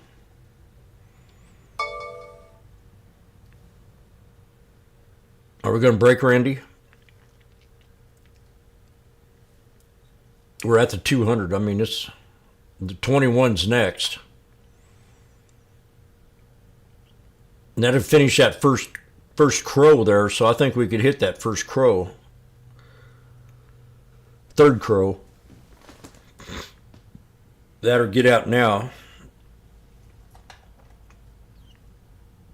I'll sell some.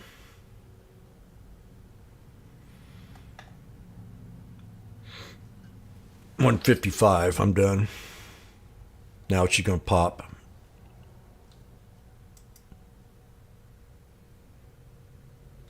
Is she gonna pop now, Jimmy? Randy's butthole deep in them. There's your 21 coming up. I got out. 160. The 6100 strikes, calls.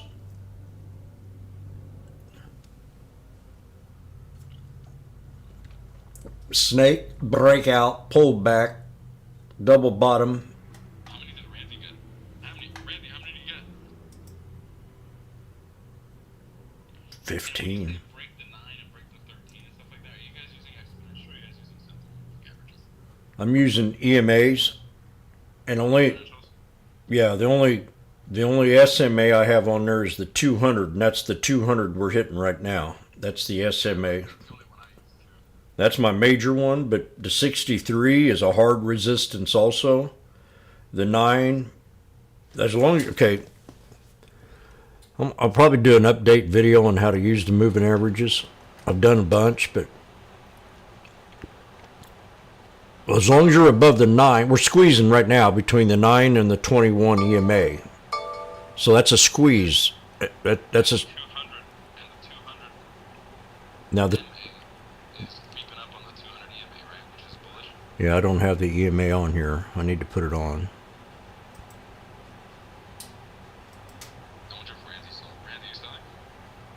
Yeah, I got to put the EMA on here.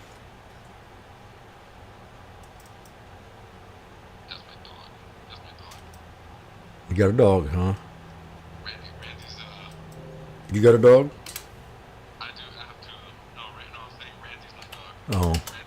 Randy's hanging on to these puppies. That fucker, he bites. I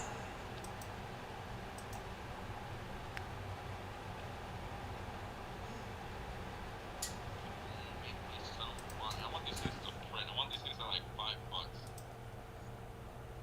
Yeah, we're at 7. I got out of them already. Now they're at 170. Yeah, now you're hitting the 200 EMA. On the 1 minute. Now let me show you a trick. If you're looking at the screen, take the body of that candle right there and the body of that one and that's a triple top brake. 1, 2, 3. So now you're squeezing between the top of that triple top and the 200. If that breaks, it's an easy to the 63 EMA, which is a gap. You got a gap right there. It looks like it's gapping. 170, 185, son of a gun. Am I looking at the right stuff? 190, this thing ain't even moving. What's up? I'm having problems with my platform or what? Yeah, I got frozen platform here. I'm gonna, damn. That's worth $2. I gotta.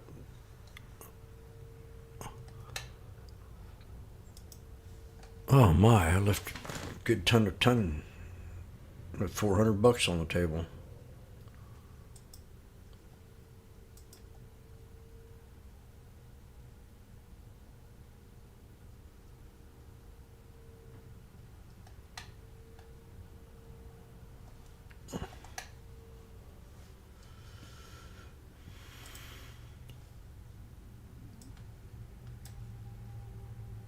What turned out to be a sour day turned out to be a good day now.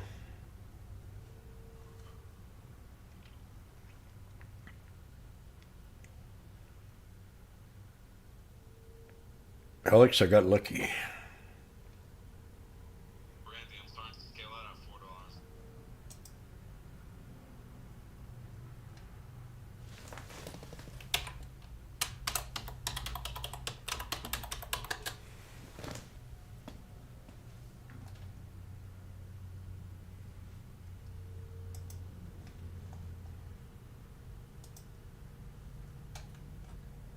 I'm out.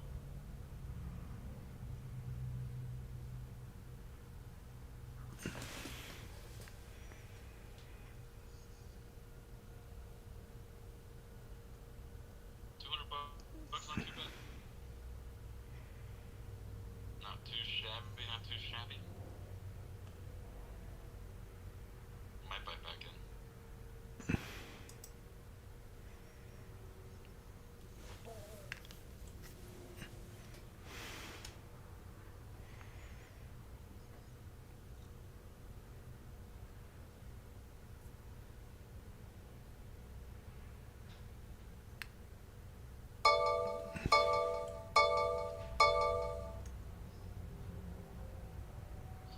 Good stuff, Randy.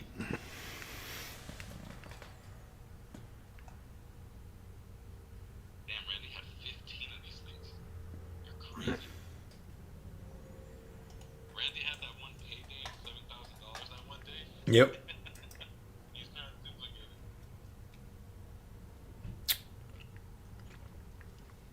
Am I right, Randy?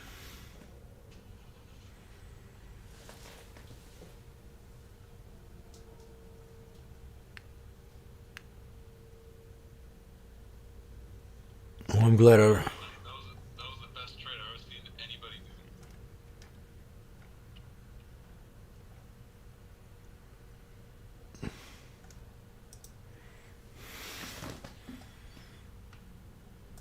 Don't butter him up.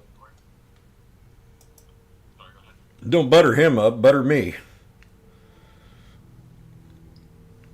Jim, I'm not gonna lie, I think you have like a 90% success rate.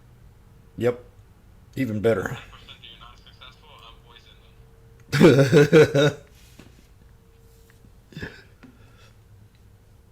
them. Well, that was another one. I mean, it was a winner. Where's Gleason here?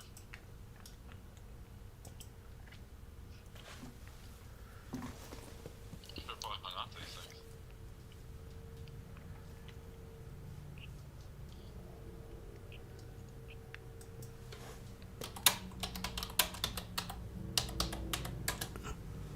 All of those EMAs are touching me now. It's like Thanos. All the stones on his glove.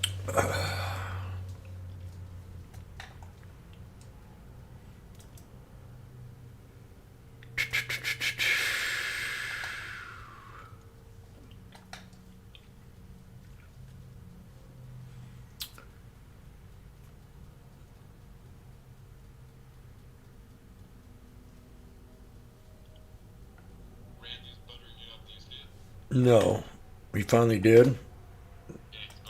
He's just doing it because he. Did you see? Oh, I got some grades here. I got to see what's going on. Oh, whoa.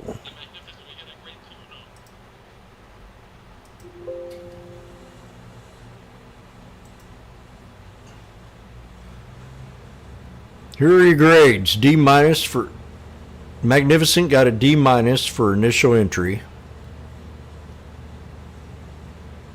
And he got a C minus for average and down. You got a B plus for overall average and down. That's all right, Magnificent. You can do better next time.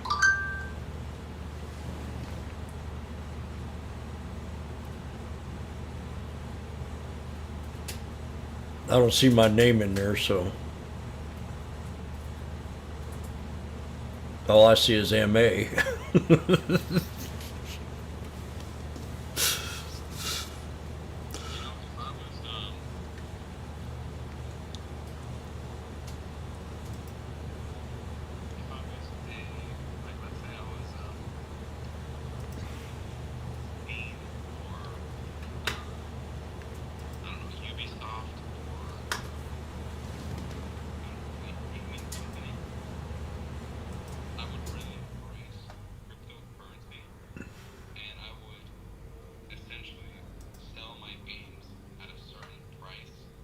Yep.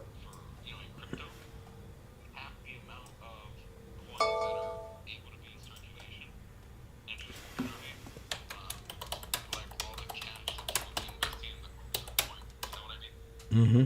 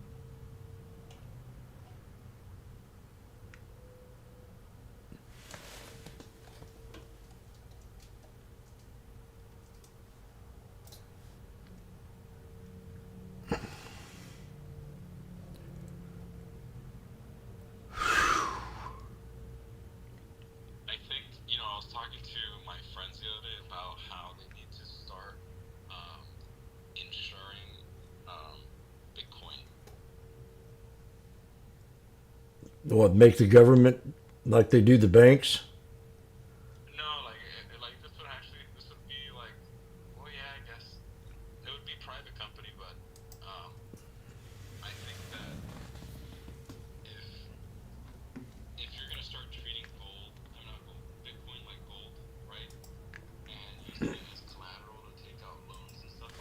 Yep.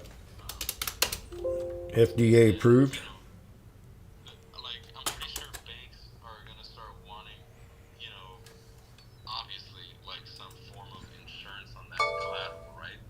Yep. So that's a great business to look at. I've told my buddies about it, and I have a friend of mine who works in insurance, like looking into it and stuff right now.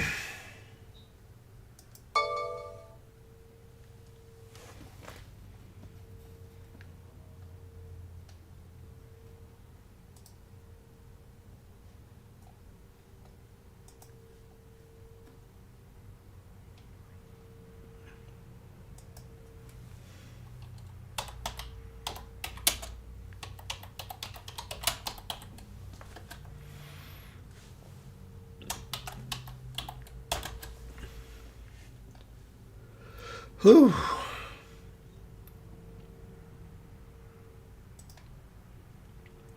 That was toughy.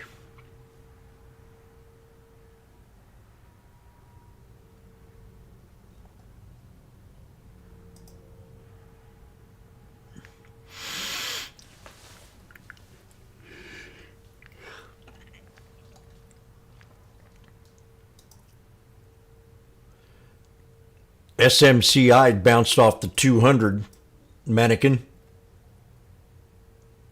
perfectly. Now you're up at her double top, triple top, double top. Exit idea for SMCI if you took that knife on that 200.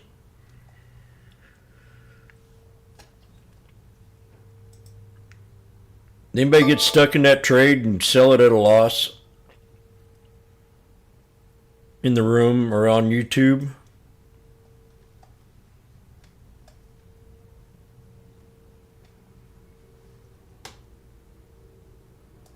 The SPX call I made.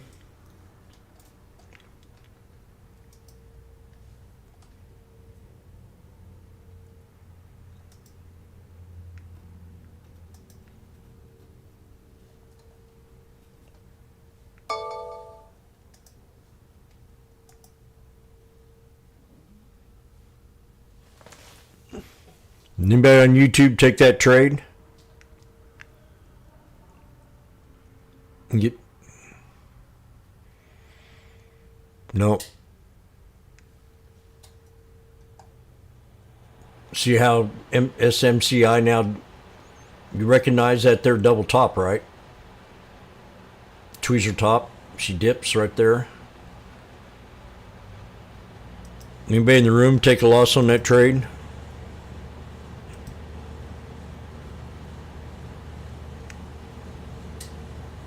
Good job, Joe. Was it tough on you?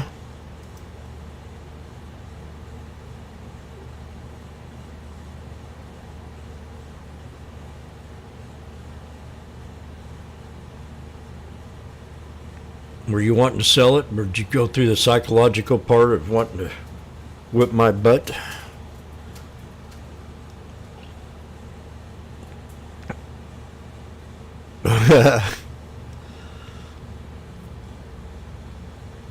You took a Ross, huh?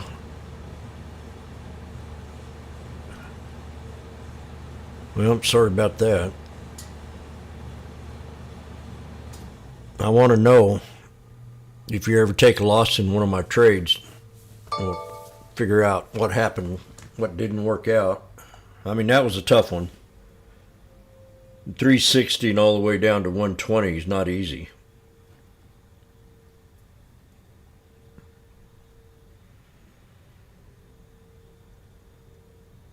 That's not easy at all.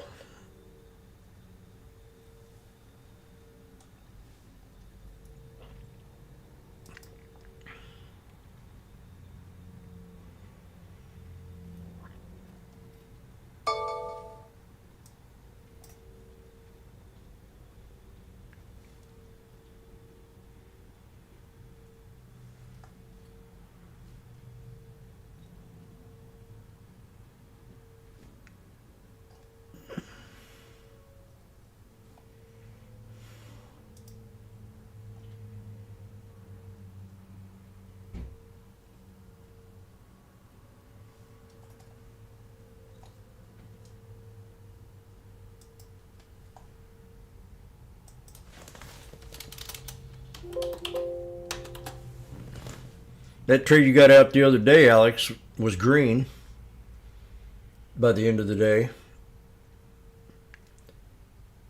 The one you took the other day. Damn, look at Meta. That's an all-time new high, ain't it?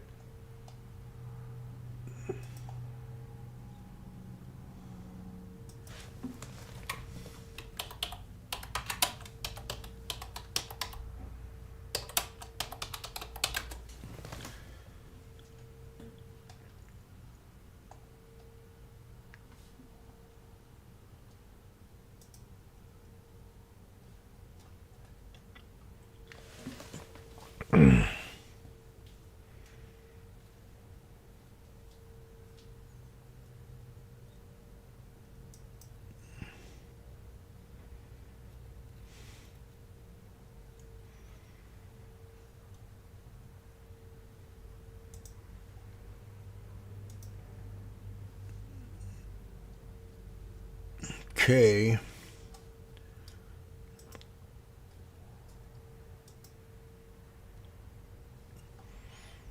So we got the 90-day 1 hour.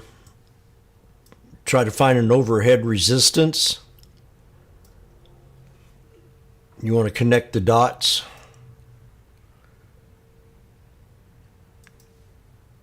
From that body right there to that body right there.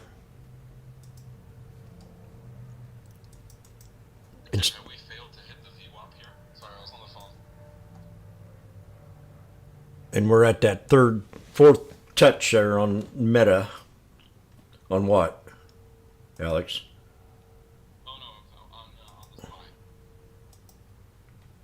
Yes. Yes. It's under the VWAP now.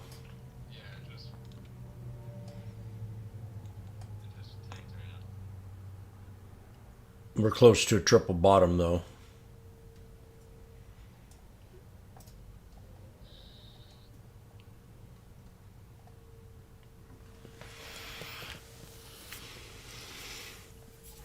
I'm gonna go make my little hot mushroom crap, see if it tastes better today than it did yesterday. And I'm gonna put creamer in it this time.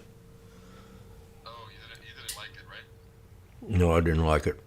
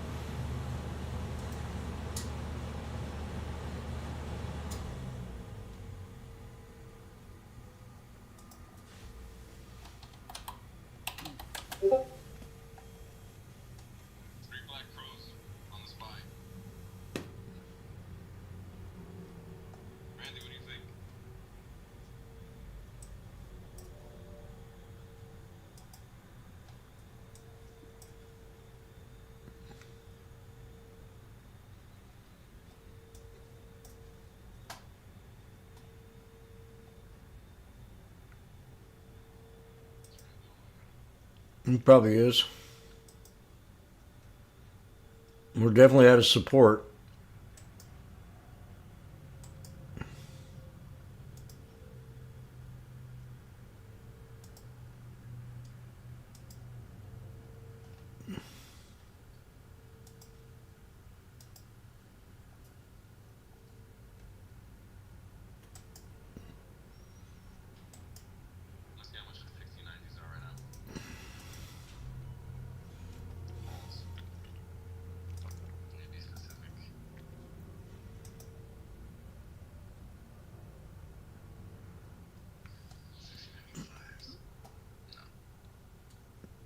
SPX at 130.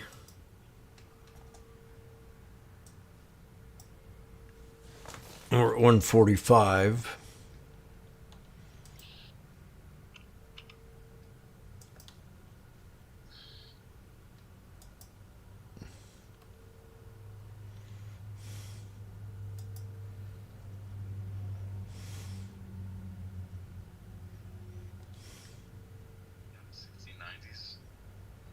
Just went from 440 to now 5. 490.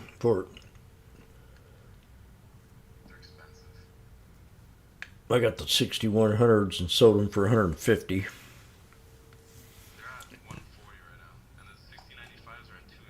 Yep. which I think is at 240 they were like nice to pick up. You right now you're under the 9. Then you're bearish until you break the 9. I'll be right back.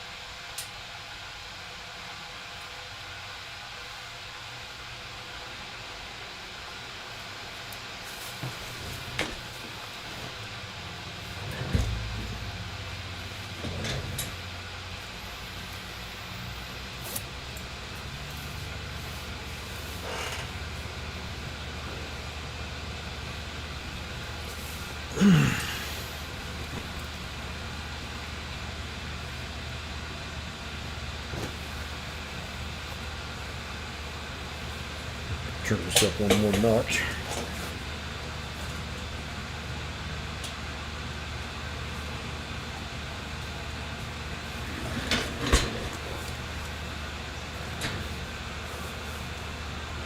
Still nippy in here. Oh, my bathrobe.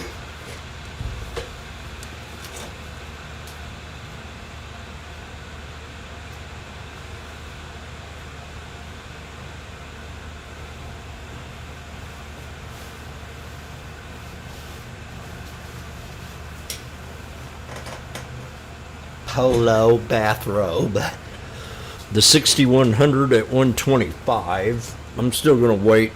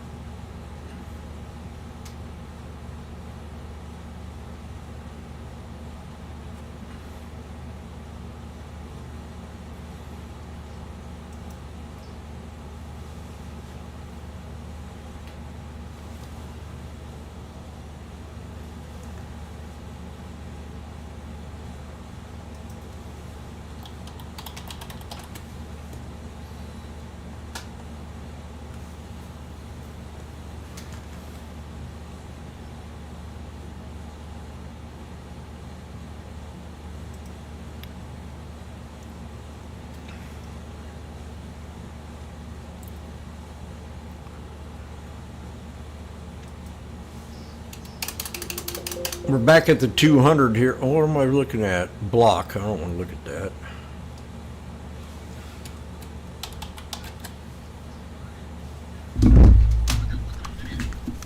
What are you mumbling about?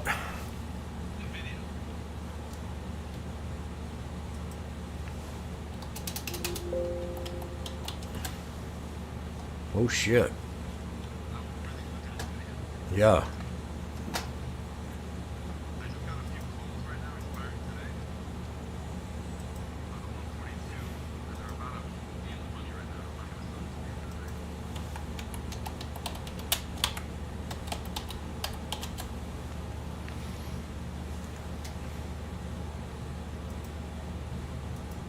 They were taking their money out of it. I know that.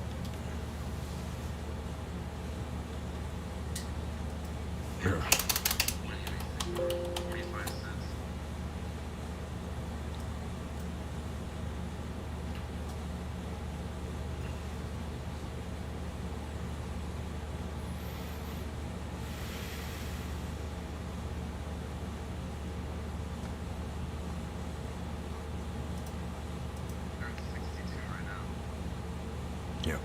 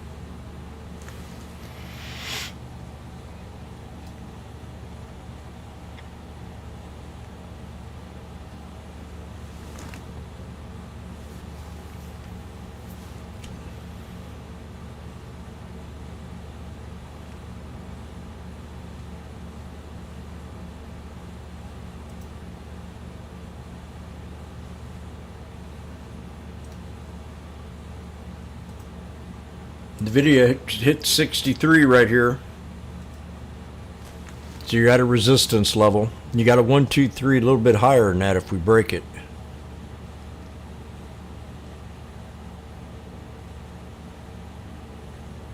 These things are cheap.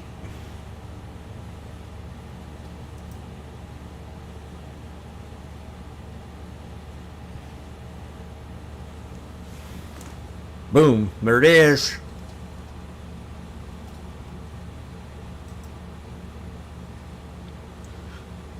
Got 1, 2, 3 on SPX.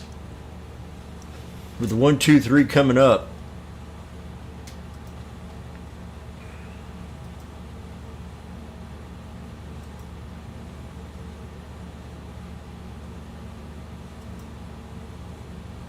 So I'm getting ready.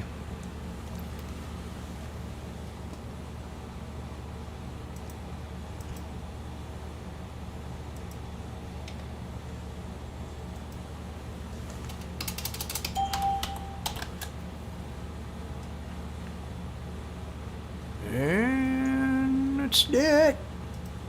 Get ready. Double bottom.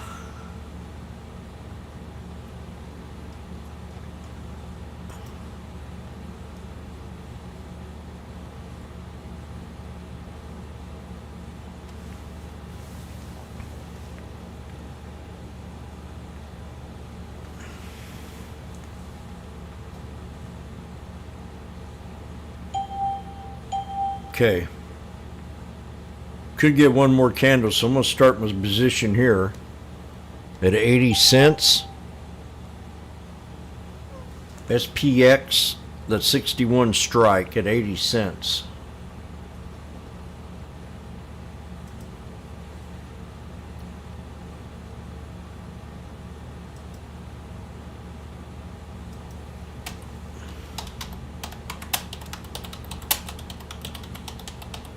I was right about the puts.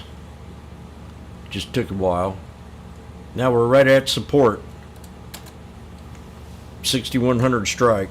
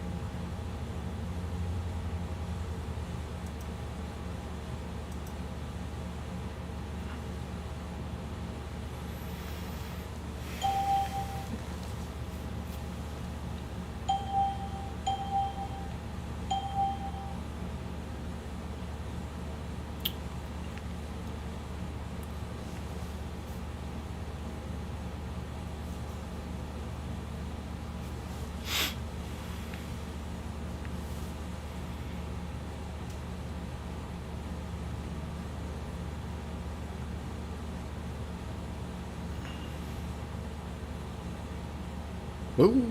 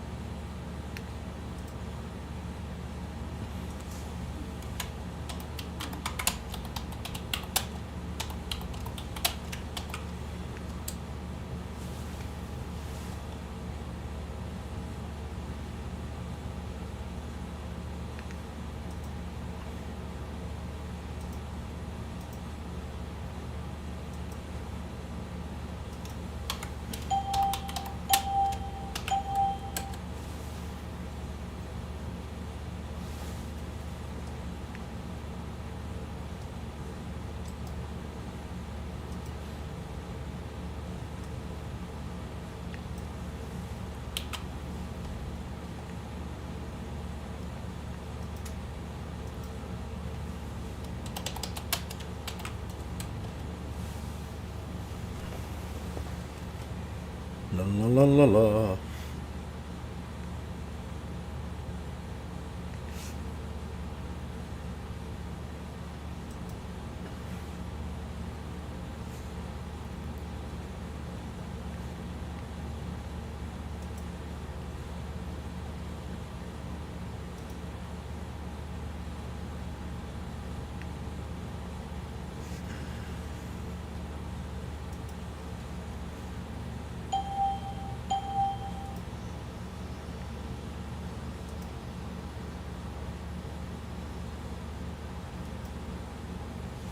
I didn't look at GME yet.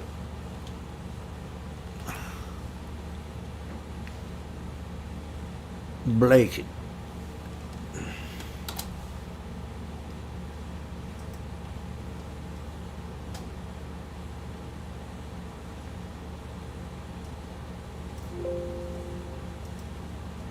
Heard a story about Mar-a-Lago the other day about how Trump got it. It was smart.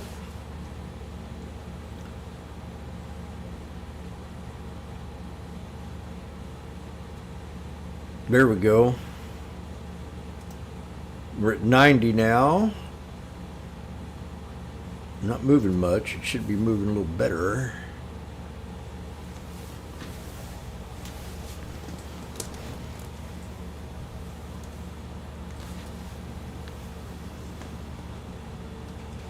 Got a fallen wedge out of a snake.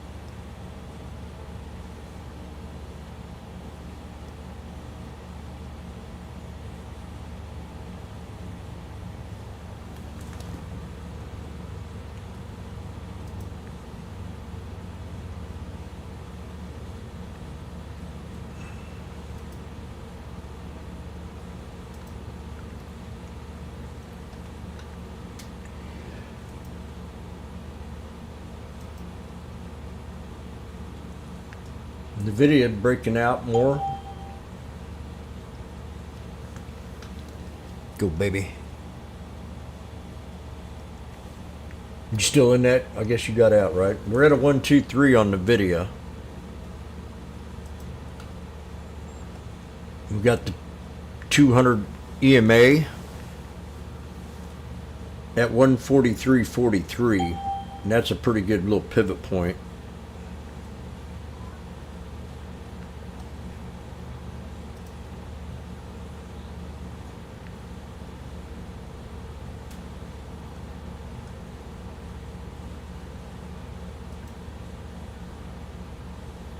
Alex, your mic's on.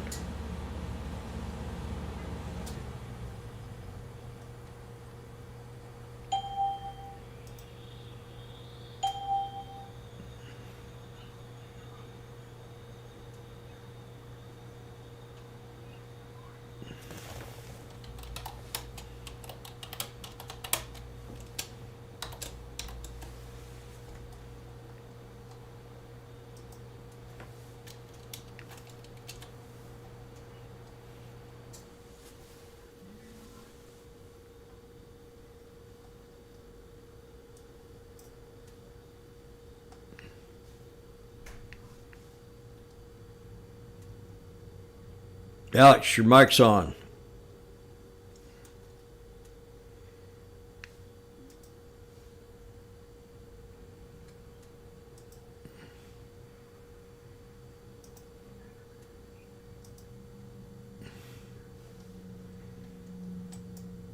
I'm gonna mute him.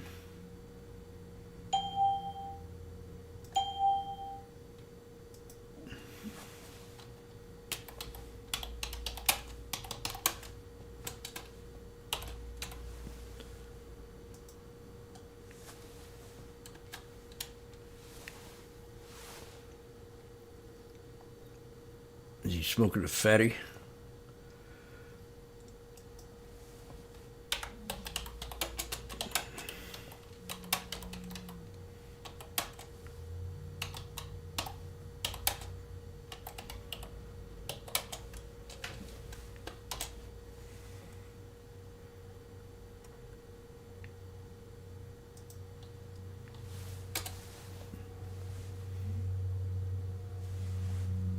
Okay, get ready to exit the trade on NVIDIA.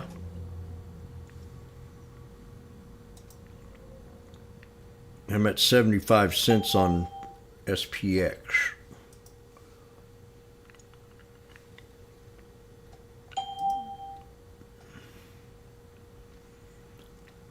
NVIDIA.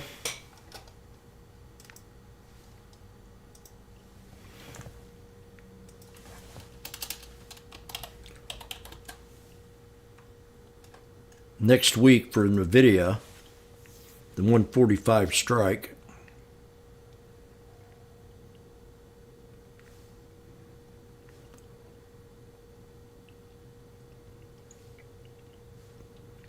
It's up like 50 bucks. No, I'm not up 50, I'm up 25.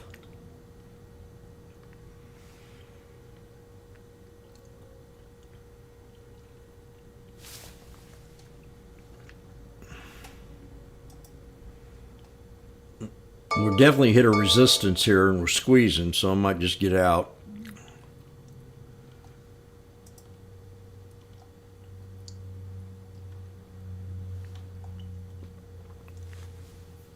Had a 1, 2, 3 down here.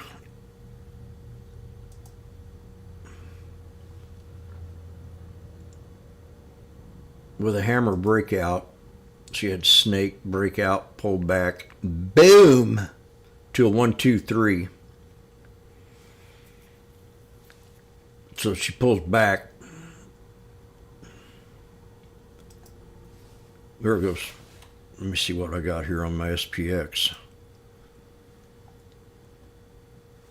Damn it, I gotta be watching these things. And it's not moved.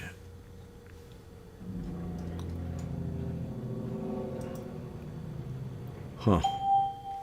I might get out of these things.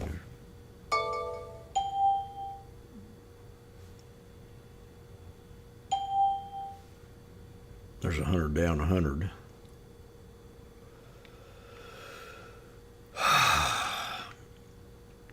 It's just not my day for the SPX.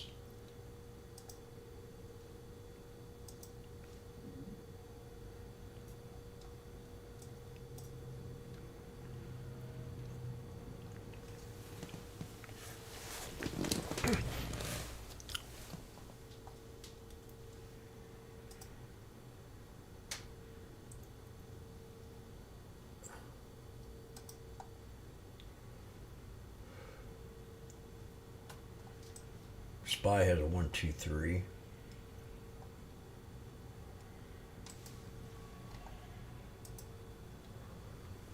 Mike, what are you in?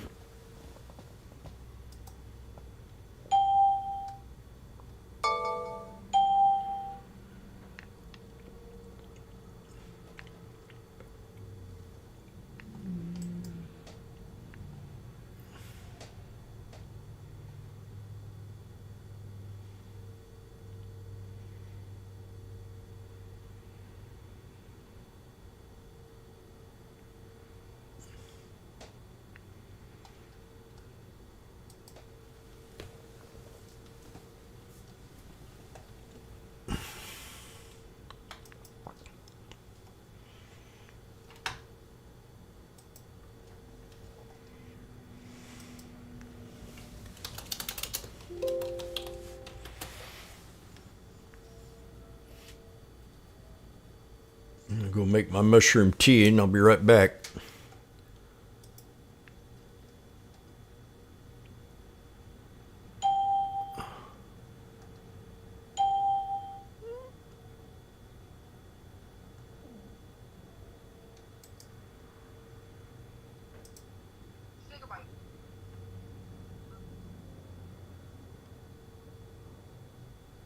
Hello?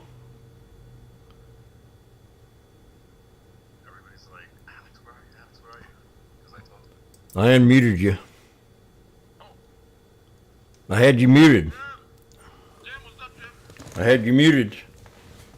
Sound like you were having sex.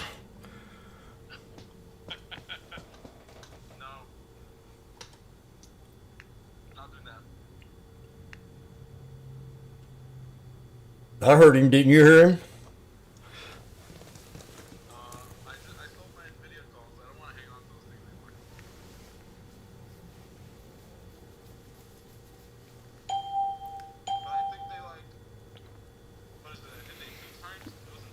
Yeah, I sold mine. Yeah. And we had a 1, 2, 3. The time to get out. You see a 1, 2, 3 on a megaphone pattern? You see the megaphone out of the snake? Now we dipped off that third resistance.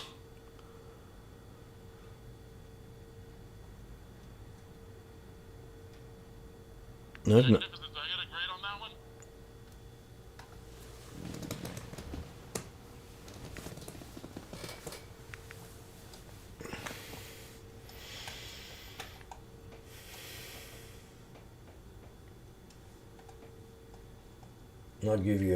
I'll give you a B for alerting it.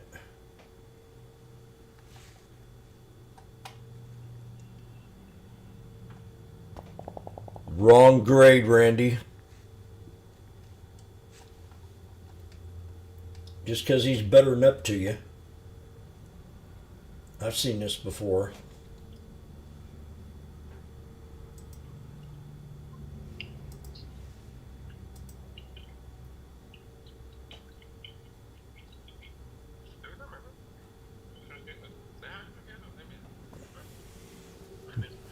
What the heck? Is that your little girl? Is that your girlfriend? Yeah, this is my girlfriend, Jim. My bad. I always think I have myself on mute. Stop that kissing on the mic.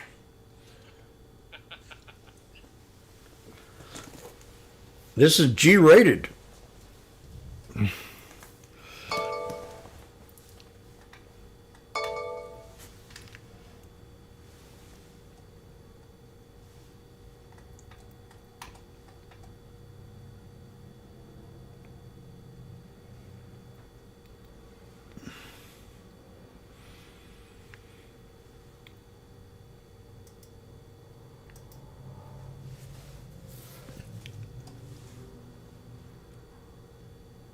Oh, there used to be a song, I'm going to buy her a diamond ring. Oh, yeah, Foghat.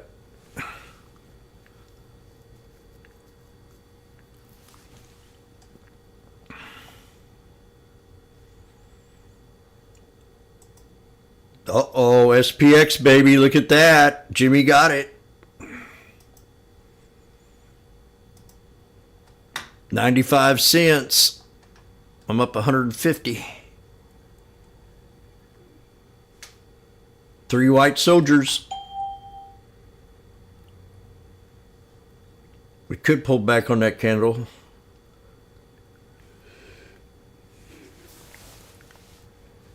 Hi.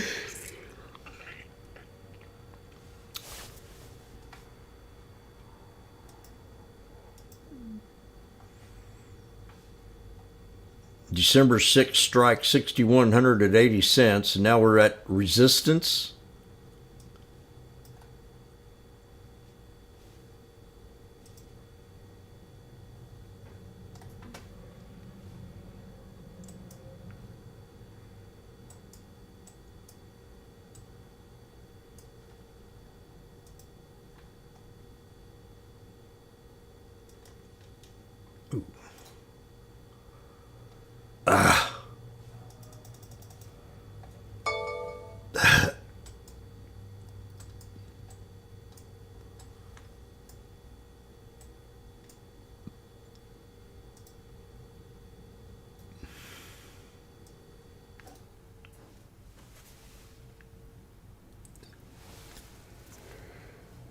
Heck.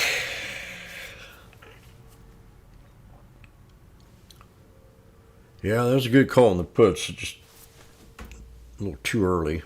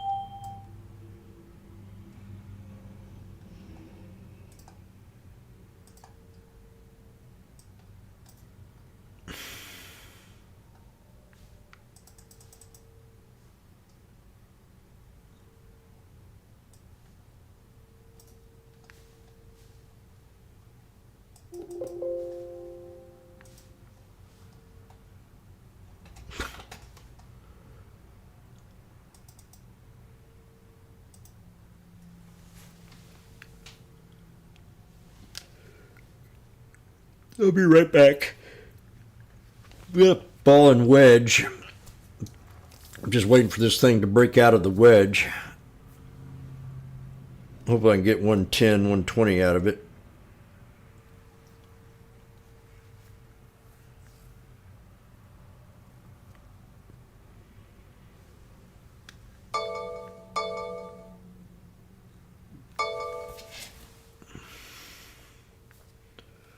Now 11:26.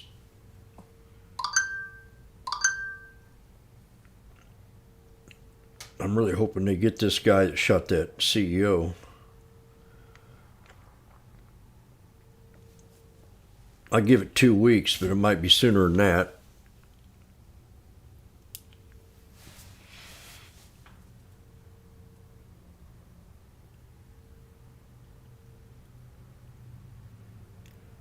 Is that the talk of the town, Mike?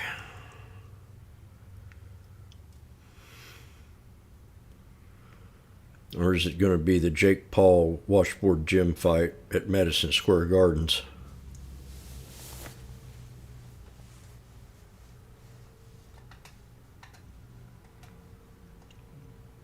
I fought Sugar Ray. I mean, not Sugar Ray, but oh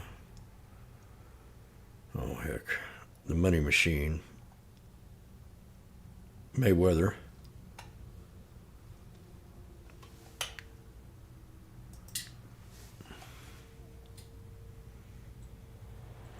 Fog hat. That's it. Chevrolet. You know that song? I used to love, and I put that on my 8-track. There we go. We're breaking. I used to have an 8-track and I played the heck out of that till it finally ate it up. I'm gonna buy you Chevrolet. I'm gonna buy you Chevrolet. I'm gonna buy you Chevrolet. From your love. Give me some of your love.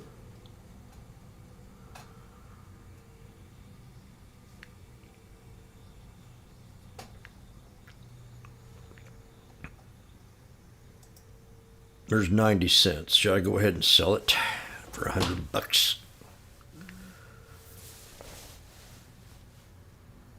Nope. We'll wait.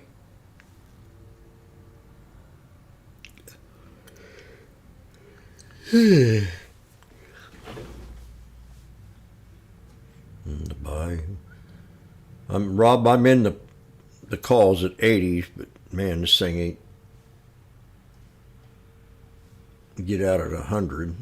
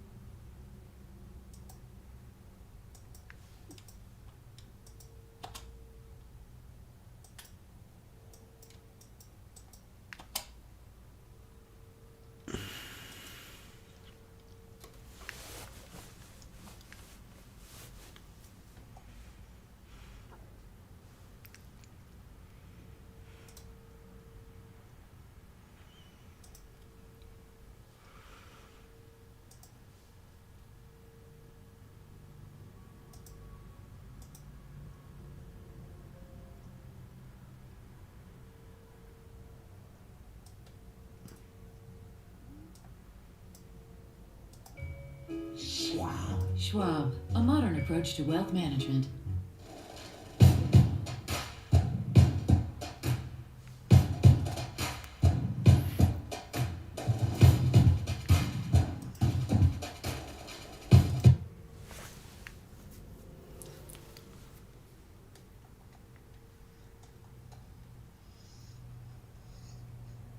I guarantee it, if I had that chick's popularity, I would have never done that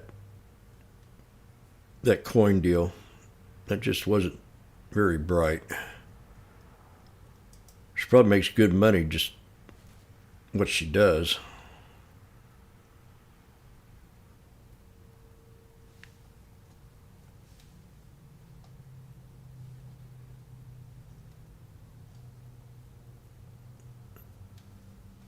Especially getting involved with Mark Cuban.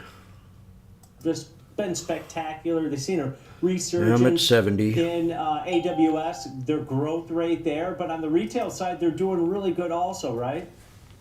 Yeah, so whenever we look at Amazon, a couple weeks ago, we put out a report of 3 surprising early leaders in holiday shopping. Lululemon was one of them, and you saw how Lulu just performed. God, you're loud. There's another one. When we look at this, if you compare Amazon, which obviously is an e-commerce leader, versus other traditional retailers, Walmart, Target, Costco, we see significant outperformance. We also see some acceleration in these web visits. So whenever you look at this is on a 30-day moving average. We have Amazon visits up 17% year over year. This is higher than on a 90-day moving average. So we're seeing sustained momentum from consumers who are continuing to shop with Amazon. And I think a lot of that has to do with how easy Amazon has made it for consumers to shop and make purchases, not only in the products that they're carrying, not only in their delivery satisfaction that we've seen improve pretty nicely over the last year, but also in even its mobile experience. We see strong adoption of its app, not only for e-commerce, but also for its Prime Video service. So I think that Amazon is creating strong value in its Prime subscription, and consumers are really flocking to this ahead of this holiday season. Yeah, and we've seen some of the, so far holiday shopping data that's been relatively, positive at this point, whether it's from the National Retail Federation, Adobe Analytics,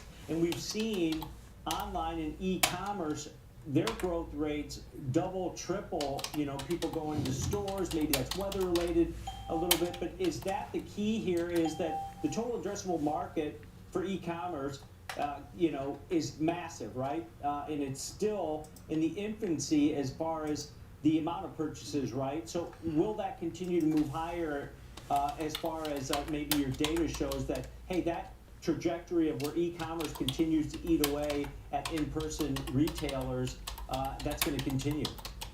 I think part of it has to do with just the way that these companies have been able to build out their logistics, that you can order items that aren't necessarily perceived as cheap items, that you actually get to order the item you want and it's delivered to your doorstep in now a few hours. Like, I remember a couple of years ago we were talking about 2 days was novel. Now you can have same day delivery. So Amazon has done a really good job of improving its fulfillment and its just selection. And I think just to give a perspective and some scope on the comment that you made about just the enormity of e-commerce spending, I think Adobe is the one who, let me make sure I'm reading this stat correctly, but during peak hours on Cyber Monday, consumers spent $15.8 million every minute.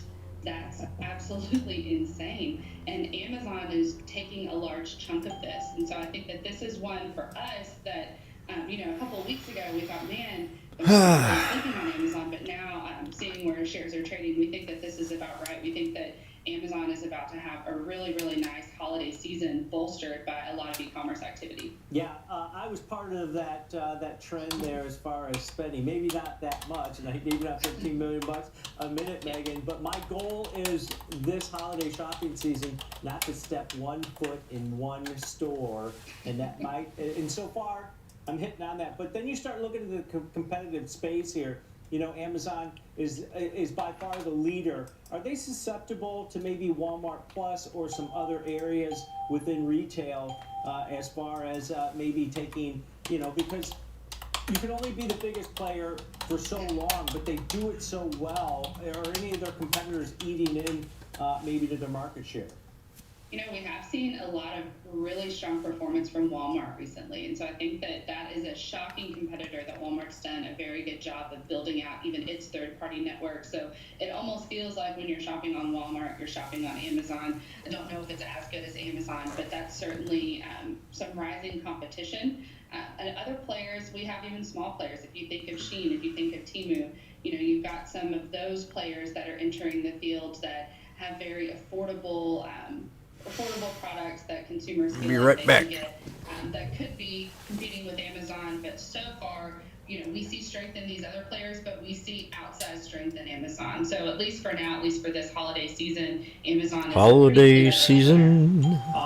You mentioned the Amazon Prime, 200 million subscribers globally. I mean, they That's continue cold. to be able to, be able to raise their prices on their memberships, right? Is this maybe one of those areas within Amazon that is overlooked a lot sometimes because the amount of advertising dollar, that's one of the areas that they're really growing at. So with that customer base that they have and the ability to raise prices, and people aren't going to leave Amazon at this point, is that, more areas of potential growth for Amazon that you see out of your data? Yeah, I think that the advertising potential is really substantial whenever you look at Amazon. Amazon should be a case study in how to effectively leverage live streaming content, the way that they've been able to execute the addition of live sports has been really tremendous. I think Netflix should and likely has taken notes of that execution for live content, and I think that the advertising potential there and how it shifted its Prime Video to allow for tiered and allow for more advertising exposure is just really smart from the company's perspective. So that's a significant growth avenue that has nothing to do with its e-commerce, but the fact that it has Prime Video kind of looped into its major subscription model. This is perhaps one of the best ecosystems from a subscription perspective that we've seen. And finally, here to wrap it up, Megan, when you look at the chart, there's up 40. I'm gonna nearly load up on 48% these things. hitting all-time highs today. You know, it's getting stretched on a technical basis. The RSI is about 72 on it, so it's in overbought territory. I mean, are you guys still positive? Would you have a positive earnings score on this one with it so far above levels that we've seen recently?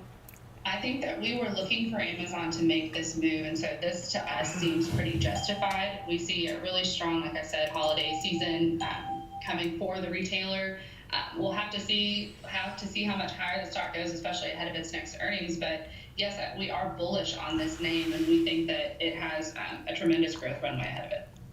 So you guys looking for dips. I think everybody's looking for a dip in Amazon stock to buy it. All right, great stuff as always, Megan. Have a great week. Yeah, ain't too bad. Thanks, you too. After I put a creamer in it. VP of Research at Lightfolio, breaking down the consumer sentiment data on that. All seems to be pretty positive, and I've seen some analyst calls recently that naming it their top pick in internet and retail there. So we're going to look at a trade maybe that goes against maybe what the stock's been doing, because I did mention that RSI, the relative strength indicator, at 72.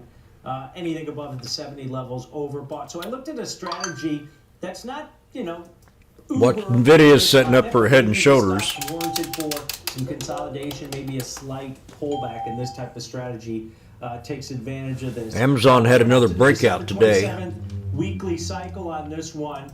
So giving myself 3 weeks. They think it's expiration overbought. going into the end of the year, where I'm going to buy an unbalanced put butterfly here. And this allows me to offset Put my costs. butterfly. There's 60 cents for the SPX. Put vertical. So I made this unbalanced put fly, buying one of the December 27th weekly 225 puts, selling 2 of the 215 puts, and then buying 1 of the 210 strike puts. So in essence, within this strategy, I'm buying a bearish $10 60 wide right put there. vertical, offsetting some cost by selling a $5 put vertical in here that lowers the cost. You're paying roughly about a $260 debit for it. There's your risk, $260. It takes your break even down to $222.40. That's only a couple bucks below the current share price. So like I said, it's a bearish setup, but you don't need a monster $5 or 5% pullback in the shares. or even a $10 move in the stock down. You look at the risk profile here. Where's the apex of profitability? God. Well, it's at or near that short strike of 215. Now, if it does continue to fall, and maybe your profitability goes away a little bit, but even above, I can never get my below that platform 210 and level on the Ameritrade stock in price, sync which with would be each other. $14 below the current share price, it's still going to be almost a double on this one. So that's the way that you kind of look at it, where, hey, it's a moderately bearish type of trade here to the downside. That break even 222.40, that's less than 2% below the current share price in there. So this might be the way to play it if you think hey, it's due for maybe a little bit of a pullback, maybe some consolidation. You've got a few weeks in this position. It's stretched on a technical basis. But if you're more bullish on a name like Amazon, maybe you flip this and you buy this same type of setup on a call butterfly, where you can offset some costs if you think it's going to continue to move to the upside here. But that's a little bit of a contrarian look at skewed or unbalanced put butterfly there in Amazon. The debit that you pay on a 260 is going to be your risk, $260, where you want it to grind down towards 215. All right, let's take another quick break here. We come back, we're going to take a look at another big chip maker, and that's going to be AMD. That stock is now negative on the year.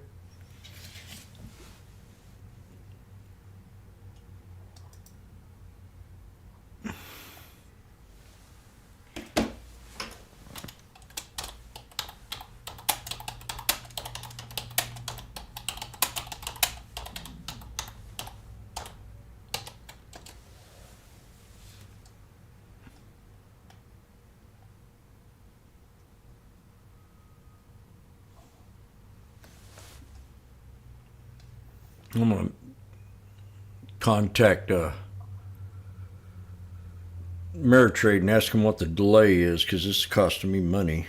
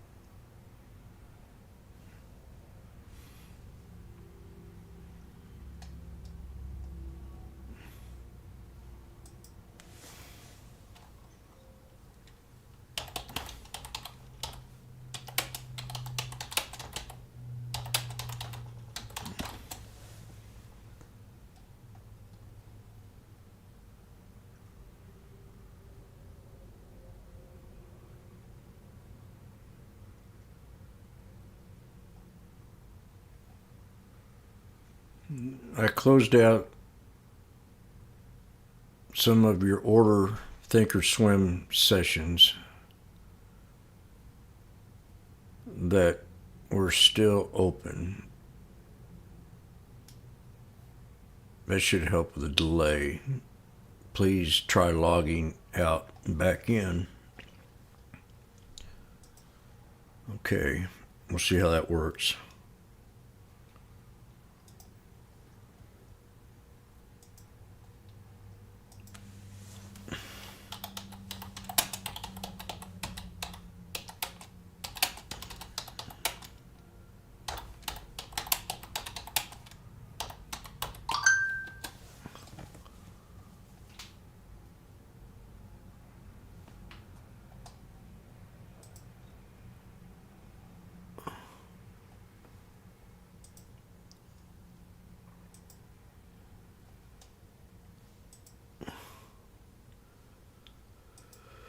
Okay. Let's see what happens here when I relog in here. I mean, I've got these delay. I've been complaining about delay for a week. And I'm trading on a different platform. And I don't want, I could trade off, well, it don't matter. I need to be sync here.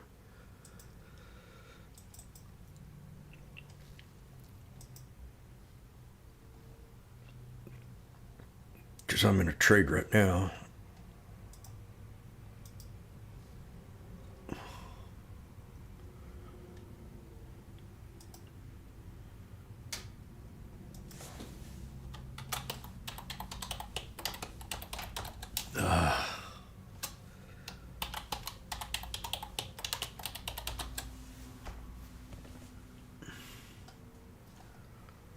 This is the third time I've done this today.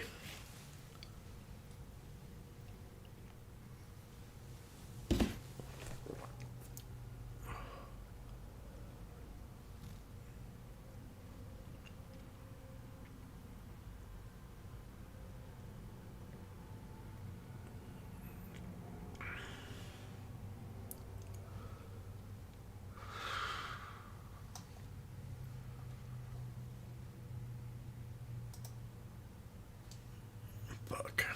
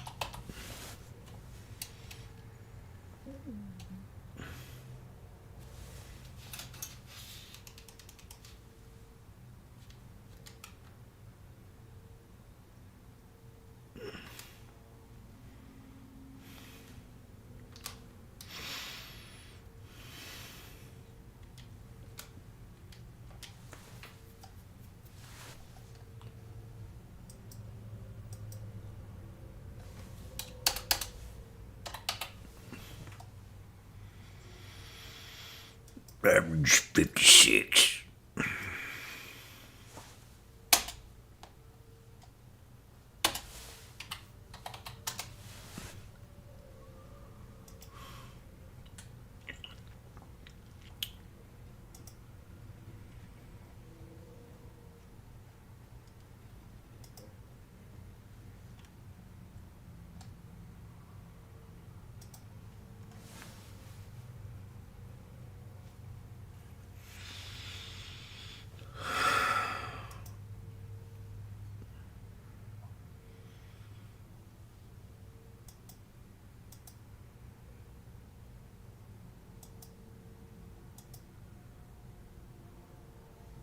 Kroger.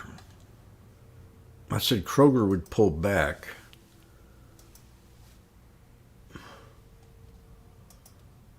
And I think we broke out.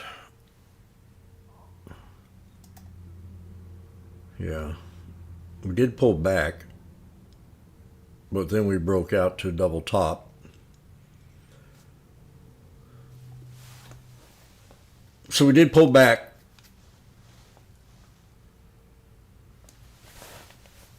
but not enough. I cost average now. I got 57 cents on SPX, 40 contracts.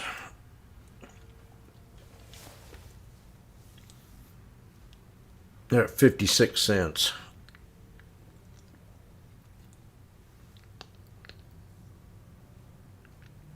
If that doesn't hold, I'm gonna get out.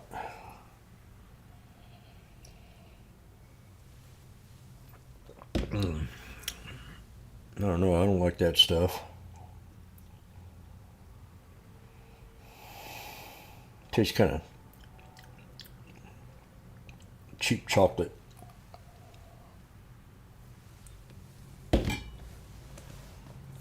Break it. We got the 9 between the 21, so we're squeezing. We just don't know which way yet. Kind of like that engulfing candle, but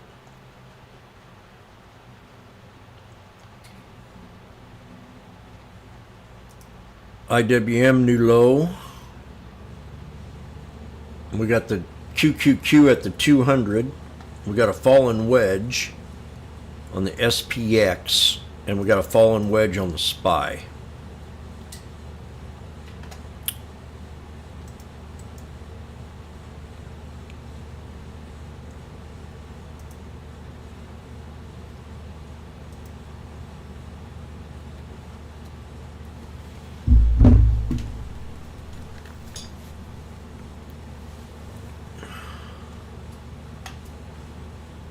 Okay.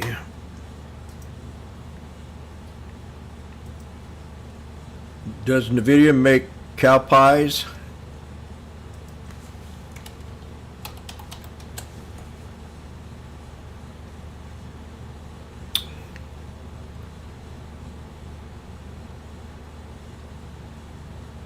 It does, Ivan. Ivan the Terrific. Are you German, Ivan?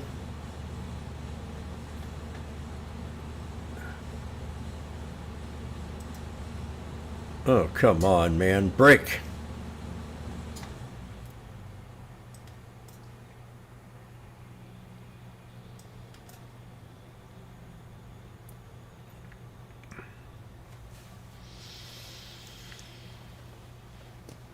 Oh, gosh. We're going to find out any second if this thing's going to break or not. Yeah. I needed to break this trend line.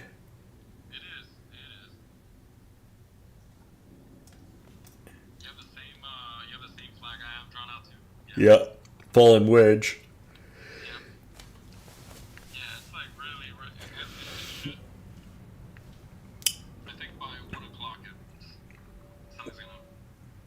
Let's. Like the next few minutes, it should be shooting up. There it is.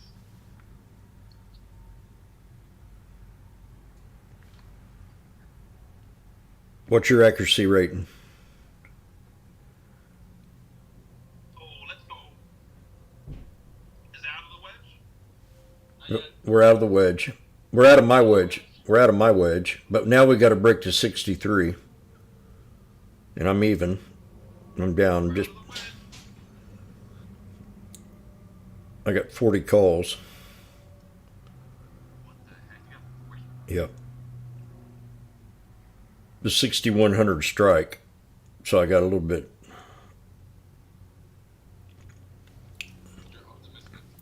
Yeah. And I'm optimistic because I had the cost average down again.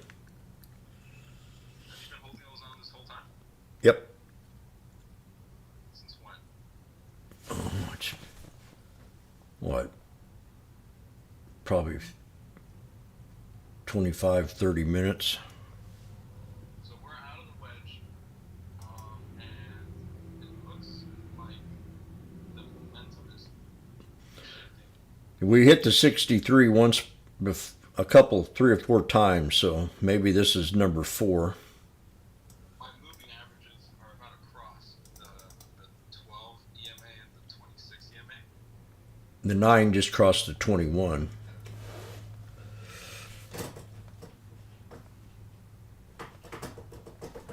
I'd get out even here if I wanted to. Yes, you're right. Personally, are you gonna do that? No.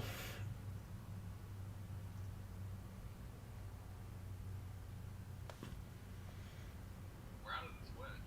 Yep. It's gonna. It could come back and pull back and hit the top of the wedge. That's where. Yeah, that's what's it right now, right? Yeah.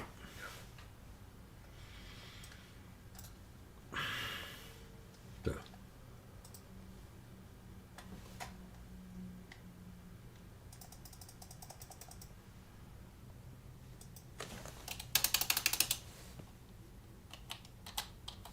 I'm currently positive on these contracts.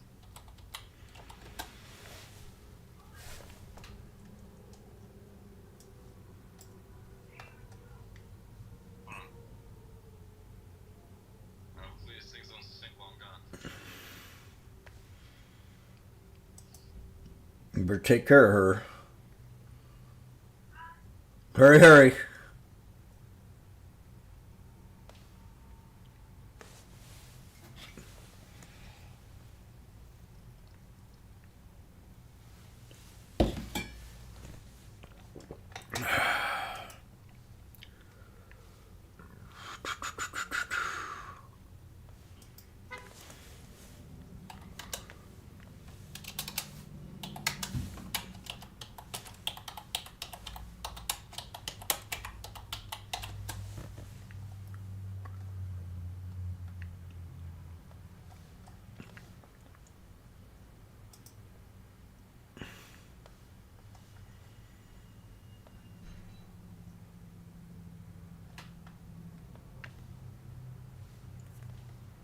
Man, come on.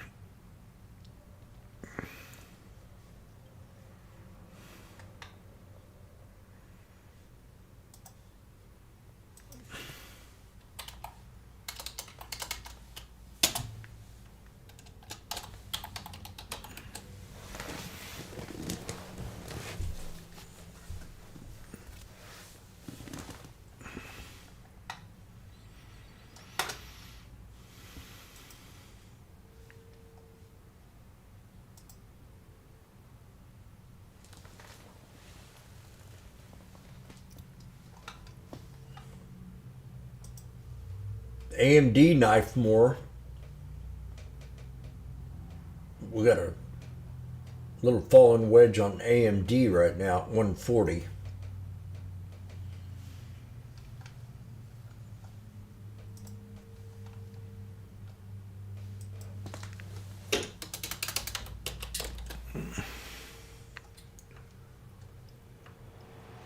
Sorry, Jim. It's all right.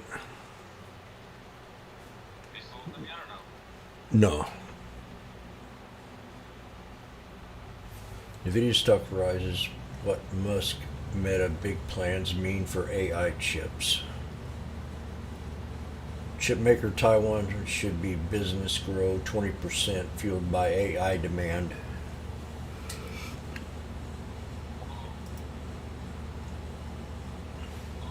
Yep.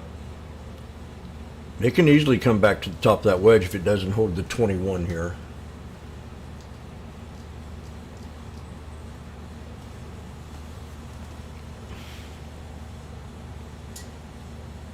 Fudge. You saw it? Yeah, I saw it. I'm going to compare this here with my Trend Spider and see if, well, Trend Spider ain't going to do it.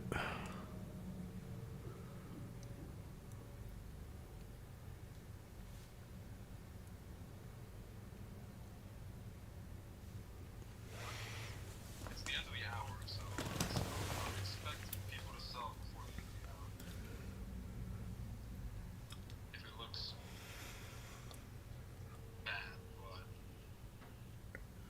but Jury in Daniel Penny trial unable to reach unanimous decision.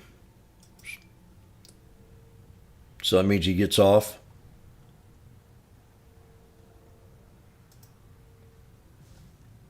Makes me want to think twice next time I try to help save someone's life.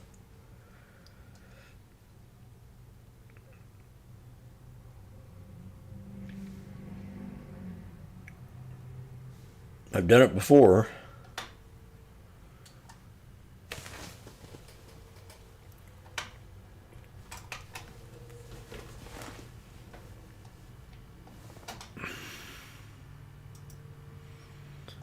Well, well.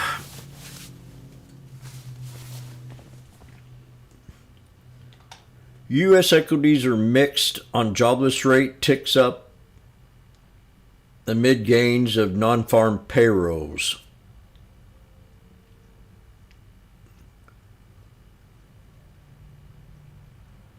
What's going to happen when we lay off all these government employees?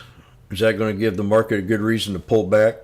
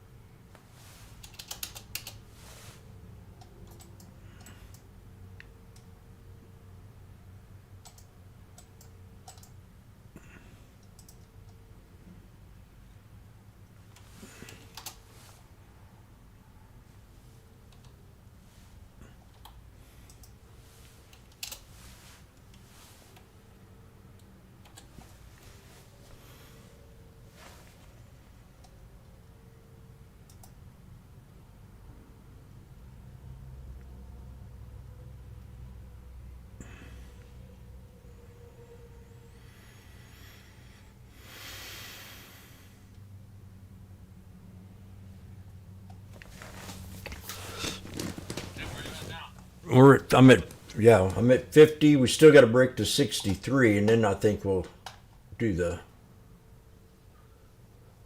I kind of think this thing's going to run up to 60.88 if we can break to 63. It's running. Pump it up. Pump it up. Where's that music at, Jim? It's coming.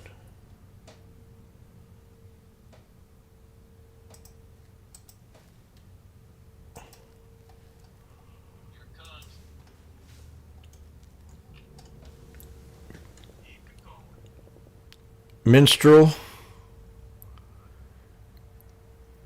They can retry.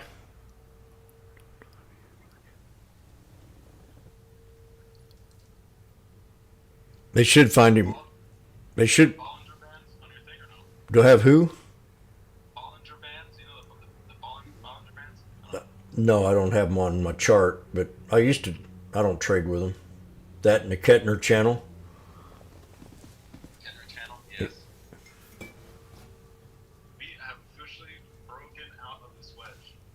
Yep. With 3 white soldiers. Yeah. I just wouldn't mind getting. Unless the nuclear bomb goes off. Well, that can happen. There's 60 finally.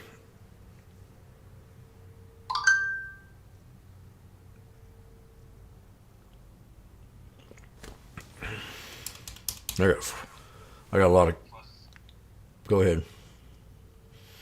I'm plus $1 each contract right now. I have 2. Now 5. Because you got the 60. You got the 6100s, right? 6100s. I want a little bit closer into towards the money. I had the 6085.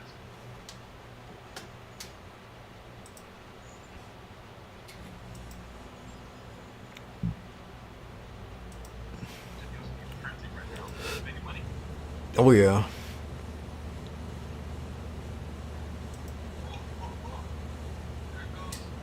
Now we're getting. I'm going to go ahead and take some profit here. We're getting up to 1, 2, 3.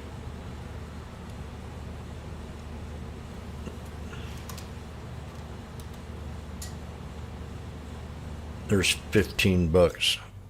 40 times 15. That's $600 right now. Give it up for Jim. If you get one more, if I can get 10 more cents. But I'd get out now and just be happy. I'm gonna get out now. No. You sold yours? There's 75. Give it to me. I'm going to sell 30 of them and keep 10. I just sold plus 300, so $300 on that. There's 75. Get out.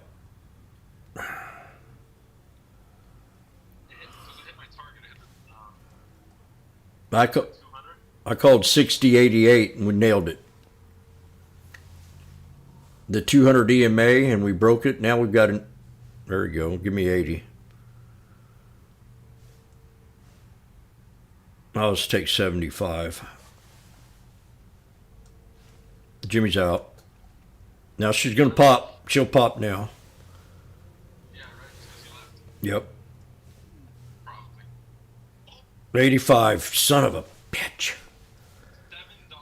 $7. I got 10 left at 95.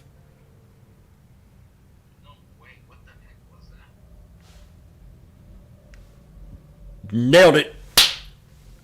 Well, they're back at 6.8. Alex, everybody, Alex doubts me. He doubts the wash. Wait, who doubted you? You. I didn't doubt you. You doubt me. When did I doubt you? Now, you've already confessed. What do you mean? Jim, 90% of your calls are good. I'm in the always get in the 10% that aren't. Yeah, oh yeah, that's true. True. And that bullshit. Okay, I'm out at 90 and 85.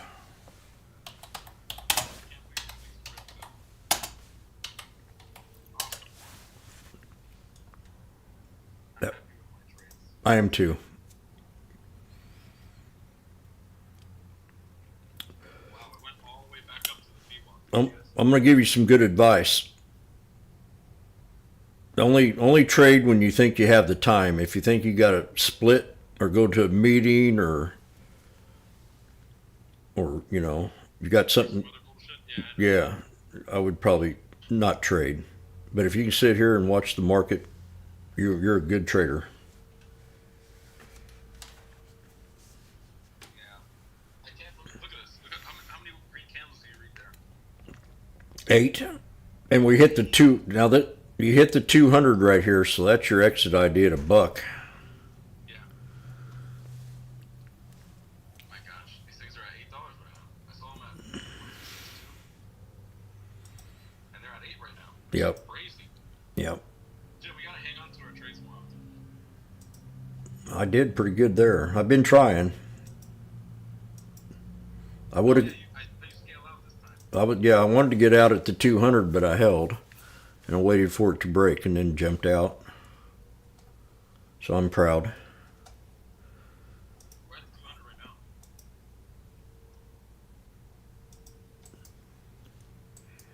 These things got some fuel or no? Find out. Let's hit the VIX man. VIX is low.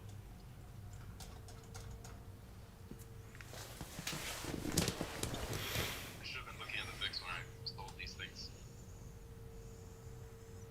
Join the S&P. Joining the S&P. Who did? Speculation on Hood. Join the SPY. Oh, so You ain't been able to trade the SPX right with Robinhood.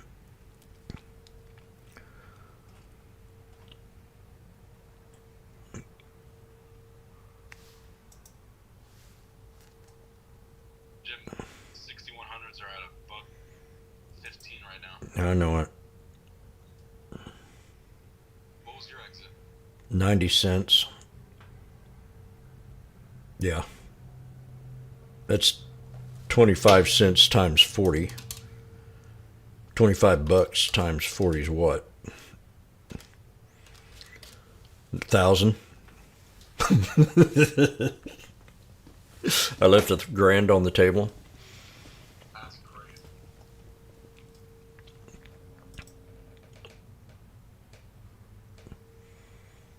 I left 400, so. We are leaving Slicity. Nice people.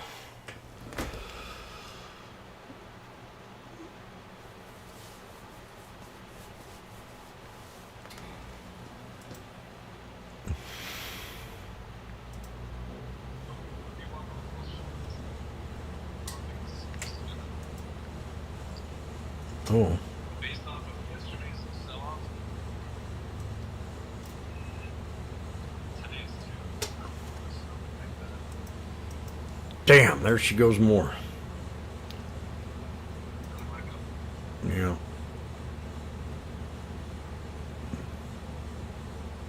Oh boy.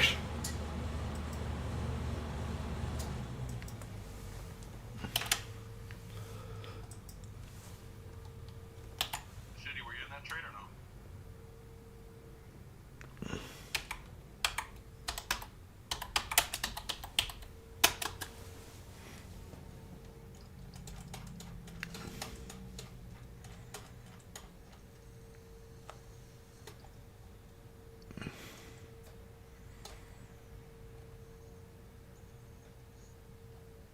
They nailed that one.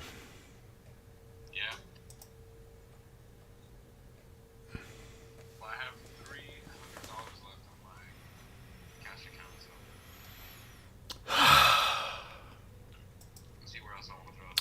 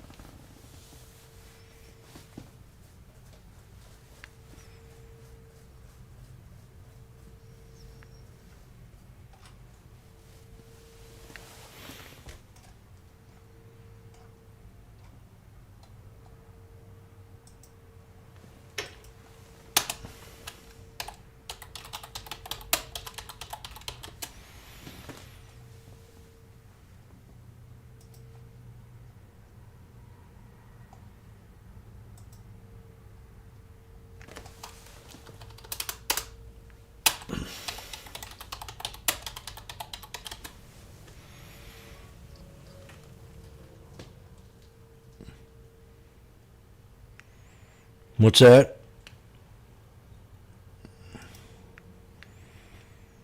I didn't say anything.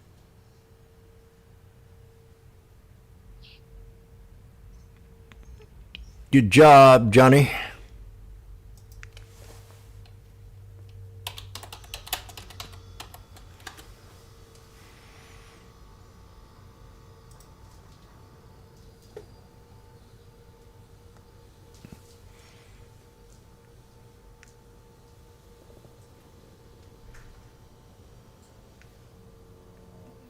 So now we got a fallen wedge. Now, let me explain something here, everybody. When Alex and I were talking. I said we could probably, after we broke out of the wedge, we could fall back and hit that wedge resistance. You see, we pulled right back to the top of that wedge. So once we broke out, you always got to remember we have that chance, a possibility of pulling back to the old previous resistance, which was the top of the wedge, and that's just the way it works 90% of the time. So if you're in that trade and you're wondering, oh God, we're pulling back, just don't make an exit until you pull back and go below that wedge, that trend line. Exactly. And yeah, it keeps you in the trade. And you could even add on. That's where I added on.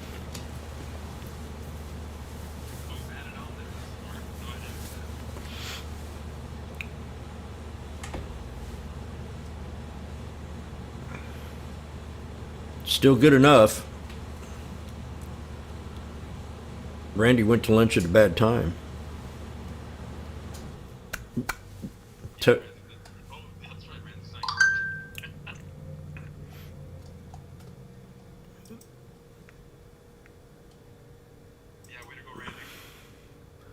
So today we will play a song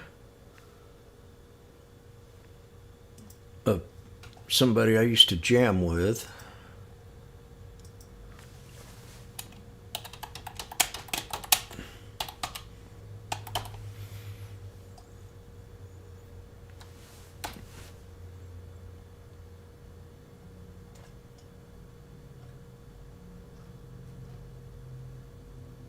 Oh wow, Motorhead had a Dead and Gone. Well, no, don't tell me all these others.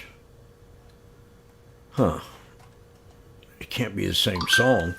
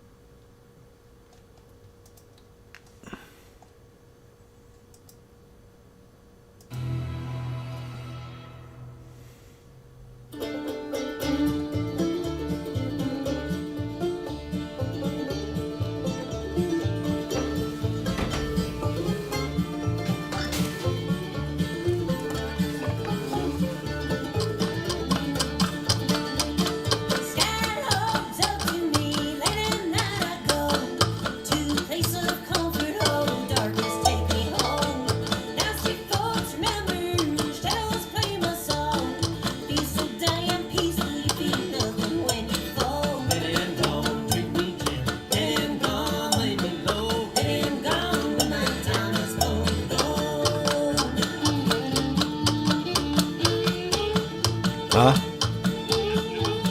Yeah. Jeff and Vita.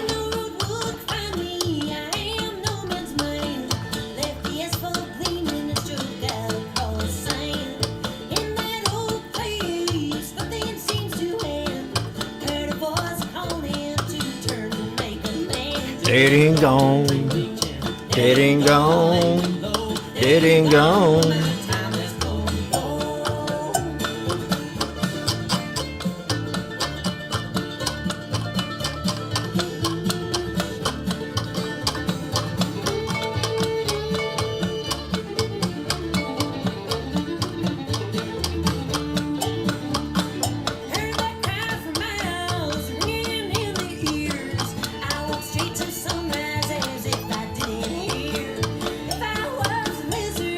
If I was a snake, dead and gone, dead and gone, dead and gone.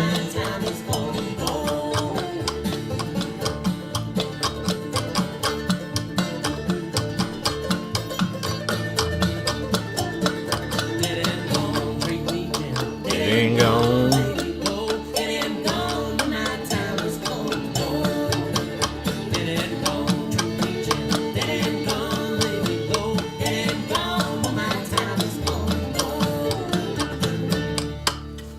Jeff and Vita Band.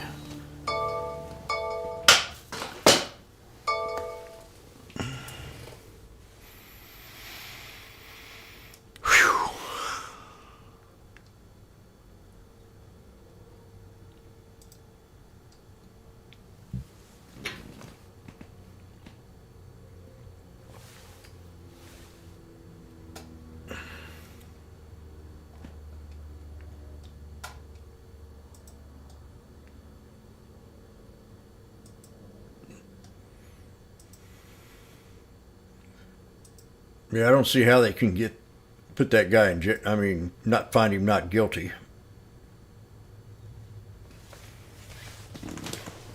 Less inflation. No, the guy, Penny guy that saved all them lives on that subway. He accidentally killed that black man in a chokehold. He was on a lot of drugs and he threatened to kill everybody in the sub car, so he put a stop to it. He was a hero at the time, but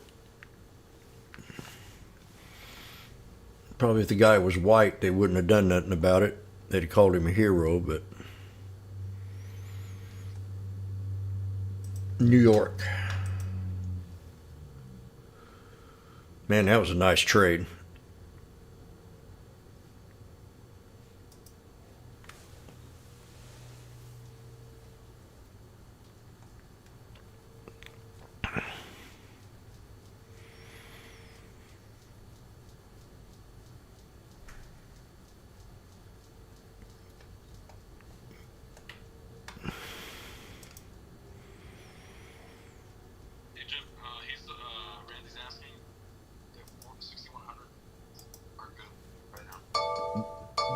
The calls?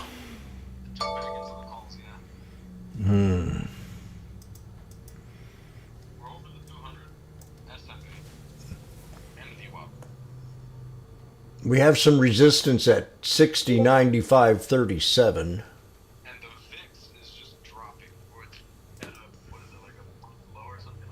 Yeah. I mean, how...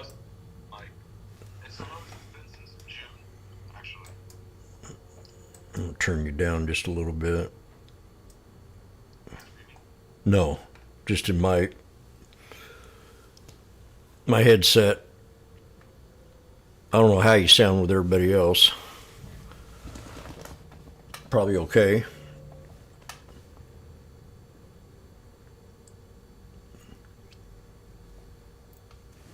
What the...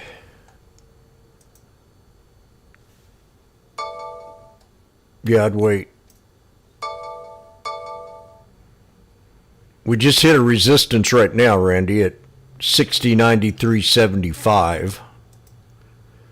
And if that breaks, we'll move higher.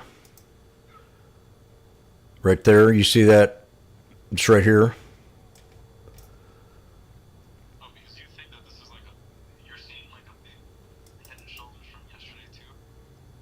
No, well, inverse head and shoulders at the next level.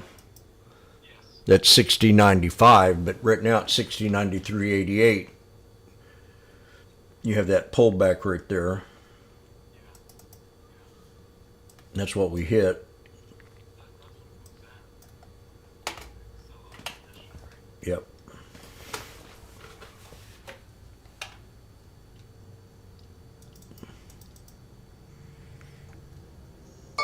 I'm gonna look on a bigger chart.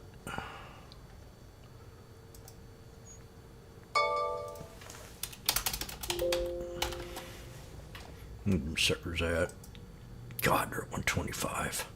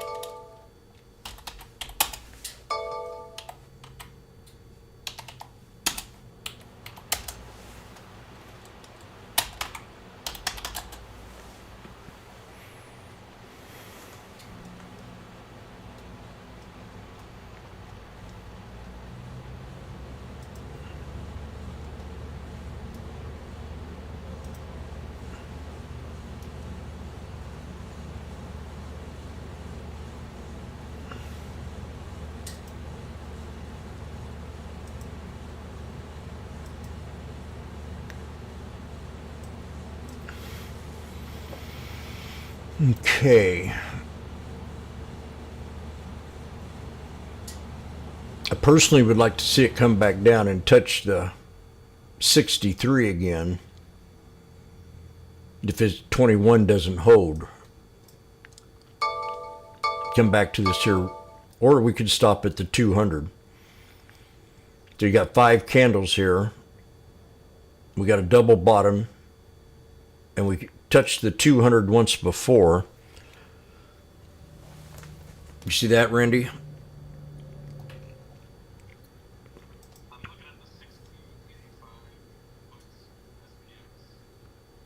Puts?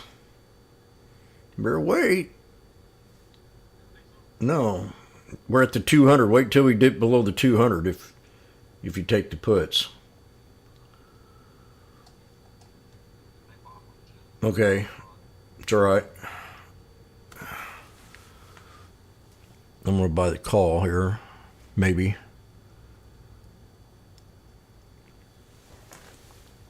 Yeah, because we just hit the 200 here and bounced up. And we could do it again.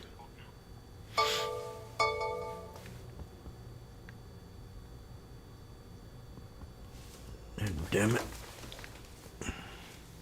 85. Yeah.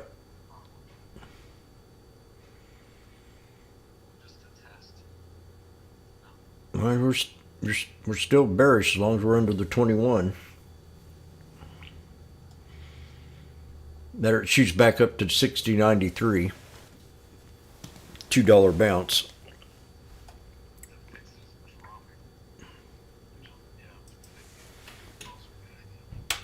I got 85 cents. Now we're at 105. Yeah.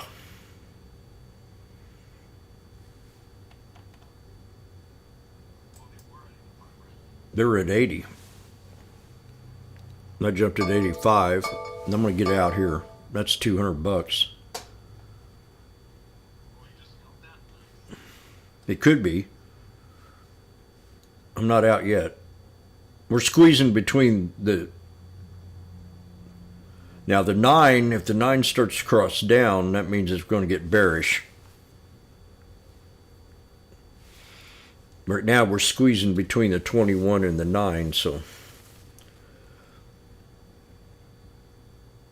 Probably wouldn't be a bad idea to go ahead and sell them.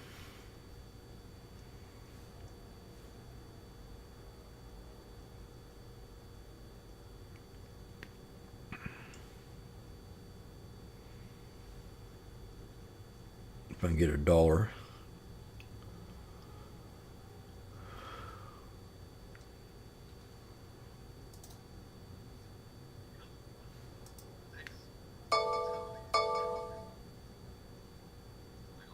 That's good.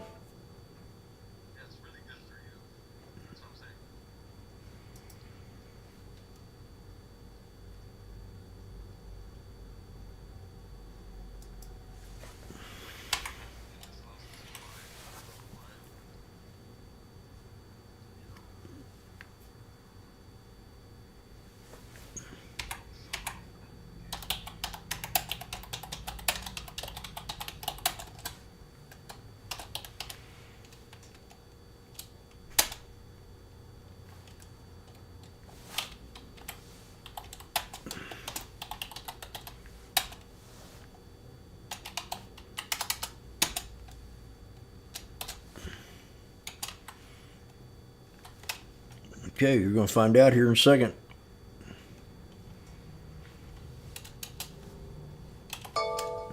You're right.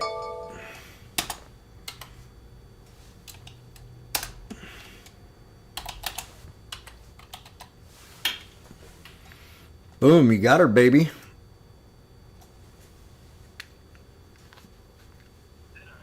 Well, it's right now you're retesting yield resistance, the triple top.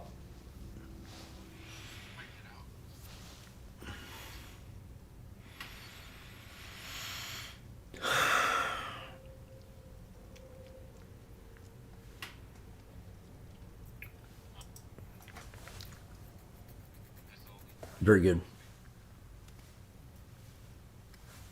My nose is really itching today.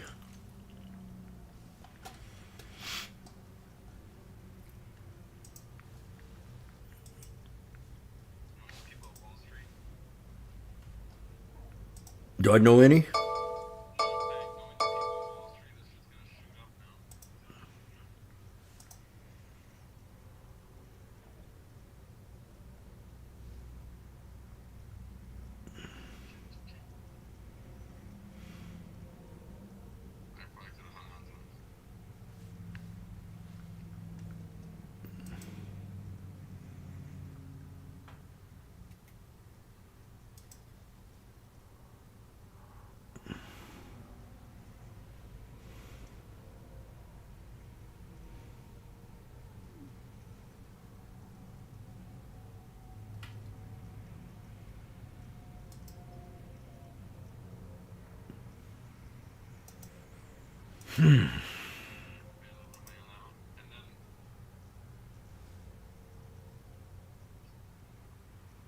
Three.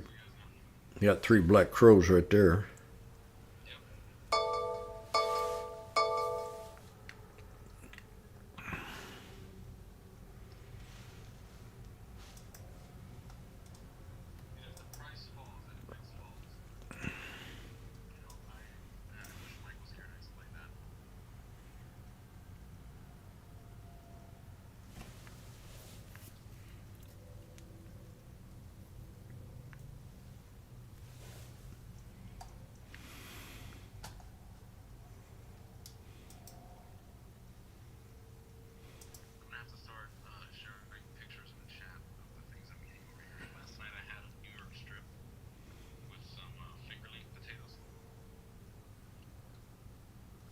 Mm-hmm.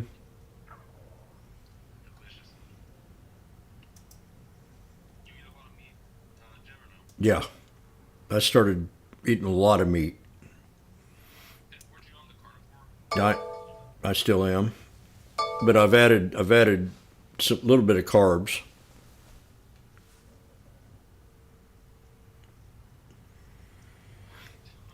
I've lost 25 pounds in 5 months. Yep. I'm perfect.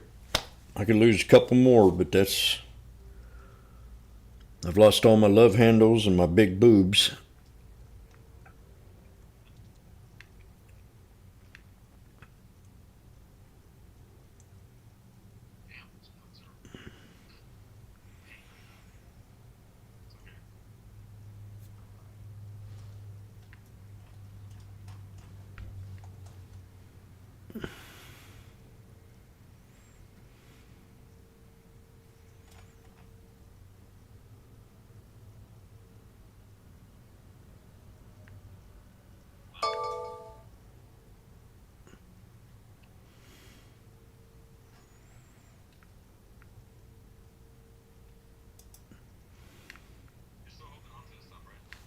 I'm out.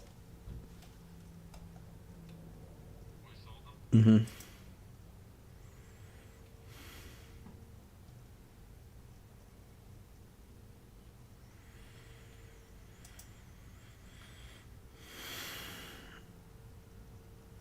Mara had a run.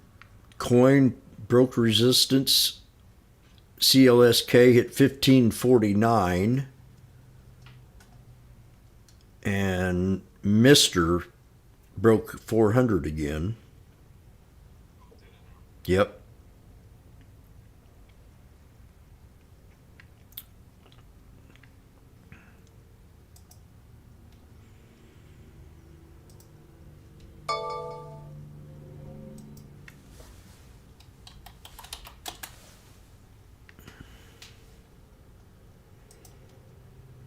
Now you're at a Head and Shoulders here on the SPX.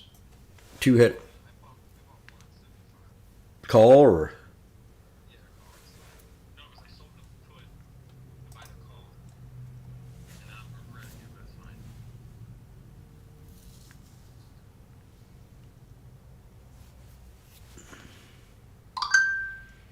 I'm gonna get away from these 6100s and move it up to 6095. Yeah, I'm going to move it up to 60.95 and buy them here soon. We could drop to 60.82.68. So we could drop $4 more. Or even right here.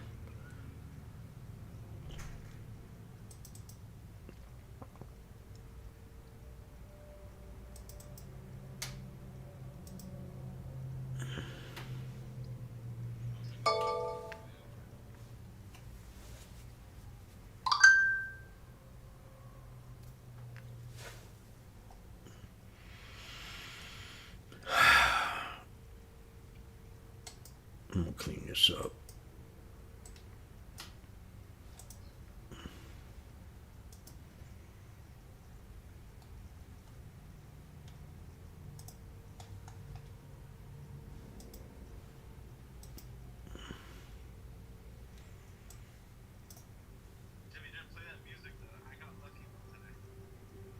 I got lucky. I'm getting lucky.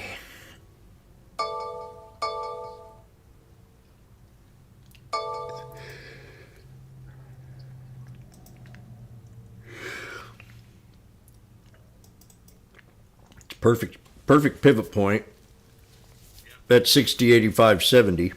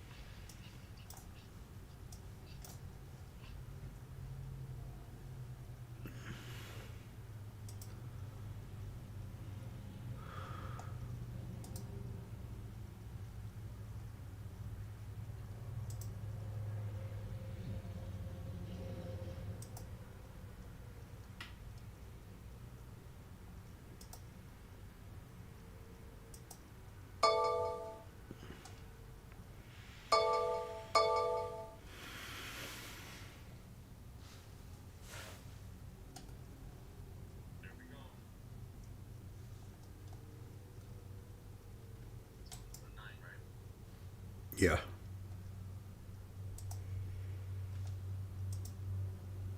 Just right under the 9.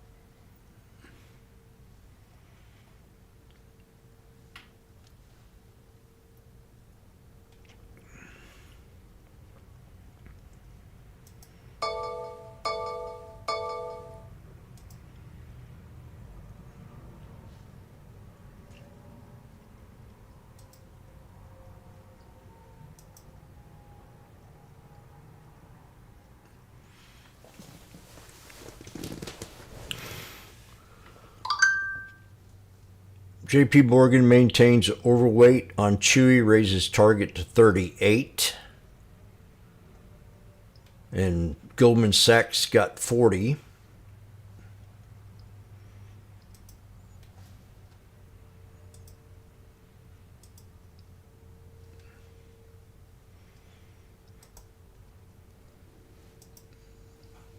hormone food.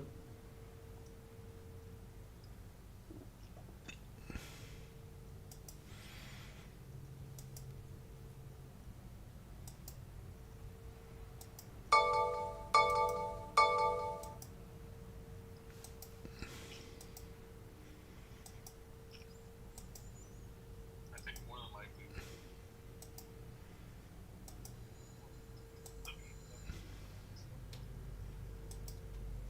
I'm gonna watch this video for a second.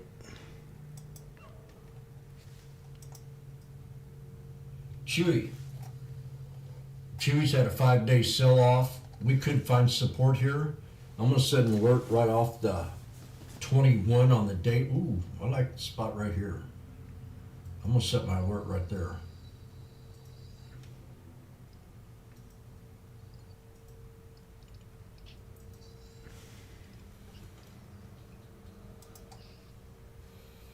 Then I'm gonna set another one right here off that other candle.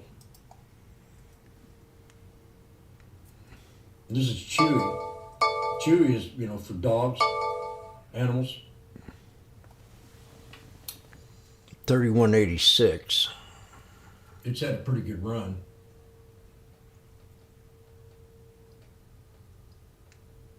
We got overhead resistance right here. Now I think we broke it.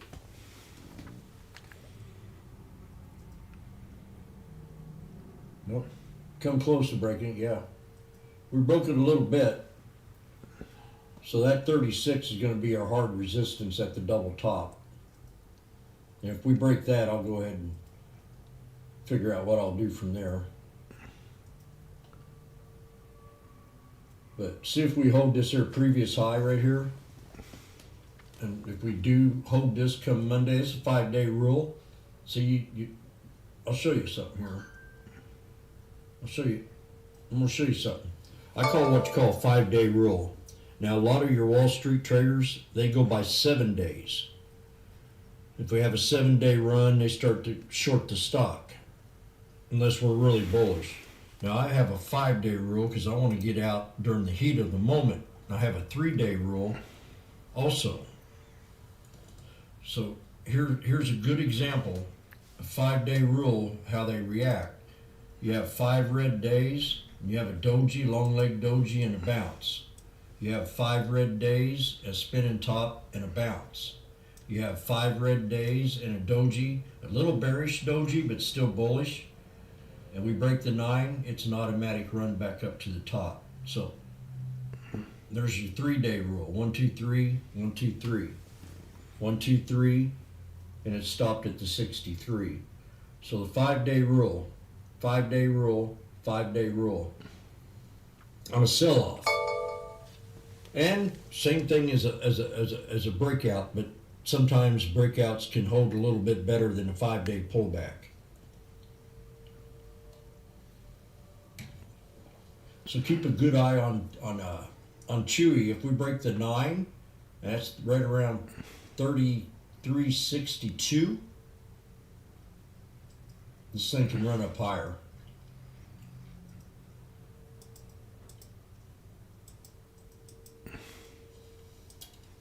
And put resistance to break. And I'll be able to watch that stock. You ever got Dollar General?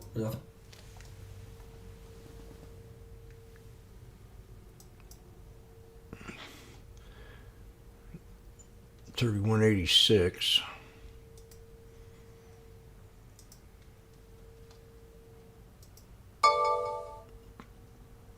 So we dipped a little bit below my support, but we had earnings, didn't react well to earnings. They miss estimates, but sales beat.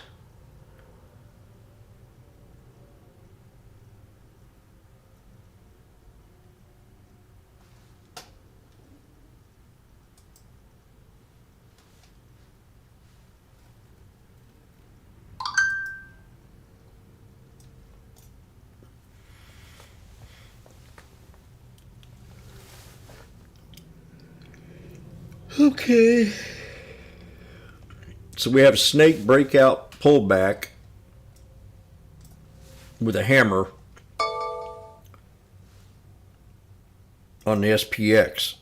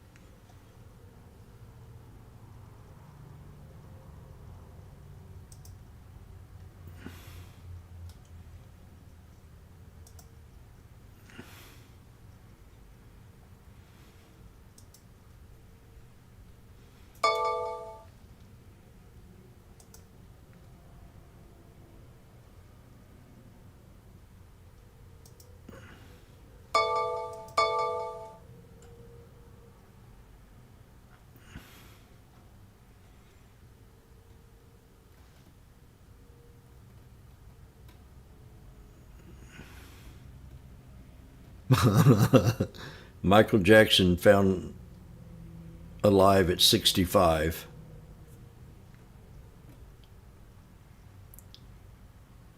Who in the hell believes that? He could be alive.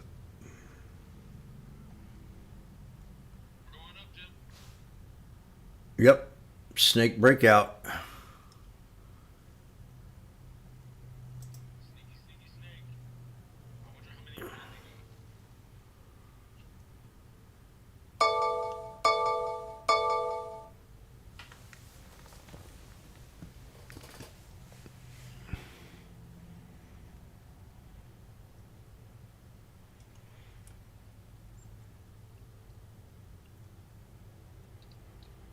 That can't be true. I could believe it.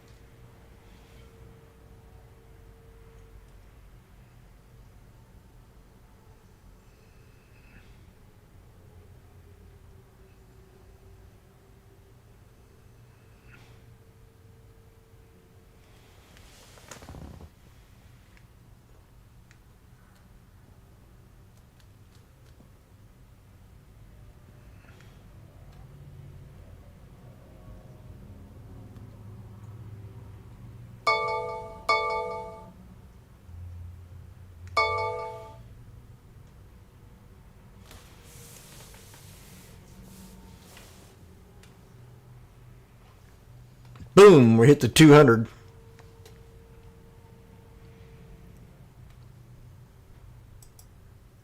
$140.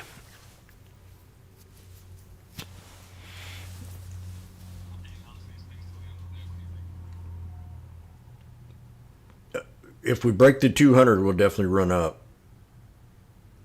That means one body candle has to be above it. You could take a chance and buy a call right here at 125, the 60.95s. But let's wait. Where's 115? Nope. Now I'm going to get ready to buy at 110. SPX 6095s. Randy at 110.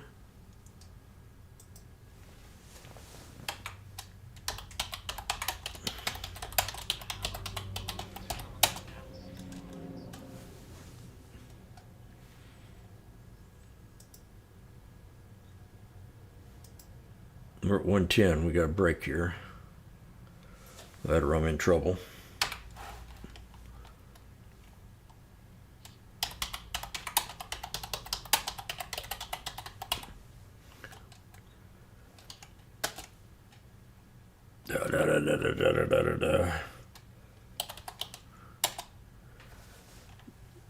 December the 6th.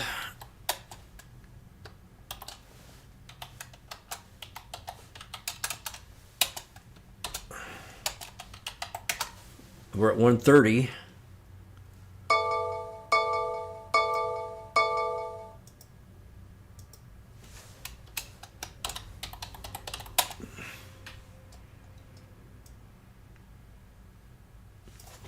We break the 200 here, we go a lot higher. We got a rising.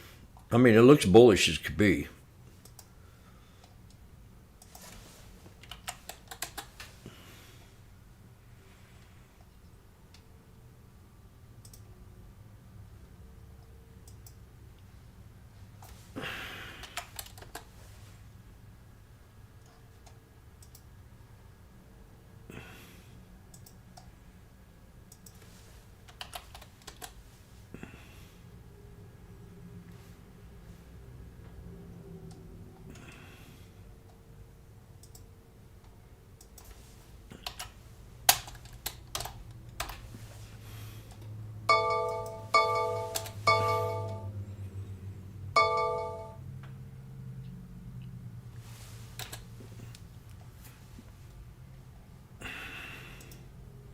$135. Could get out here if I wanted to. A couple $100. Let's just wait, see if it holds the 200.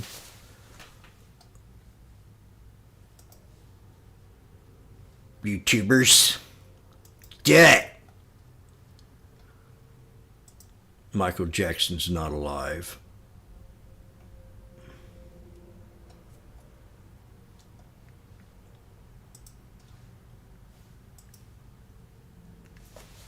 That'd be cool if he was.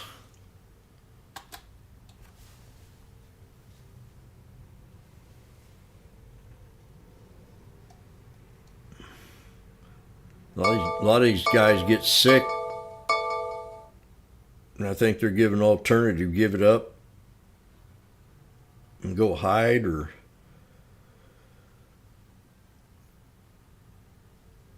Michael Jackson was probably at that point where they could cover him up pretty good.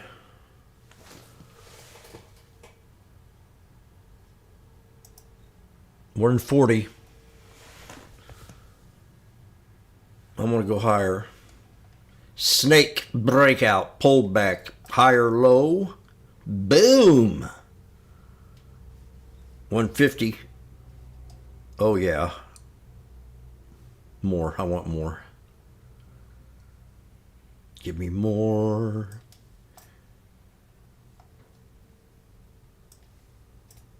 Give me more. I got the 6095s at 110. And I want more.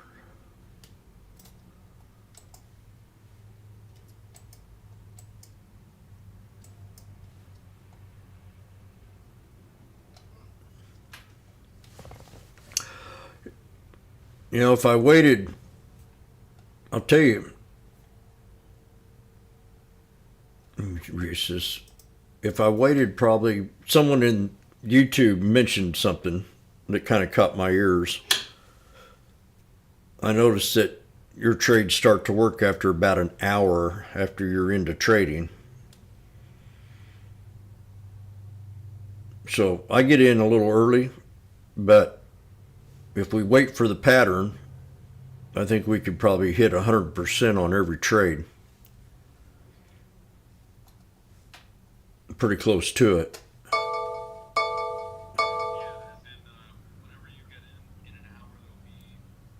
Working. Yeah, they start working.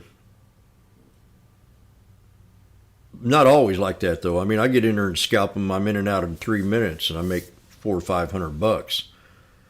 And I call that the beach trade. Snake breakout. Remember, we talked about it earlier. We break out of the snake, it pulls back and hits that trend line again. And then bam, she breaks out.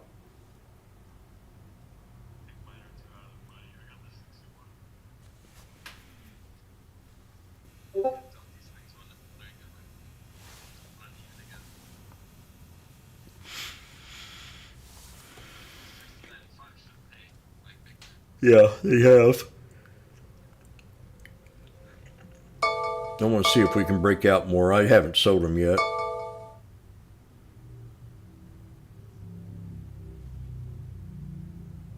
I have a feeling if I sell them again, I'm going to be saying, oh, they're at 180. I screwed up again.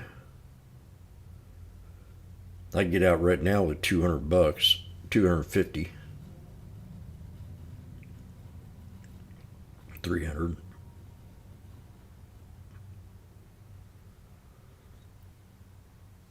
Sell them right now, 300.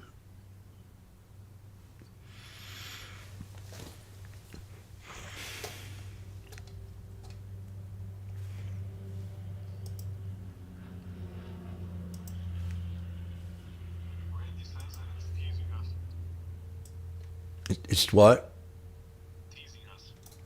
Yep. It's looking good. It looks pretty.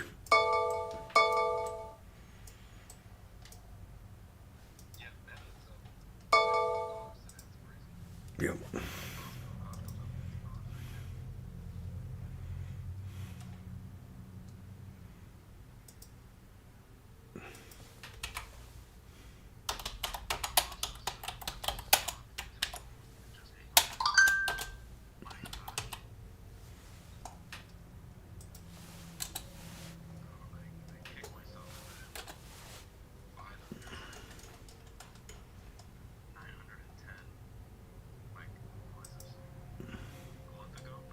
Mm-hmm.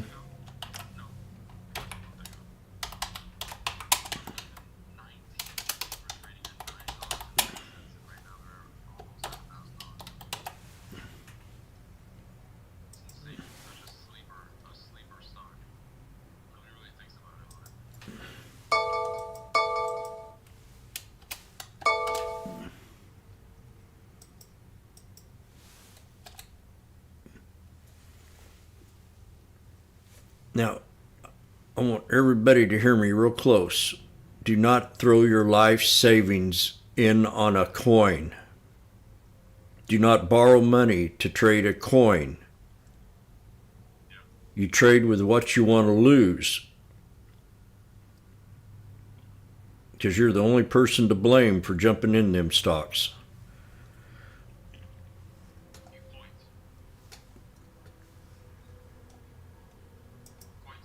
Coin, yeah. Any of these cheap coins that just, they're pumps. They get in there and they get the commission and you're done. They're done. They collect money. There's 150. Unless you know how to scalp, then you can trade them.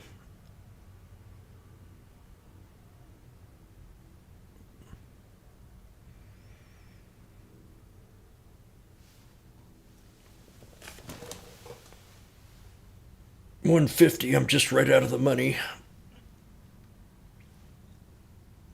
That's $400.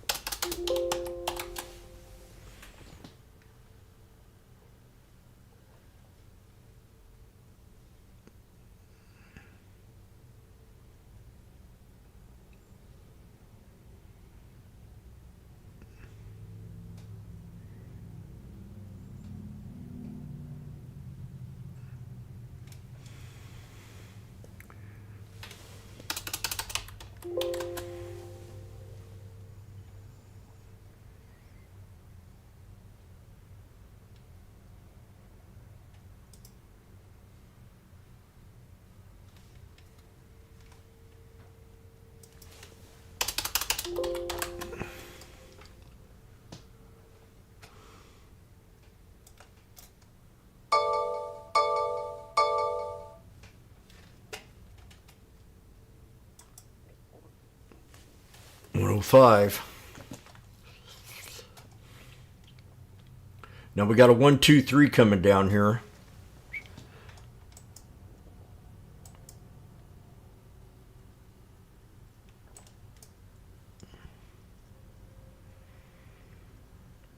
It's a tough day today. It's not as easy as it looks. I got out of these, but I'm holding on to a few here. Well, I sold 8 of them. I got 2 left. They didn't all sell, so I just held them. Huh? Yes.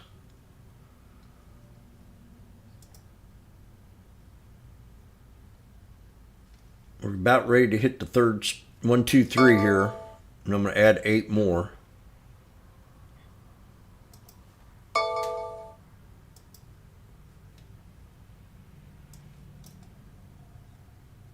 Now, what did I see? That's kind of interesting too. They could easily pull back to right here.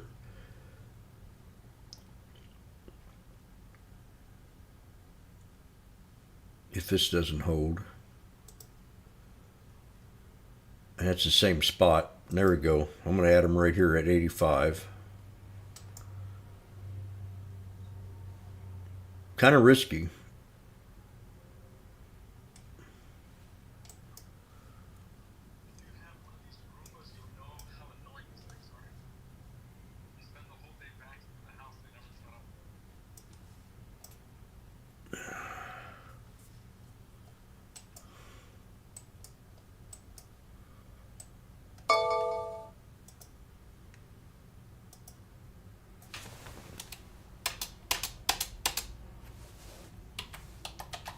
.85 plus I got 2 at 110.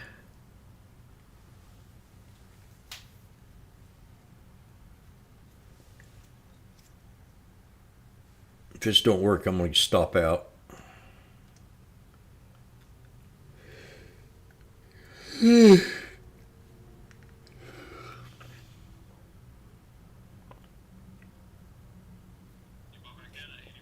Yep. 3 black crows on a 1, 2, 3. A double 1, 2, 3. I got 2 1, 2, 3s. 1, 2, 3, 1, 2, 3 with 3 black crows.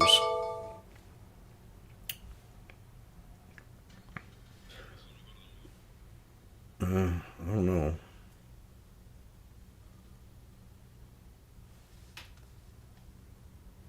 We got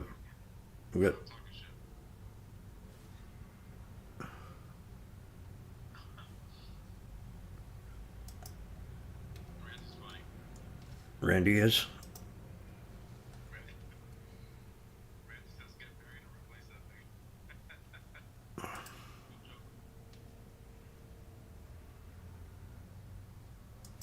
Oh, Tesla. Rob said he announced Tesla a few times before the breakout. I missed it, Rob. I gotta watch.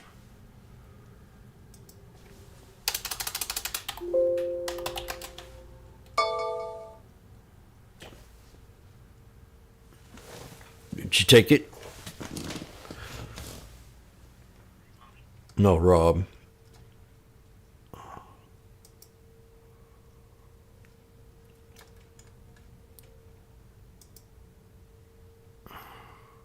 Oh, there she is. You got to give him.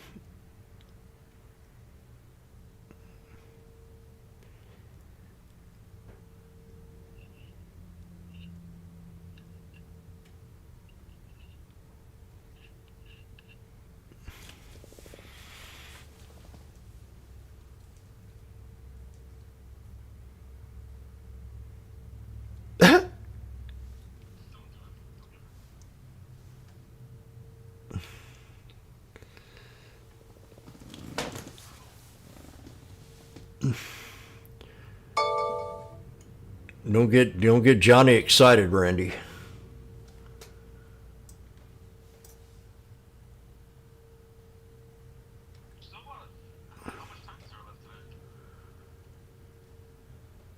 We got 2 hours.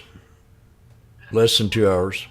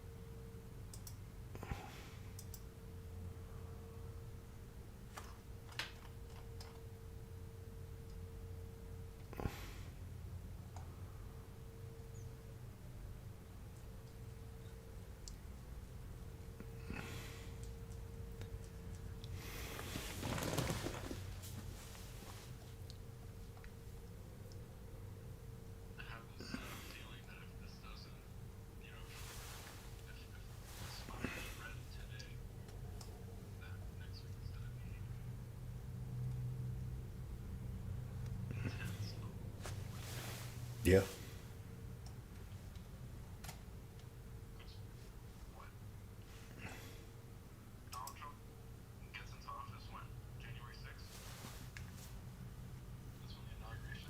No. Yep. 21st.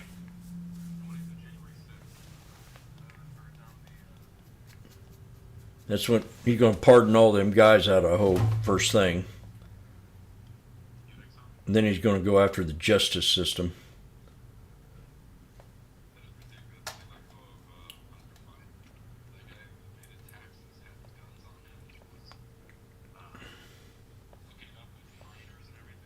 Oh yeah.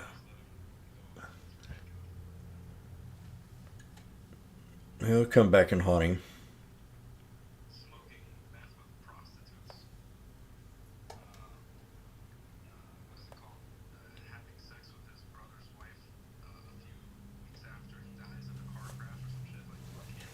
Yep.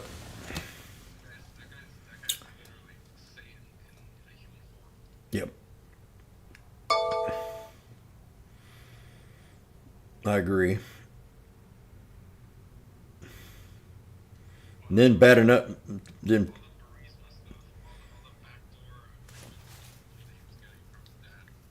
yeah. Yep.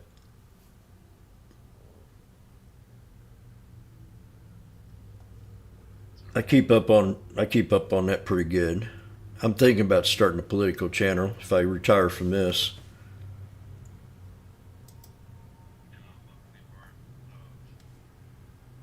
Yep.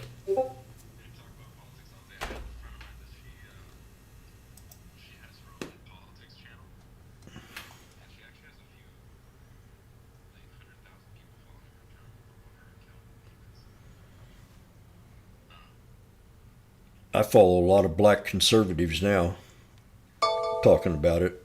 I'd just rather listen to them talk.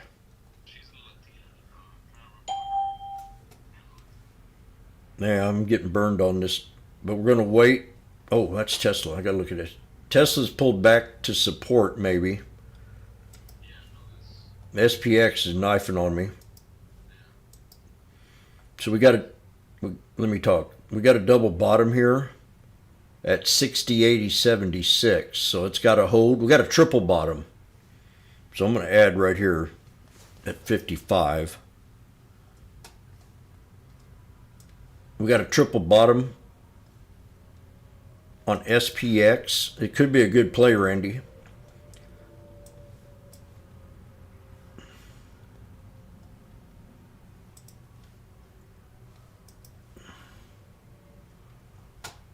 $85 and $55.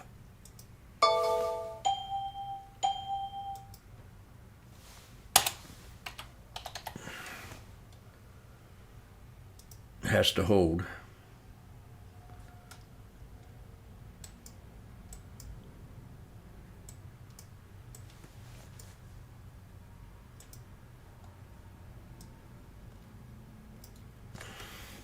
there. I might just sell it.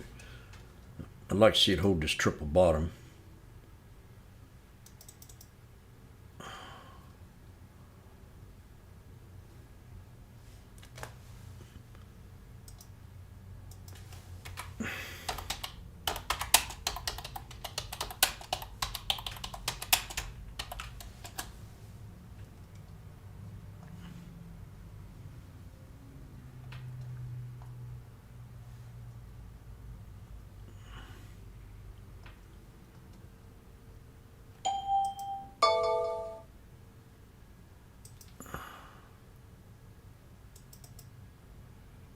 Boom, baby.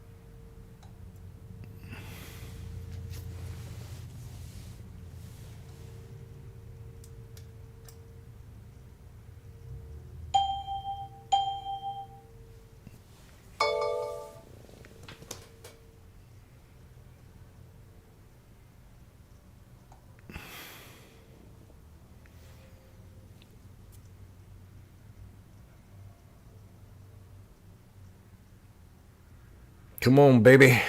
Break it.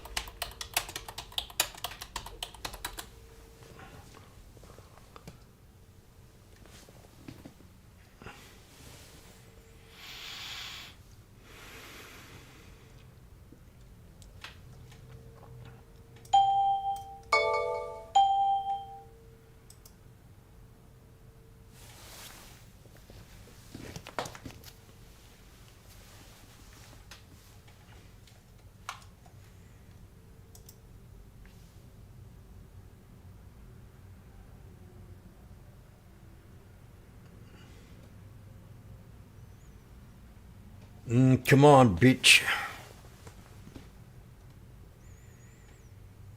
Ah. Fucking.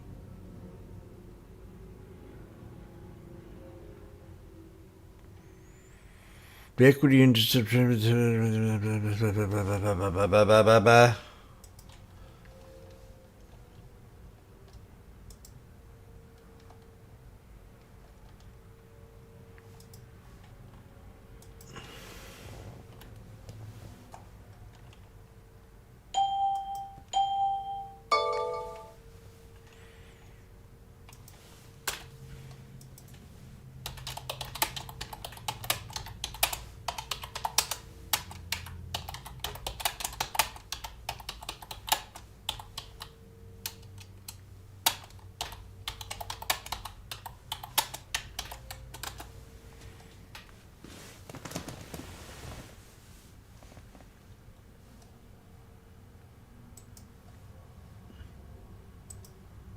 okay, we're at 45.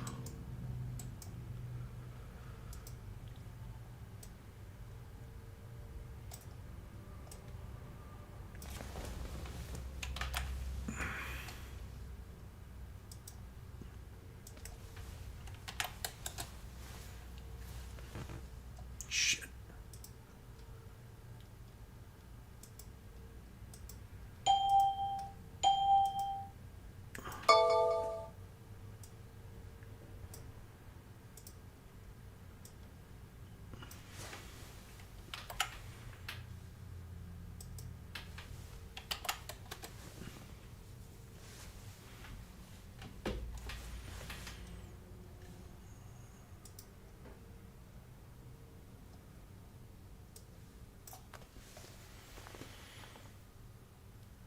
85 and 55.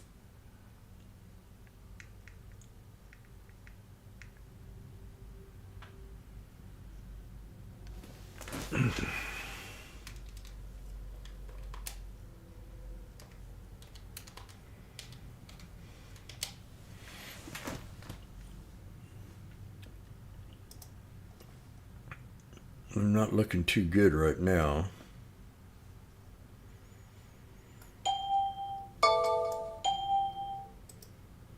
Give this a little bit more time here. Oops.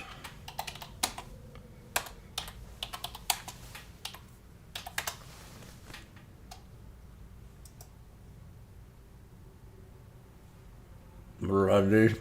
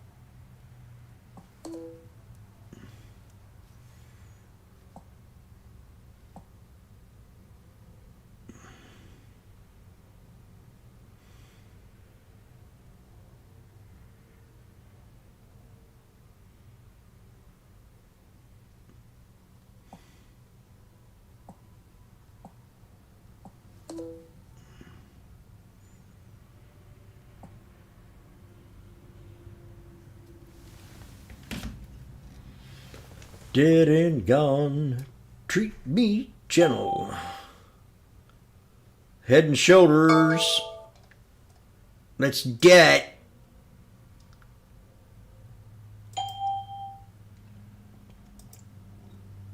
Is the market getting frothy? I've been saying it for a while. I'm hearing we might sell off in March. I think it might be the first quarter. When shit starts hitting the fan.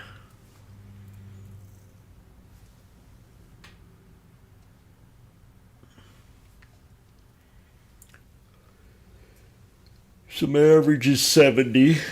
I could buy more here. I don't have a lot of money in it.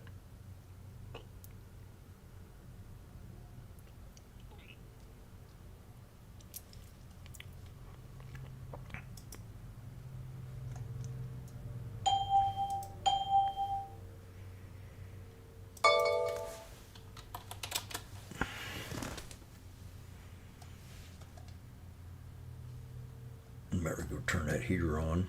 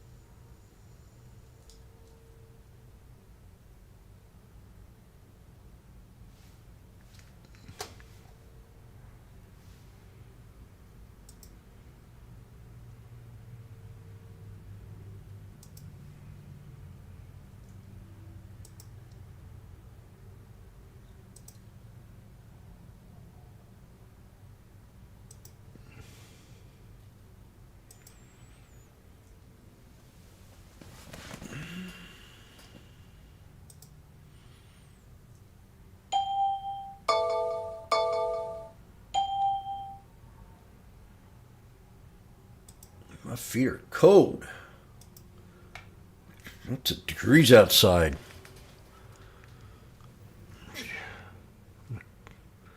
Put on some shoes. Come on, baby.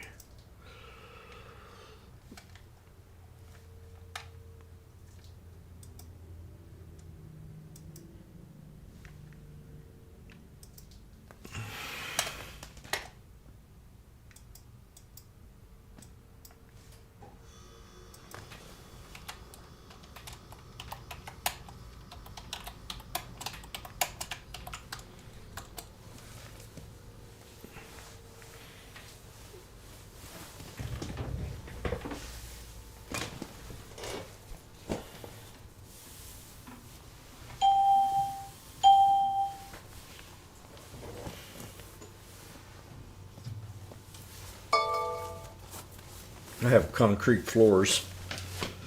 Kind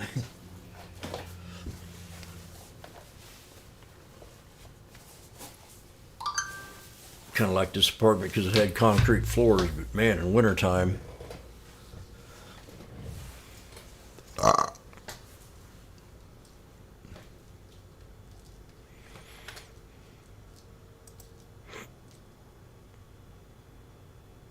Yeah, it looks to me like I'm going to take it.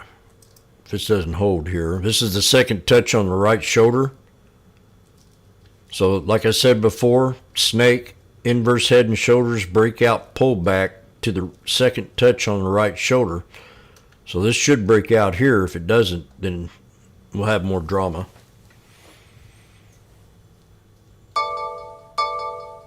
In fact, I'm using a TTM squeeze chart here. This is called a TTM squeeze.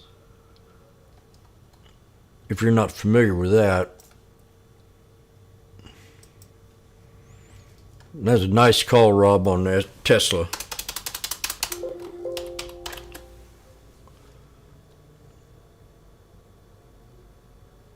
RSI. We're going to see what happens here. We got an expansion pattern, so we could have a 1, 2, 3 right up there.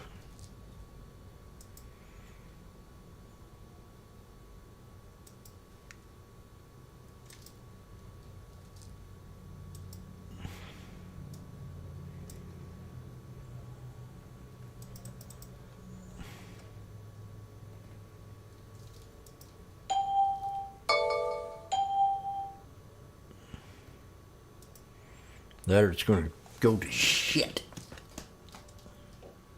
6084.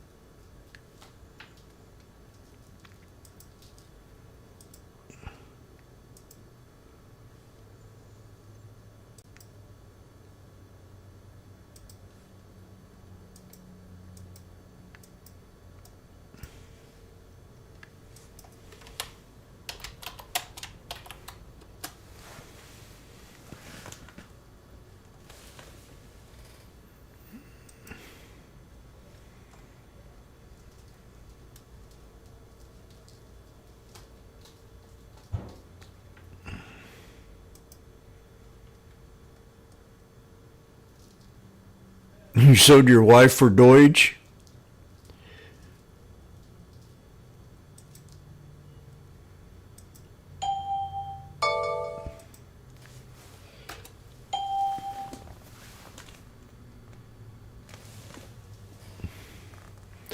I'll let you know.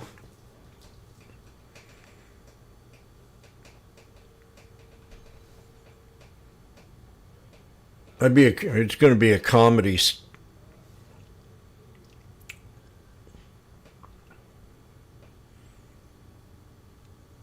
I'll be doing comedy with the politics. It's going to be a lot of fun to watch the Liberals this coming season. They still don't understand why they've lost. It just gets me. Well, this is it, man. This is the third touch I don't like.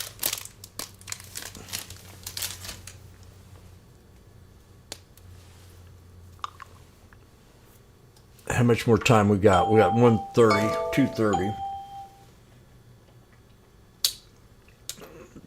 How about we take a loss?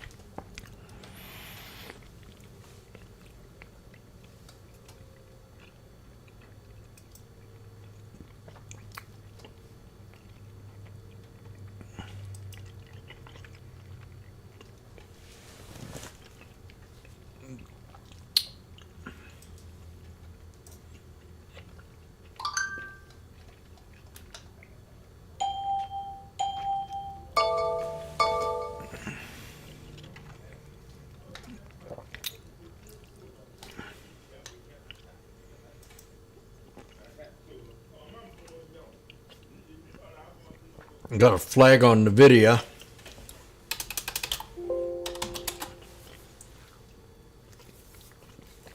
Keep an eye on Rob's calls. He does pretty good trader.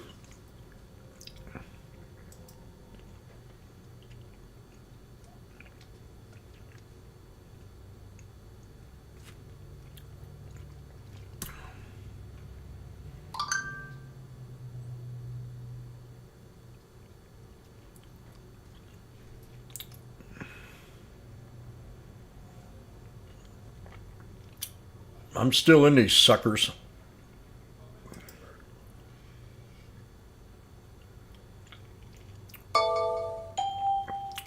I could double down here.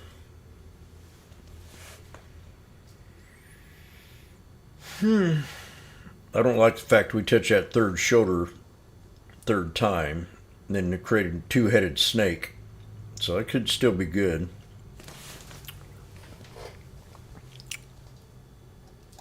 This can come down and back, come down. Oh boy. What time is it? 1:33.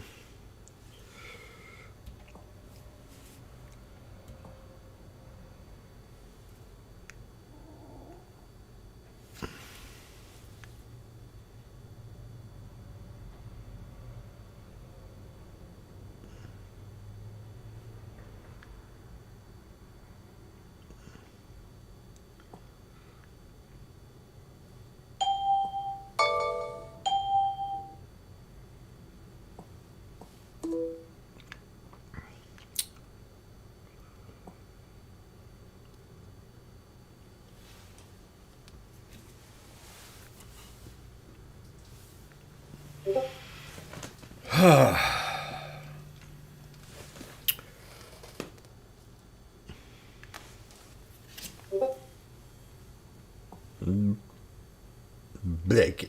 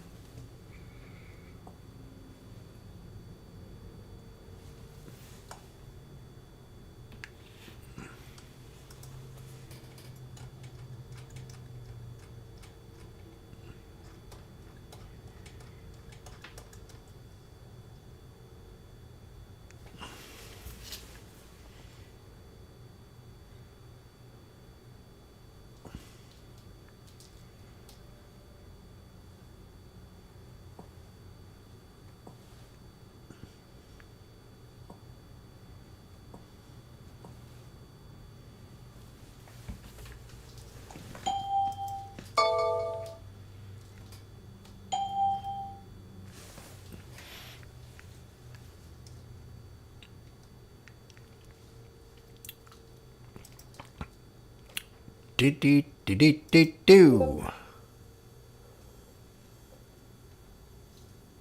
SPX pulled back and hit the 200.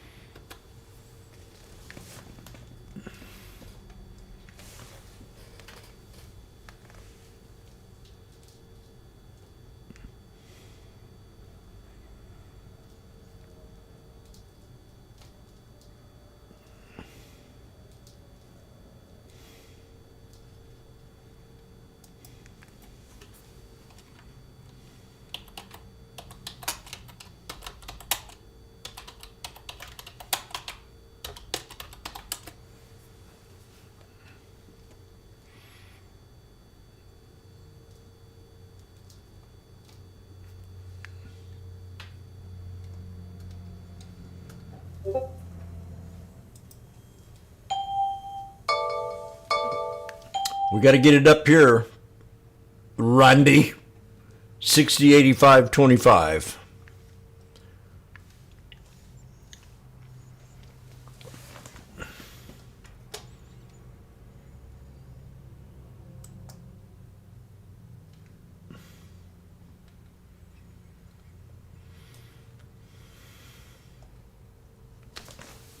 Go get some water.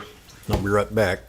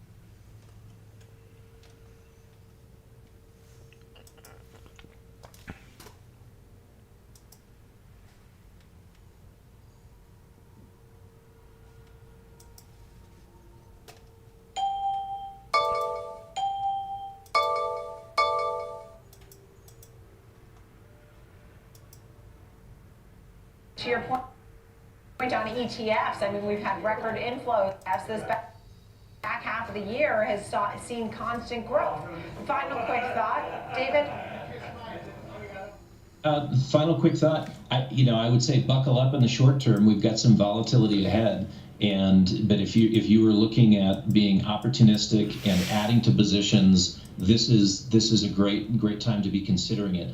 Do you step out and buy the market today? You might express some patience in your buying practices. But as we get into January, I wouldn't hesitate to look at gold and silver. Even at $30 today makes a lot of sense. So 2025, I think, may be the best year for the metals that we've seen, and that's tough to really pull off if you're looking at the great performance we've had in 2024. And then isn't there a time in Silver. Mag is silver. You mentioned Chinese New Year in January. Is there a time for India that gold moves a lot too for 2025? Yeah, I think this is where Target is $20 in the metals market. by Wainwright. You look at the gold price seasonality and just respect it. You don't have to chase things. Is this just louder today, or is it me? Chinese New Year. And that is a cultural expression, very predictable, happens every year. We have it also at the end of harvest, and as you get to August, September, October, the Indian wedding season. Some people refer to this as the love trade. The Indian wedding season occurs, and gold is bought like nobody's business by over 1 billion Hey, people who are gold's already had a good run. as a gift. So the seasonal bump as we come out of the summer. So don't pump it. Seasonal bump as we're in the first quarter. these are things to pay attention to. And then when you've got your You're too seasonal late. goals, that's when you want to be buying. So I think, again, between now and January, the end of January, any weakness needs to be paid attention to as an opportunity. Oh, David McElveen, great to chat with you. I want you back on here, guy, Opportunities. Thank you, David. Still in February. And let's look at this here /GC. The November jobs report showed some strength. We have Dang, girl. revisions that showed some strength. What's next? We'll be right back. You're showing strength today.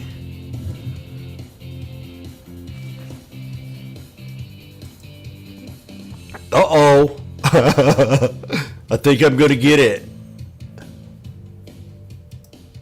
No, I'm too far out of the frickin' money.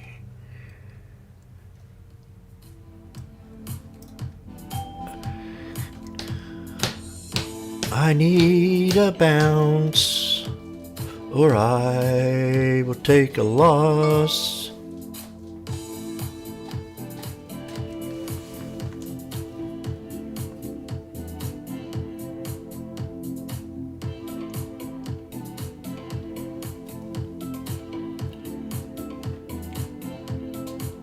Let's go to $1.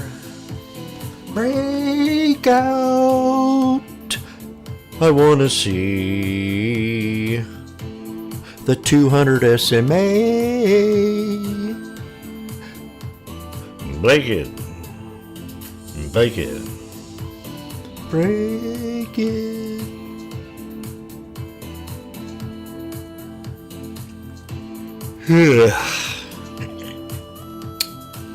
I'm just going to relax when I get done here. I'm about to shut down now and just take a nap.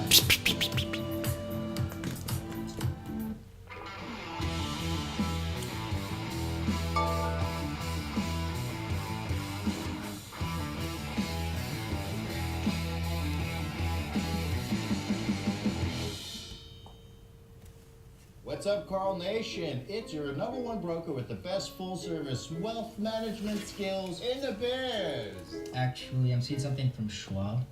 Uh-oh. Yeah, Schwab lets you invest and trade on your own. And if you want, they can even manage it for you. Not to mention, Schwab has a team of specialists for taxes, insurance, and estate planning, all with low fees.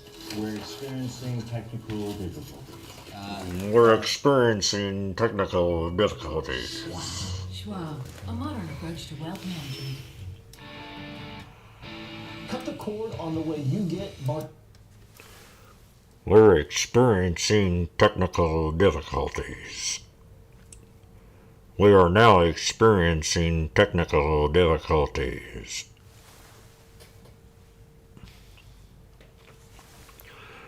Let's break the 200 SMA.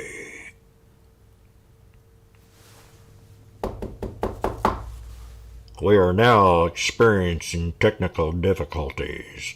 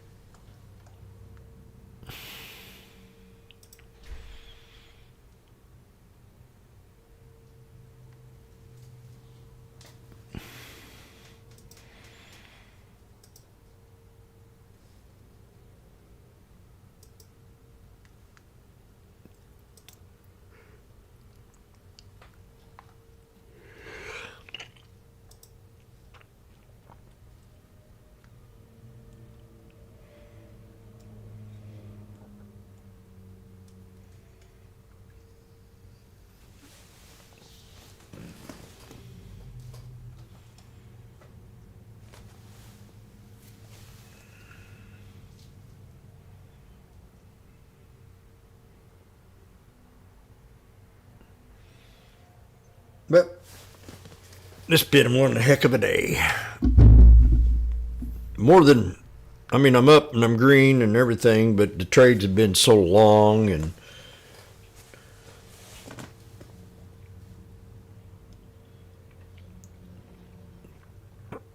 MAG 1112 had sales. Man, this stock, these people are nuts. Sales of 176,000. You got to be kidding me. And they put that on CNBC. I mean on Schwab. They could probably bounce, but I mean, it ain't no bounce because of earnings, that's for sure. 176,000? I mean, that's pathetic.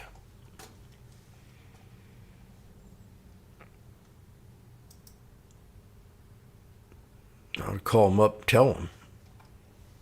How dare you? Waste my time. Hiring in these industries. We're seeing existing employees stay where they are. And we're seeing, based on our research, polls of job seekers, 40% of job seekers have not been able to secure an interview in the last 12 months. So we're seeing stable growth, but not significant growth. And I think there's a lot of uncertainty in corporate America right now.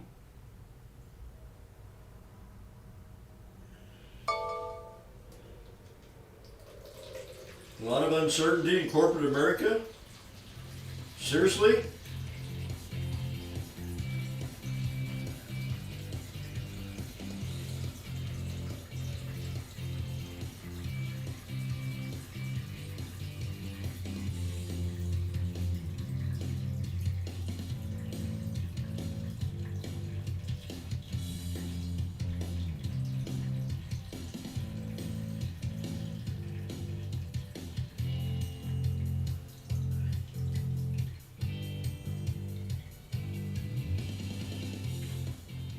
Overtime on the Schwab Network. Quality Focus has worked pretty much across all 11 sectors. We deployed a fantastic array of new technology. The companies that are doing well are almost too big to fail. Have you set yourself up correctly? It's controversial. The old guard is saying, away off with their heads. AI feels controversial and it's going crazy right now. It is going crazy. So what does all of this mean for the market? As long as people want to buy it, the price can go up. Oh my goodness, the Fed cannot do everything they used to do to save this market. Instead of taking cues, set the cues. There's nowhere else I would want my money. No more than 5% in any one stock, no more than 20% in any one sector. Now there's a market for every single one of these people. There's a market for you. Market Overtime on the Schwab Network. Thanks for tuning in.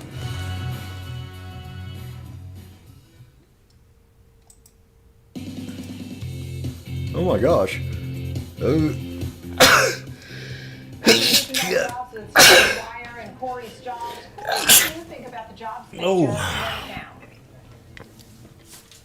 Yeah, Gosh. overall, I would agree with Stephen and basically. Well, there's resistance again. You know, a pretty healthy, pretty steady labor market. You know, obviously we've really cooled since really, peaking back in March 2022. You know, that's something we see in the government data. That's something we see in Indeed job postings. But the other thing I would add is that we're also seeing a real kind of divergence as well, where your experience with the labor market is going to depend pretty strongly on what type of work it is you're doing.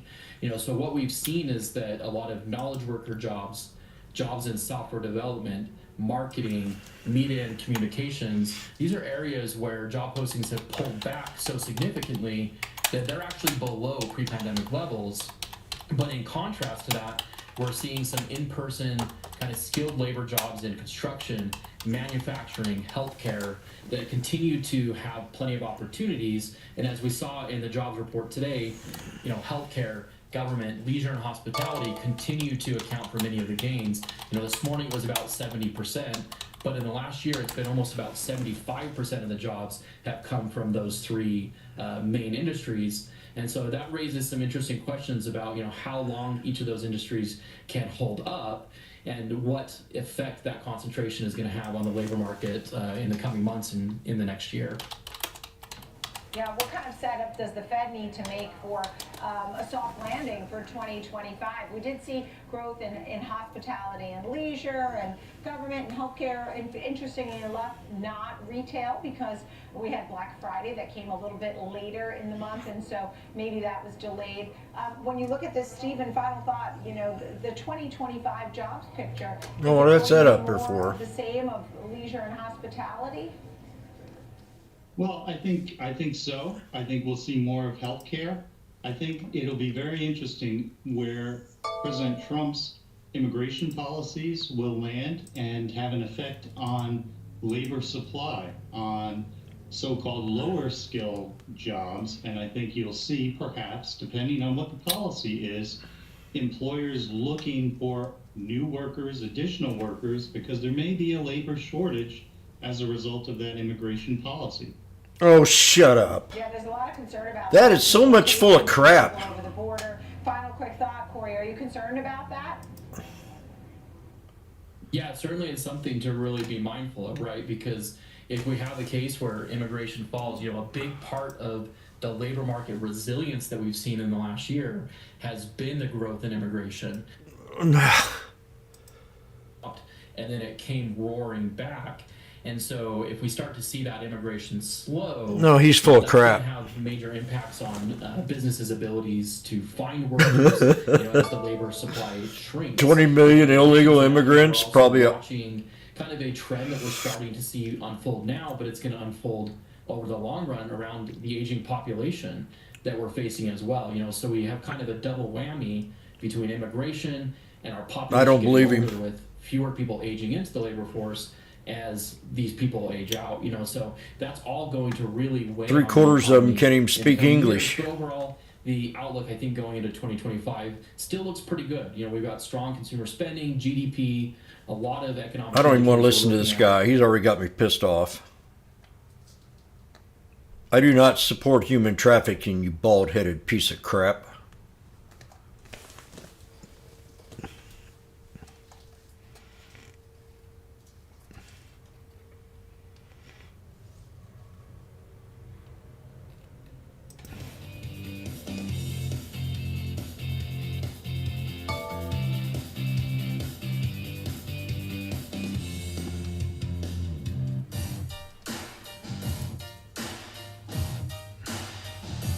Join me, Oliver Rennick, alongside Schwab Network's options experts as we explore the second derivative.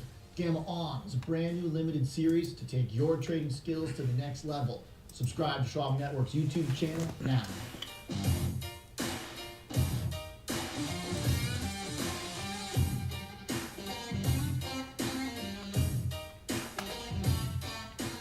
Schwab Bank Investor Checking, the checking account built for investors. Named highest in client satisfaction by J.D. Power for 6 years in a row. With Investor Checking, you get the award-winning features of our checking account, plus cash management solutions, all designed for investors like you. With Calm down, Jim. ATM fee rebates for cash withdrawals worldwide, no overdraft fees, and enhanced security features to keep your money safe. Also, because your investor checking account is linked to your Schwab One brokerage account, you can manage your checking and investment. Damn, look at Tesla, Rob. Location. Moving funds between your accounts is easy. Cash moved to your brokerage account is available in seconds. That means you can stop waiting and start You see money market funds and more. Get more with Schwab Bank Woo! Investor Checking, Man. a checking account built for investors.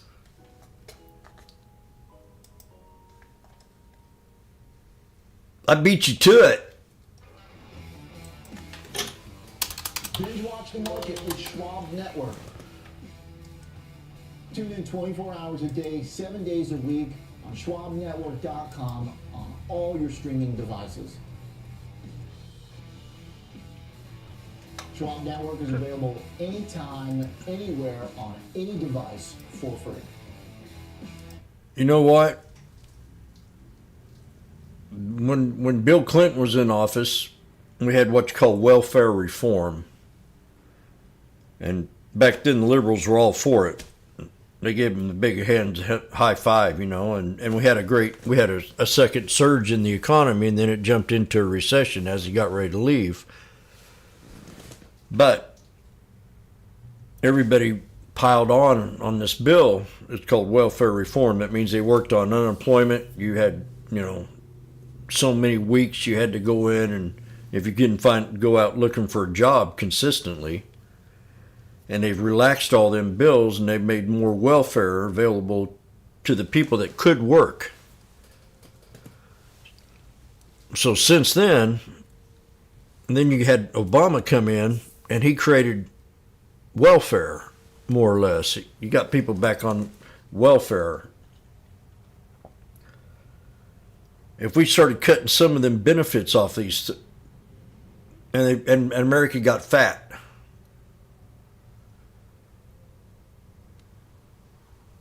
America got fat in 20 years. People quit working.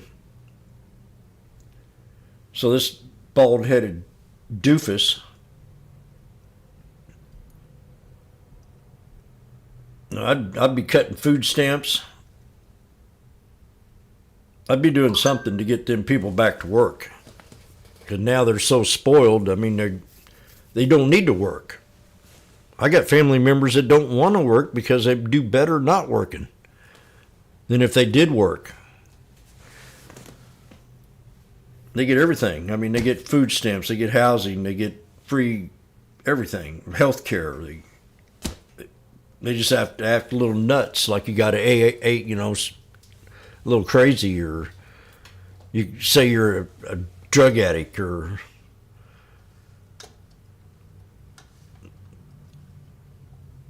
and they live their life, and then they fatten up, and then boom, We need welfare reform again, but this country's so far gone,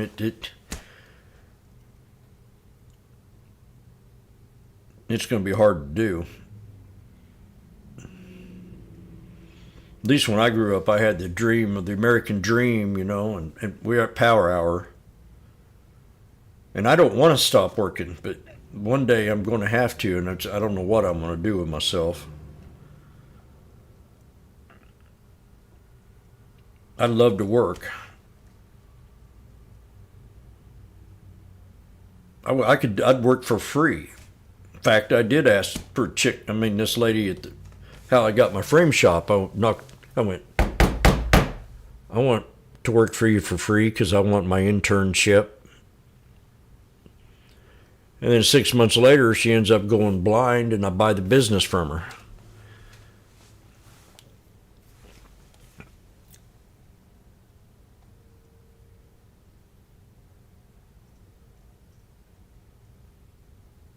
Unemployment tick higher certainly helped cement those odds, now close to about 100% for another 25 basis points in a couple of weeks. You do have some inflation prints left, but for the most part, the market basically is telling us that story is kind of a done deal. That being said, the dollar strength today has been a bit of a curious spot, given yields are down. Bond rally's been really persistent and impressive. Bonds on the long end making new low yields in the last month. This week with further pressure on yields, another message that the market's looking for cuts. So today with yields down again, and dollar holding on a bit, kind of curious for that. There certainly is a policy element. I have said that I think tariffs probably show up more in the dollar than bonds.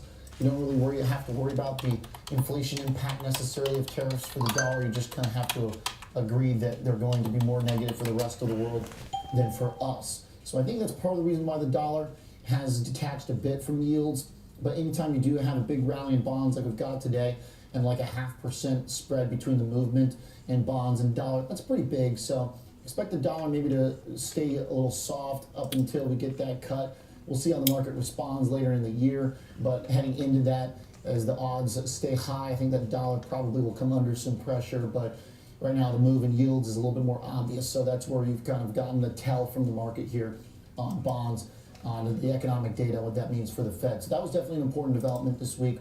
The other one is that the consumer data continue to look pretty good. Sentiment today, we do see inflation expectations pretty sticky, and that limits some of the forward estimates of confidence on behalf of the consumer. But in the meantime, they're ready to spend.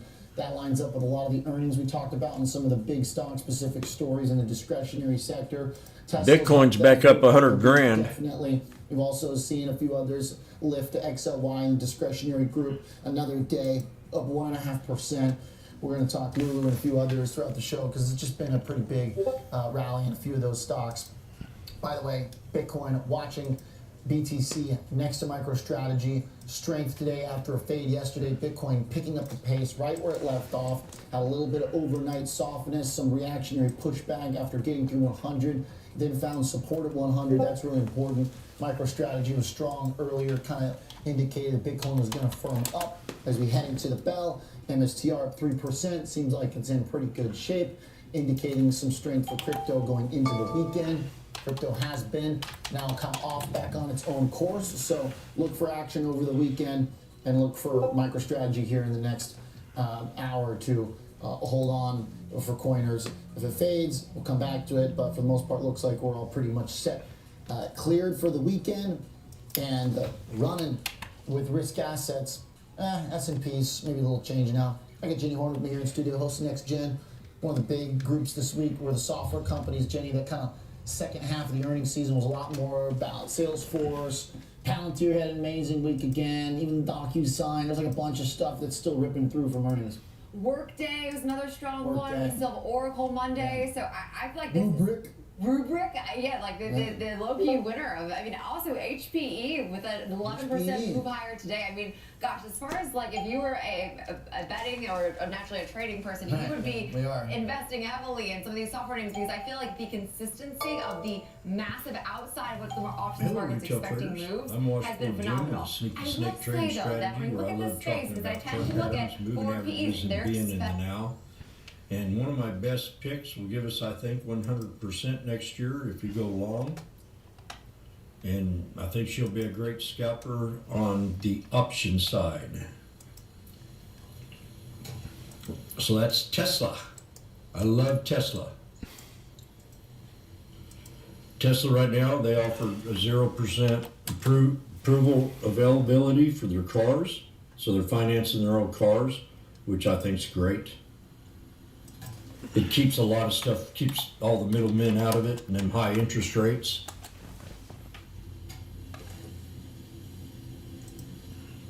And I really love this website. It used to be kind of messed up, but they fixed it around and it looks a lot better than it used to. Elon Musk is now, we have a new president. We have a president that is pro-business. We have a president that is pro-private sector. Where we had a president, well, we do have a president now, Joe Biden and Kamala Harris, which is more of the government entity, and they think the government is the #1 spot for jobs. It is, because they pay good and they're guaranteed days off, and I mean, they got the pension, and I mean, they're getting a killing right now. Government employees compared to the private sector. The private sector has been dogged by the Democratic Party. So President Trump's going to try to bring it up, and I think Elon Musk is going to bring a lot of new ideas under Trump's wings. And Elon does no problem with it because he wants to make people happy and give them jobs and make them successful. And Trump's the same way. He's for the private sector. He's not for the fat cats there on Wall Street. And I think that's just great. That's why Wall Street can't stand him. They can't stand Elon, they can't stand Trump, because they're not going to get that free money that they've been getting for years. We're going to cut the budget. We're going to let the private sector do the spending. There's millions out there. There are people that have a lot of money out there that can put their own money to work instead of scraping it off us taxpayers. So Elon, he's got a lot of new things coming up. I think he's going to end up going to Uranus, liberals. So enjoy that. That's the Model 3 right there. Leasing of it's $266 a month. 3,000 down, 36 months, 10,000 miles. I'd have that ate up in 2 years, maybe 1. But I'm not going. I'd never lease a car. I'd buy it outright, which I'm going to do when I retire. But first, I'm going to do a lot of traveling. I might get stuck on an island and not need a car.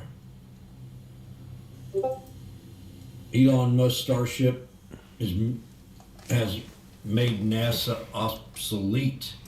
Elon Musk even outdoes NASA. You don't gotta use government money to make things work. Use the private sector. I got 382.36 on Tesla. Elon's got $280-some billion. Let him spend some of it.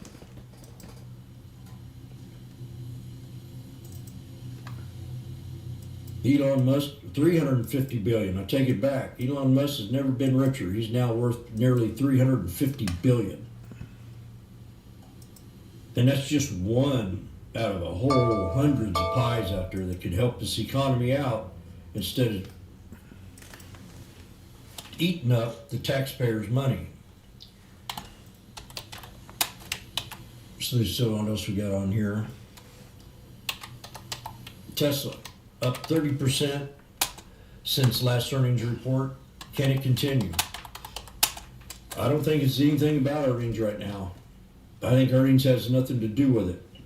I think the fact that we have a president that is willing to work with one of the smartest men in the world and make this country cleaner, safer, and more efficient, Elon Musk is the man. So I'm 100% bullish on Tesla right now, more than I've ever been in a long time, in 4 years. 4 years. So let's go straight into the chart. These are yearly candlesticks, and what we have here developed, closing Friday, is called a head and shoulders, straight across. So we're going to go ahead and put that price line on that shoulder line of that head and shoulders. Now each one of these candles represent a yearly time frame. Each one of these candles represents a yearly time frame. We called the trade down here at the bottom right around 115, and I've been holding it for a long time, and I sold it about 3 or 4 months ago and got out of the trade and been scalping it ever since. And I haven't scalped it as much as I should, I guarantee it. I should be my daily scalper, and it will be my daily scalper now that Trump is president. All my bullishness comes to the fact that we got a government that's willing to work with one of the smartest men in the world. It has nothing to do with the money. It has nothing to do. It has everything to do with freedom.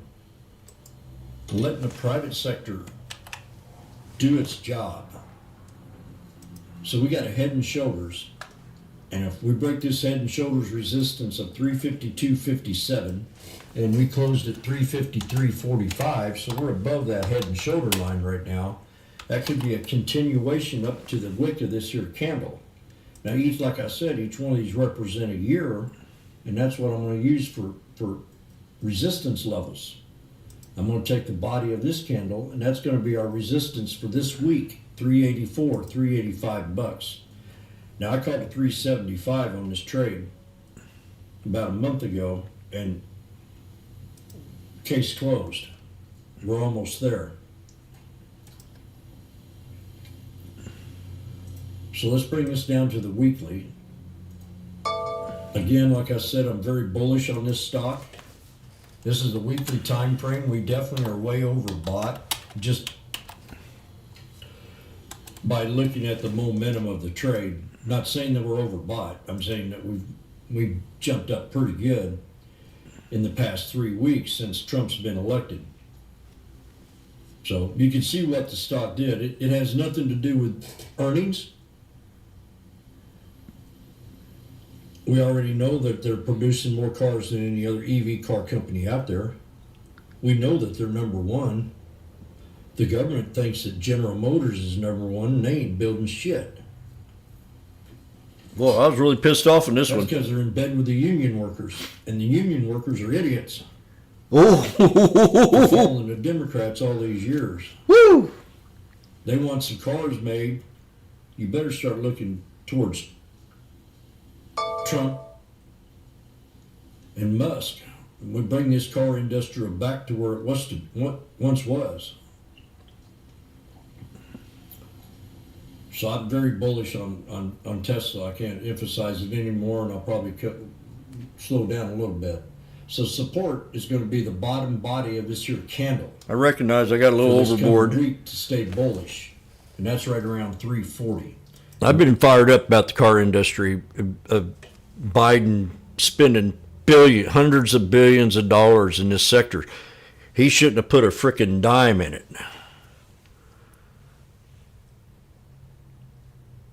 They can generate money. They don't need Obama did the same thing. He gave the unions, $500 million. It was, or billion. It was a lot of money because General Motors was going out of business. It was at 50 cents a share. And so he, gave them enough money so they could pay their employees. The unions drenched them dry. And that's what they're doing again now. And soon they're going to be asking for more money because Biden came in here and said, by the year of 2030, all you're going to be doing is producing EV cars. And you can't mandate the private sector to do that. You can't pick and choose winners because it never works. It never works. Never. We're going to put a price line on that 340 something. Right around 340.35. And I'm going to set an alert on the body of this candle. So that's already had its big bounce from there. Mark below 84 was what I had on here. Yearly candle. Yearly, it's not yearly, dummy, it's weekly. On my alert, when I get it through my system here, it'll pop up yearly candle. It's weekly. Could be notified through my email. Change it. Change it to weekly. So let's take this to the daily.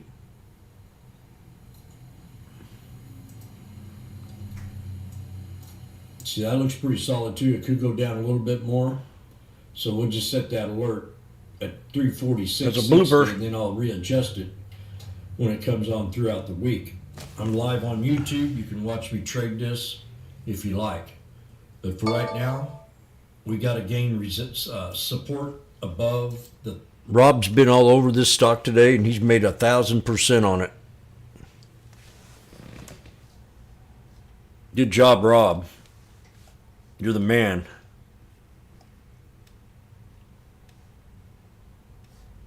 The 352.57 to ride it up to 362 this week for a double top, and then bring it up to that 383 area. But for right now, we're going to stay within this support level of 340, and if that doesn't hold, then we can come back easily touch the 9 and then go long. Easily touch the 9 and then go long. But I'm going to put a price line right here on the body of this candle, and that's probably where we're going to pull back to, and then I'm going to set an alert just right there. Trade alert, same situation at the stock is at the mark. And I'm going to type in 9 EMA on weekly.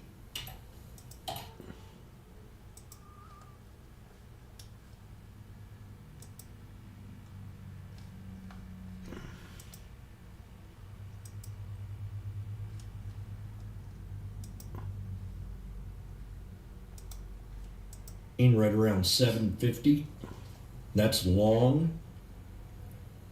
And I'm going to show you something here on the yearly time frame. To do that on the yearly candlestick, we'll have to break that 414.50 area. So if we break the 384.18, we can easily jump to these next two wicks. One being right there and the other being right there. Right around that 414.50 area, and then long 500. We'll do it in increments of 20, 30, 40, 50, all the way up to 750 into the 25. But there have to be a good couple catalysts to back that up. Hopefully we can cut regulations, get this environment back on track. I mean, what Biden and Harris have done to our environment is disgusting. It's all these wars have caused more pollution. They're flying their freaking planes everywhere. It's just a joke. It's a money grab for their rich friends. If you ain't got enough sense to figure that out. Let their rich friends put the money out. Let's not use our money as a taxpayer. So I'm definitely bullish with Tesla all year next year. It might be one of my top trades. I trade the SPX, I trade the SPY. I might start trading the IWM a little bit more next year, small caps. I'm not going to be trading a lot. I'm going to be trading the same tickers over and over and over and over again because that's all I've been doing here lately and making money on them. And then scalp whatever pops in the news or anything that pops in the news, pulls back, I might be able to get a couple days scalp out of. But first thing we got to do is clean the place up. We got to close the borders, stop the wars, drill baby drill, get the prices down. So, I mean, food cost, I'm paying 100% more in my food than I was 4 years ago. And Joe Biden, you suck. So that's about it. Retail traders. I tried to keep it from ranting as much as I wanted to, but this point, the point I'm trying to make is that Biden did not give the freedom that Elon Musk needed. Elon Musk now has more money than he ever has because of the Trump election, and I think that he's going to put some of that money to good use. Retail traders, we'll see you this coming week. And earnings, we got Thanksgiving. I wish everybody a happy Thanksgiving, and God bless you. Whoa. That was my best video yet. I'm fired up about that. Look at there.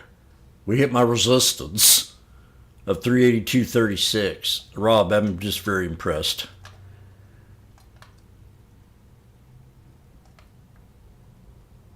Woo!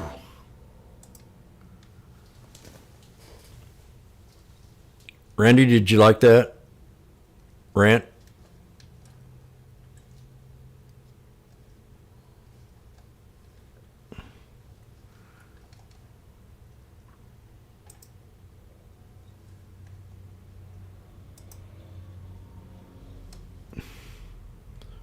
I'm really serious. This Tesla could get back up to $1,000. I'm pulling a Kathy Wood.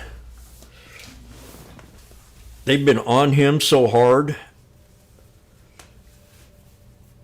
And look what he's done with Twitter. I mean, gosh, Twitter's 3 times as fun as... I used to love StockTwits. And then you can't talk your mind in StockTwits. If you do, you'll get blocked or banned or whatever. I've been banned on StockTwits for telling Bob Iger. I said, hey, Bob, when's your next tranny movie coming out? And they blocked. I mean, it didn't take 2 seconds, and I was banned. And finally got a hold of him and said, "Hey, man," I kept messaging him, and I finally gave up. And then finally, I told Vegas, and Vegas got me back on there.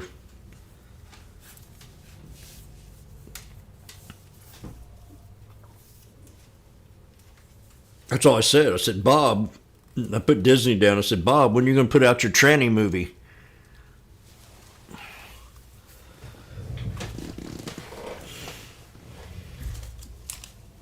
That was right after Elon Musk told him to kiss off.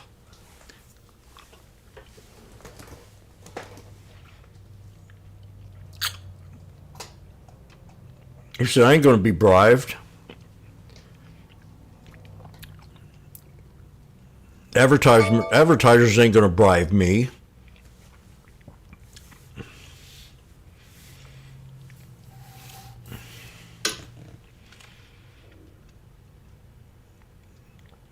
I thought it was one of the best things that happened there. I was really, wow, I said.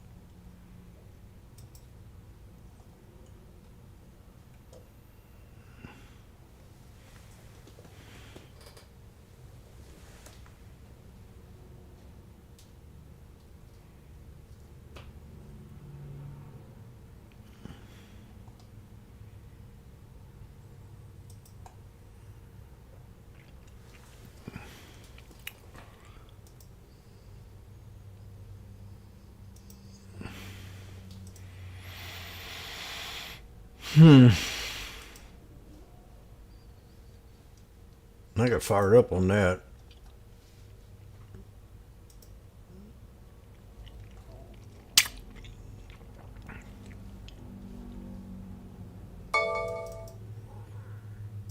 I stand up for my buddy Elon.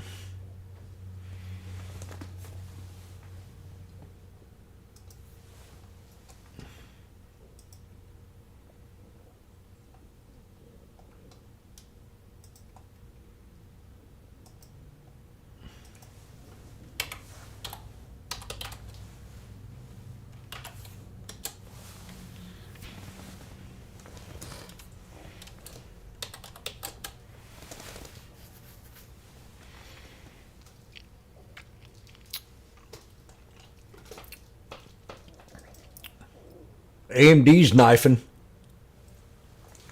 Big time.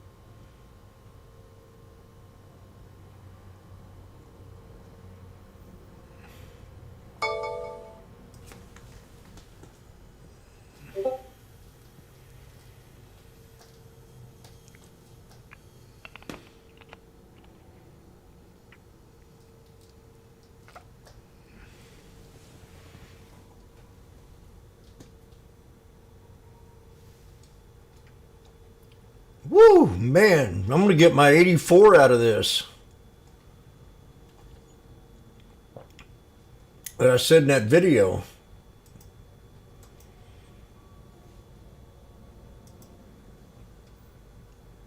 We break out, so it could easily appear on the yearly time frame. Today we can 384.18.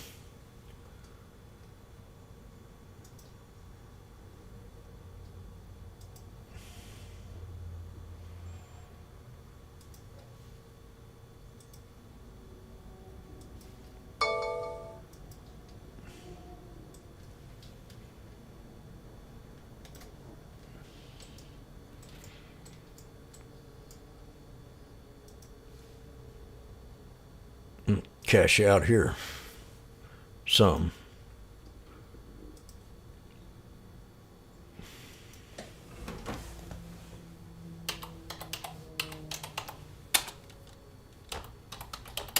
Sold some at 384.18.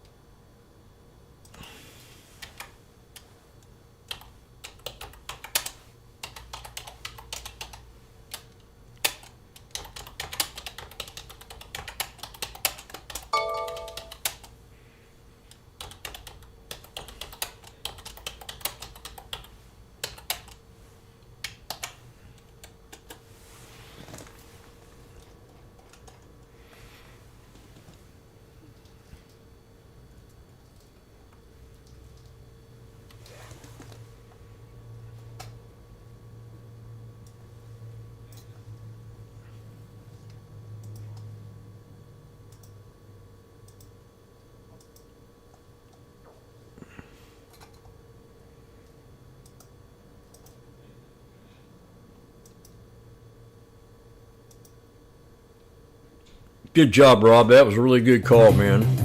Those are the kind of calls I like to see.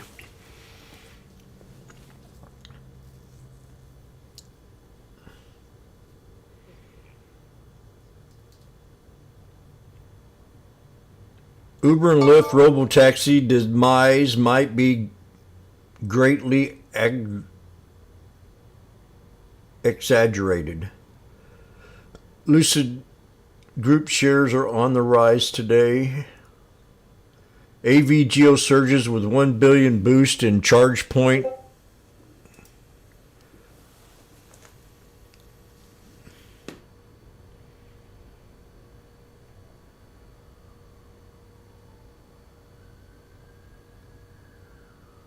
This AVGO continues to pull.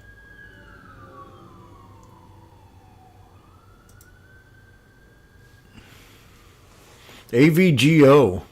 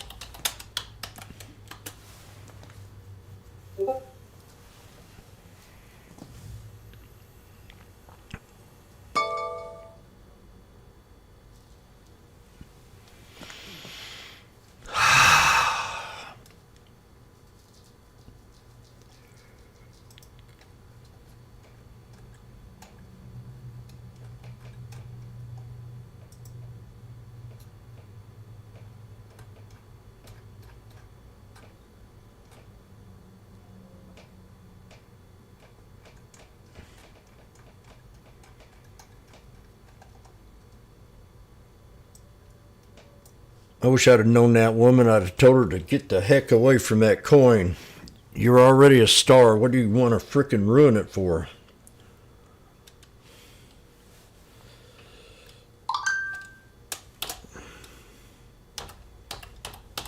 And the punks that got her into that mess.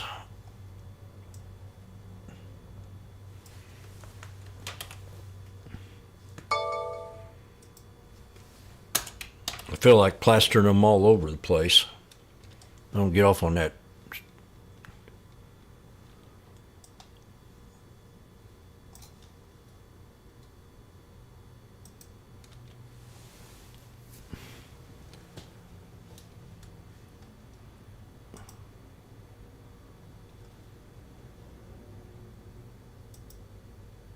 And I also have that red line there. That's a 200 period moving average. If you're looking at a 15-minute chart here, so that's the 100 period moving average on 30 here. That was an area of resistance. Now we're testing it as an area of support. We kind of had some confluence. I mean, here. imagine So, you become a star because you spit on a penis.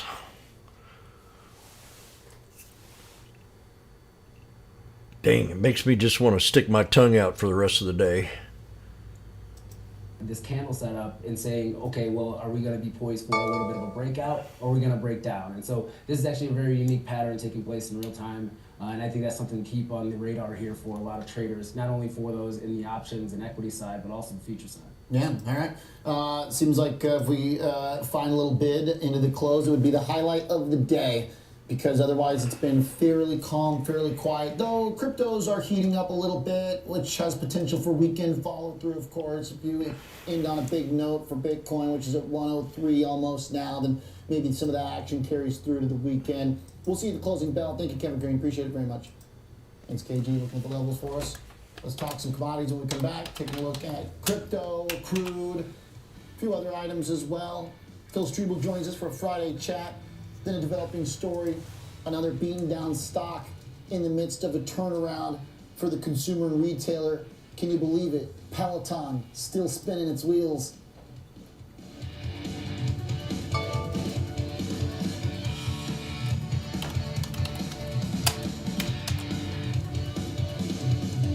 Trading at Schwab is powered by Ameritrade, bringing you futures and forex around-the-clock market access, even when equities markets are closed. All on our award-winning Thinkorswim platforms. So no matter what or when you want to trade, Schwab has cutting-edge tools, curated education and insights, and trading specialists ready to help, however complex the strategy. With a wider range of opportunities, you can trade brilliantly with Schwab.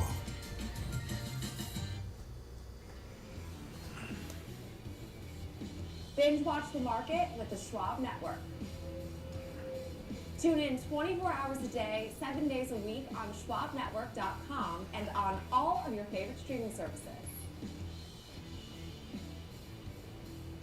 Schwab Network, available anytime, anywhere, on any device for free. Binge watch the market with the Schwab Network. With Schwab investing themes, it's easy to invest in ideas you believe in. Spot a trend in electric vehicles? Have a passion for online gaming? Or want to explore the space economy? Choose from over 40 themes, each with up to 25 stocks identified by our unique algorithm. Buy it as is or customize to align with your goals. All at your fingertips. Schwab investing themes, 40 customizable themes, up to 25 stocks in just a few clicks. Accelerate your market knowledge and shift your perspective into full view, real-time example trades, and full hours of trading insights. I'm Tom White. I'm Kevin Hayes. Catch me on Fast Market, weekdays at noon on the Schwab Network. Fast Market, ready for you, ready to go at 12 p.m. Eastern on the Schwab Network.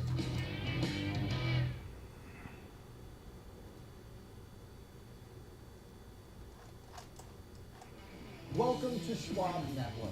Daily live exclusive content tailored to today's investors. Broadcasting 24/7 from our studios in Chicago. And from the heart of Wall Street at the New York Stock Exchange. Up-to-the-minute market insights. Example trades and stock-specific analysis featuring the smartest minds in the business. No politics. No noise. Analysis ahead of the biggest events for the economy. From bell to bell and beyond. Watch live And on demand. 24/7, 7 days a week on schwabnetwork.com. And on all your favorite streaming services. Available anytime, anywhere. On any device for free. Schwab Network, empowering every investor and trader. Every market day. God, this thing's still going. Woo! All right, let's talk some commodities. Phil Strebel with us for a Friday chat. I'm out of it now. Arguably the boring one, which is crude oil. Phil, how you doing, sir? Great to see you as always. Yeah, man. Crude oil futures, they got hit pretty hard here. You look at the resistance point on crude oil. If you take a daily chart and throw the 100-day moving average, it's ran up to that level several times and it's failed from here. We do like the mid-60s as a key level of support, but they're citing oversupply in 2025, weak global demand. Also, people were blaming the uptick in the unemployment rate, saying that there's going to be less demand out there. But if you were to look at the numbers behind crude oil, you could see that the supplies, EIA supplies, were well below the 5-year average on all the products, gasoline, distillates, and crude oil. And it's a pretty tight supply picture in Cushing as well. So people are saying that oversupply with Trump coming in office, but I think that they'll end up, things will flare up in the Middle East before they're able to get 3 million more barrels per day online. What happens if we go down into mid-60s, possibly break those lows? I mean, it looks so heavy, like it's a matter of time.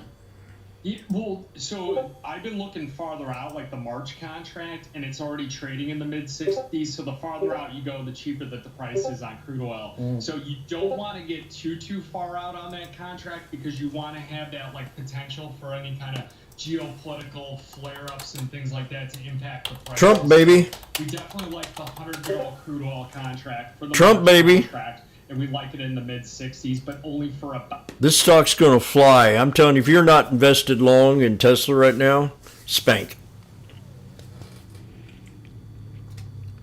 Because I'll tell you what.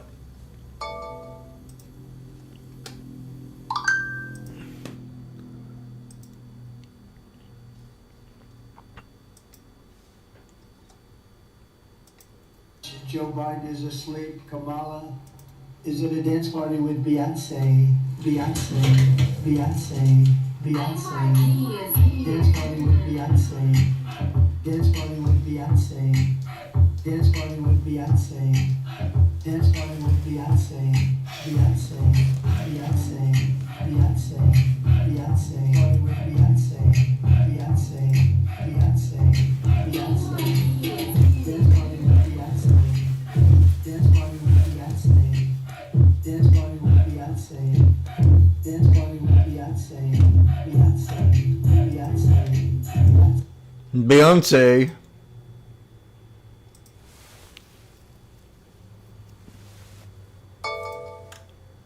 But it's been ripping. Little caffeine, little coffee. What do you think, KC, going vertical? So the two largest producers, Brazil and Vietnam, and then actually the third one, Colombia. But really all the talk has been in Brazil, the heat and the drought. They're in their growing season right now. They produce 39% of the coffee on the planet as far as Robusta. You go to Vietnam, that's where all the headlines are at. They're delaying their harvest with 15 days of rain. So I've been checking the weather on my phone in my AccuWeather now thinks that I live in Ho Chi Minh City because of that. So they produce 17% of the global coffee, and then again Colombia with 7%. So November 12th is when you got the breakout on the chart. The problem with the coffee market is that it's 37,500 pound contracts, so every penny moved is $375. So somebody goes in there and they try to short it out today, I mean, you're just going to get smoked in that market. So we prefer the options for the calculated risk. Okay, so but you're wanting to take part in it. Oh, if it trades, we're gonna take some action in it, so it doesn't matter. But you look another big high or low on the chart. I mean, this has all the makings of like how cocoa went ballistic and the prices haven't come back since. Coffee could easily do that as well. All right, nice. All right, let's talk some real volatility going into the weekend.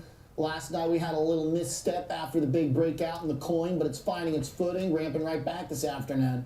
This is going to be the highest close on the charts because we did get over the 100,000, but we didn't close above that level yesterday. So now closing above it is really interesting. I think that this is, it's a bigger picture. You've got a broader audience, widespread participation. You got to talk about a Bitcoin reserve. You got Paul Atkins as SEC chairman. I think it's just a matter of time that we hit 125, 150, 200. And I think that it's just because of the participation. So if all of a sudden you start getting like, Oliver's 2065 retirement fund is all of a sudden allocating 15 basis points in there. Planting ideas in my head. Yeah. Reading the witness. The target dated fund is, once they start allocating towards it, I think that, it's over with. It's just going to keep on going. And then Jerome Powell calling it, digital gold was, I think, kind of reassuring from the Fed there, because of the fact that we've had so many hawks of people that are holding, a political role in this thing that it kind of felt like he accepted it right there. What do you think about MSTR? Is the tail wagging the dog at all? Are people looking at MicroStrategy to trade as it's like more volatile than Bitcoin now? Like people love the volatility of BTC, but MSTR is even more wild. This is like what people do with these commodities. They go and they buy some like triple leveraged silver stock, and then all of a sudden silver goes down one day and it crushes the ETF. So I just think if you're going to do it, play Bitcoin. You want to play Ripple and all these other things, Ethereum, go ahead and do that. But when you start getting to, some guy who's taken on debt to buy more Bitcoin and things like that, I could tell you that if there is a recession, and I'm not saying that one's going to happen, but when you go into, a deflationary, declining growth environment, and the Fed had already cut rates too far already, you're going to see Bitcoin is going to pull back on it, and MSTR is going to fall. What do I see in NVIDIA? Should be fun. In the event We'll look at NVIDIA here. Tesla, I see 100%, 750 in probably July. NVIDIA. Now, I want you to understand one thing, that a lot of the fat cats were taking money out of NVIDIA because of the market cap and putting it in stocks like AVGO and SMCI. So that's the first thing I want to get across. NVIDIA is still number one, but the fat cats are concerned about the market cap. I don't know why, but they wanted to share that wealth with some of these other stocks that are a little bit more undervalued.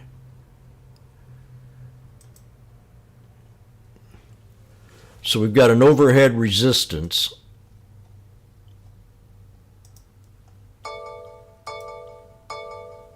So that gives you a little bit, not as more bullish, it's still bullish, and the bounce and the dips are a buy. So we have an overhead resistance that we've had for the last 1 month.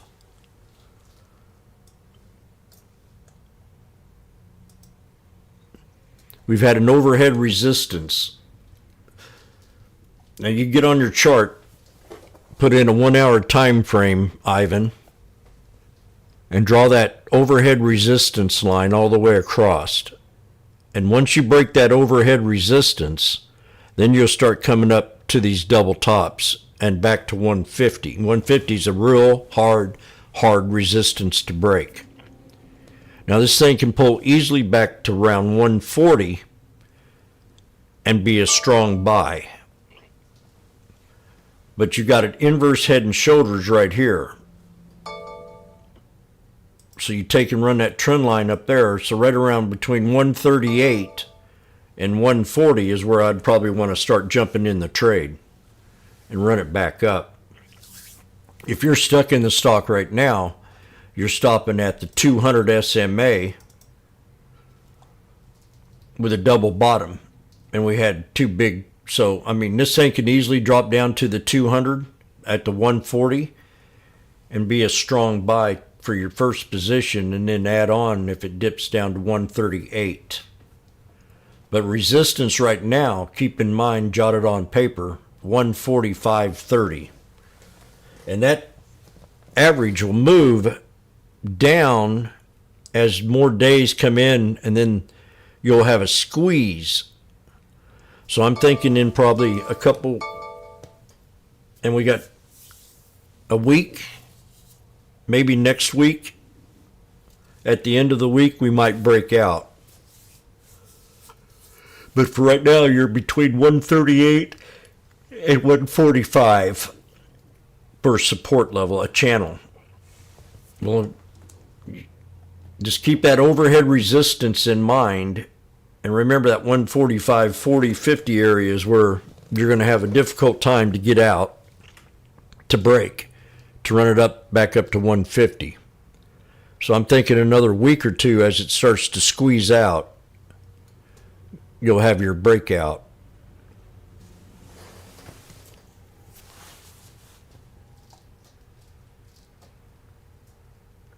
But for right now, you're at support. You're on the 200. If it breaks below the 200 EMA, then it'll drop to the 200 SMA on the 1 hour time frame. And that's NVIDIA. We got 6 minutes left.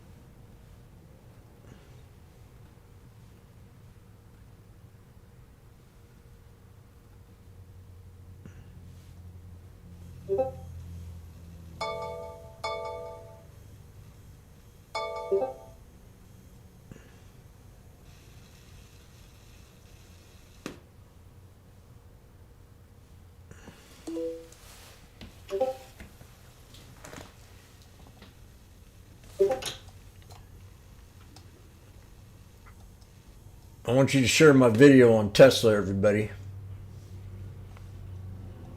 This guy knows what he's talking about.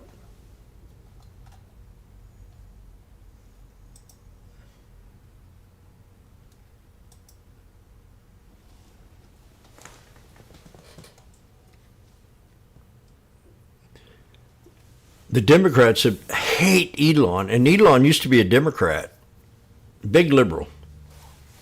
And they did it with Tulsi Gabbard. They've done it with me. I don't want nothing to do with them idiots.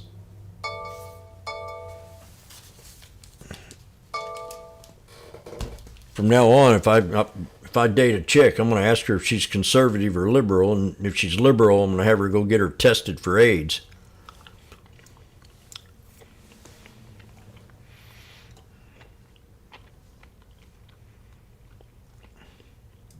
Bond yields really didn't react much.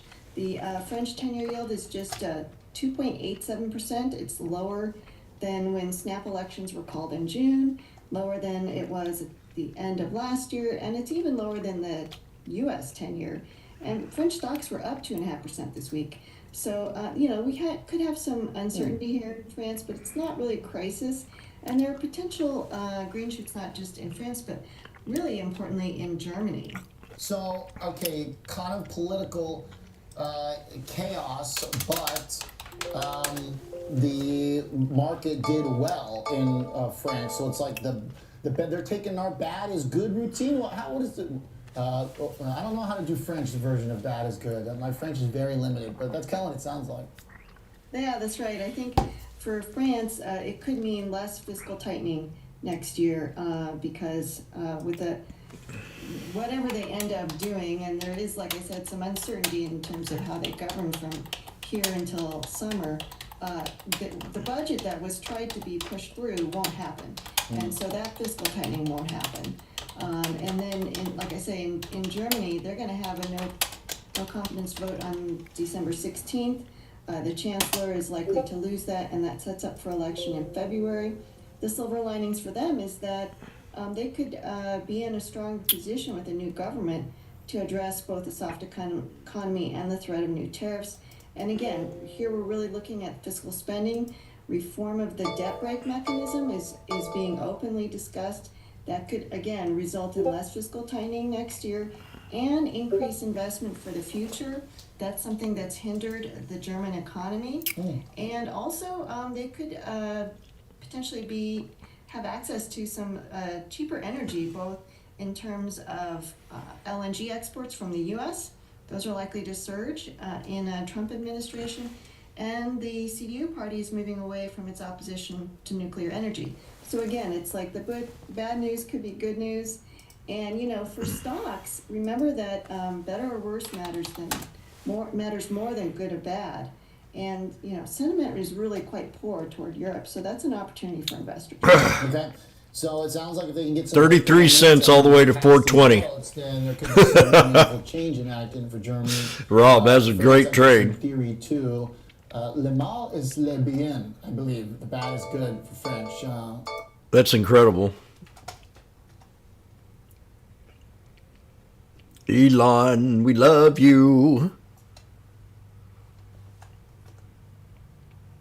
Basis point cuts. They've only been doing. We got 1 minute left, man. I'm done with this TV. Gosh, I'm wore out. I got a headache. I've had a headache for a couple of days now. I don't know what the deal is.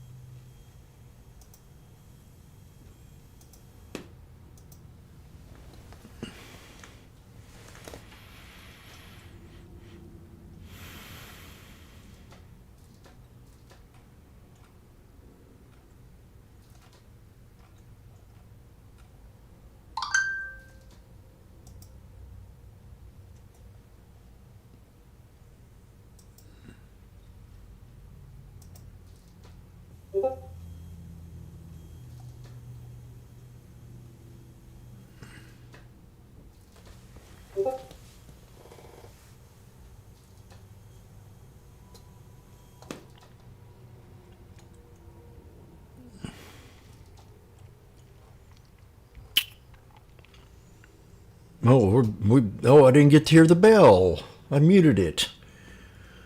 Okay, well, what a day, man. Tesla's really starting to freak out. I'm going to do another video on this thing tonight. So be sure to watch it.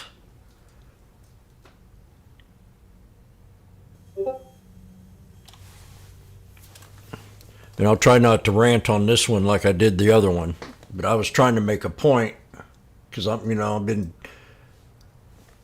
been trading Tesla from day one, 2010, and I loved it. I mean, I swore by it. I fought and I fought and I fought. And I fought so many people about it. Nobody wanted to have an EV car.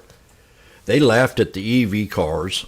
They laughed at AI and they laughed at everything that AI, and they laughed at the EVs, and they said this wasn't going to go nowhere, and that the gas operated car was the only thing to run, and blah blah blah blah. But Elon again proved everybody wrong,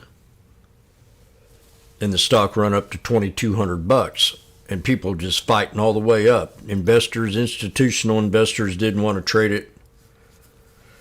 Warren Buffett had a chance to buy it at $60, and he turned it down. He could have turned that into 1,000 easily.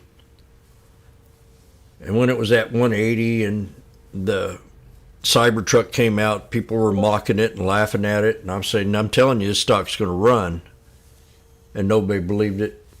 Just a few of us. Now we're at 391. So I'm more enthused about, I mean, if I had any money at all, I'd throw it all in Tesla. And I don't like saying that shit.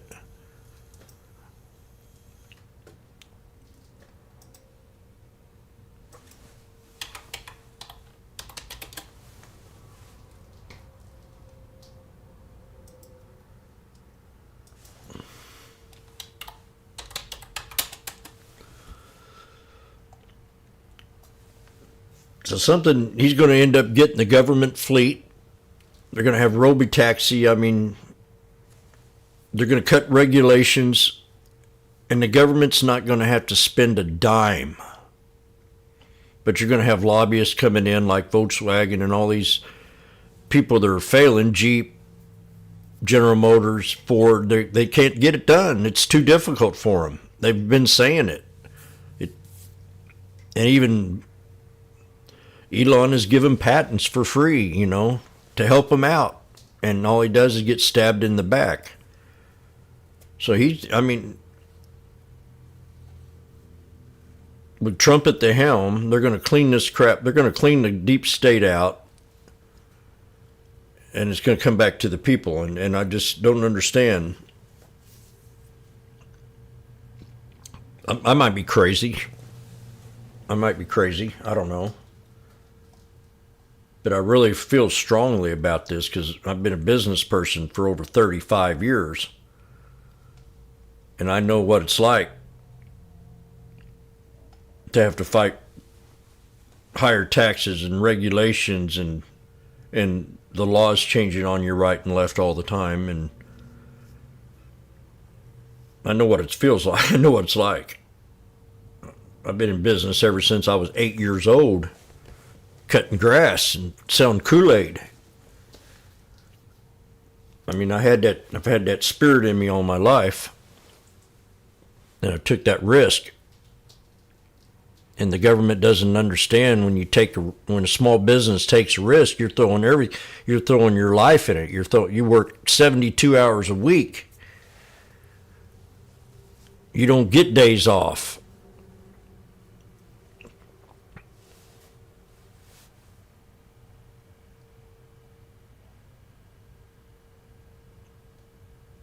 So yeah, I'm just same as Elon. I mean, he slept on his back in his warehouses on a hard concrete floor for years. And that's what you got to do if you want it to grow. If you want your business to grow, you got to give it all you got. You got to neglect your lifestyle. And so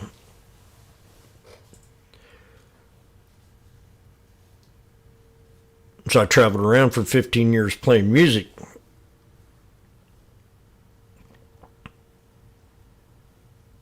And had to get back into business again. Because that's the only thing I knew. So it's good to be unleashed. And he's going to be unleashed. And if I was to trade anything right now, I mean, I'm so fired up about Elon and Trump and business, and I'm just real excited about it. So we'll just see how it goes.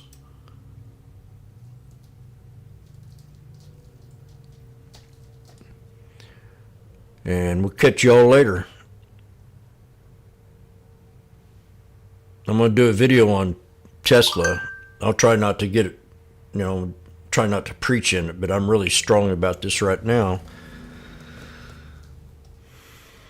Because I feel like the chains have been unleashed myself, and if I was stronger and younger, I would probably still keep my business or open up a new one. But then I'd have to worry, you know, is he going to get, who's going to take the helm in 4 years, you know? So every 4 years, like with me, it just wasn't easy. I remember when I had my art gallery, they elected Bill Clinton, I got audited twice, and I haven't been audited since, knock on wood. But I pay a lot more in taxes than I ever have either, too, so.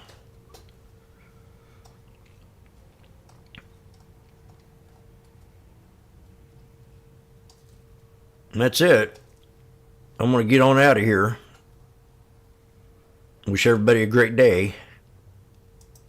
Really appreciate this room. It's a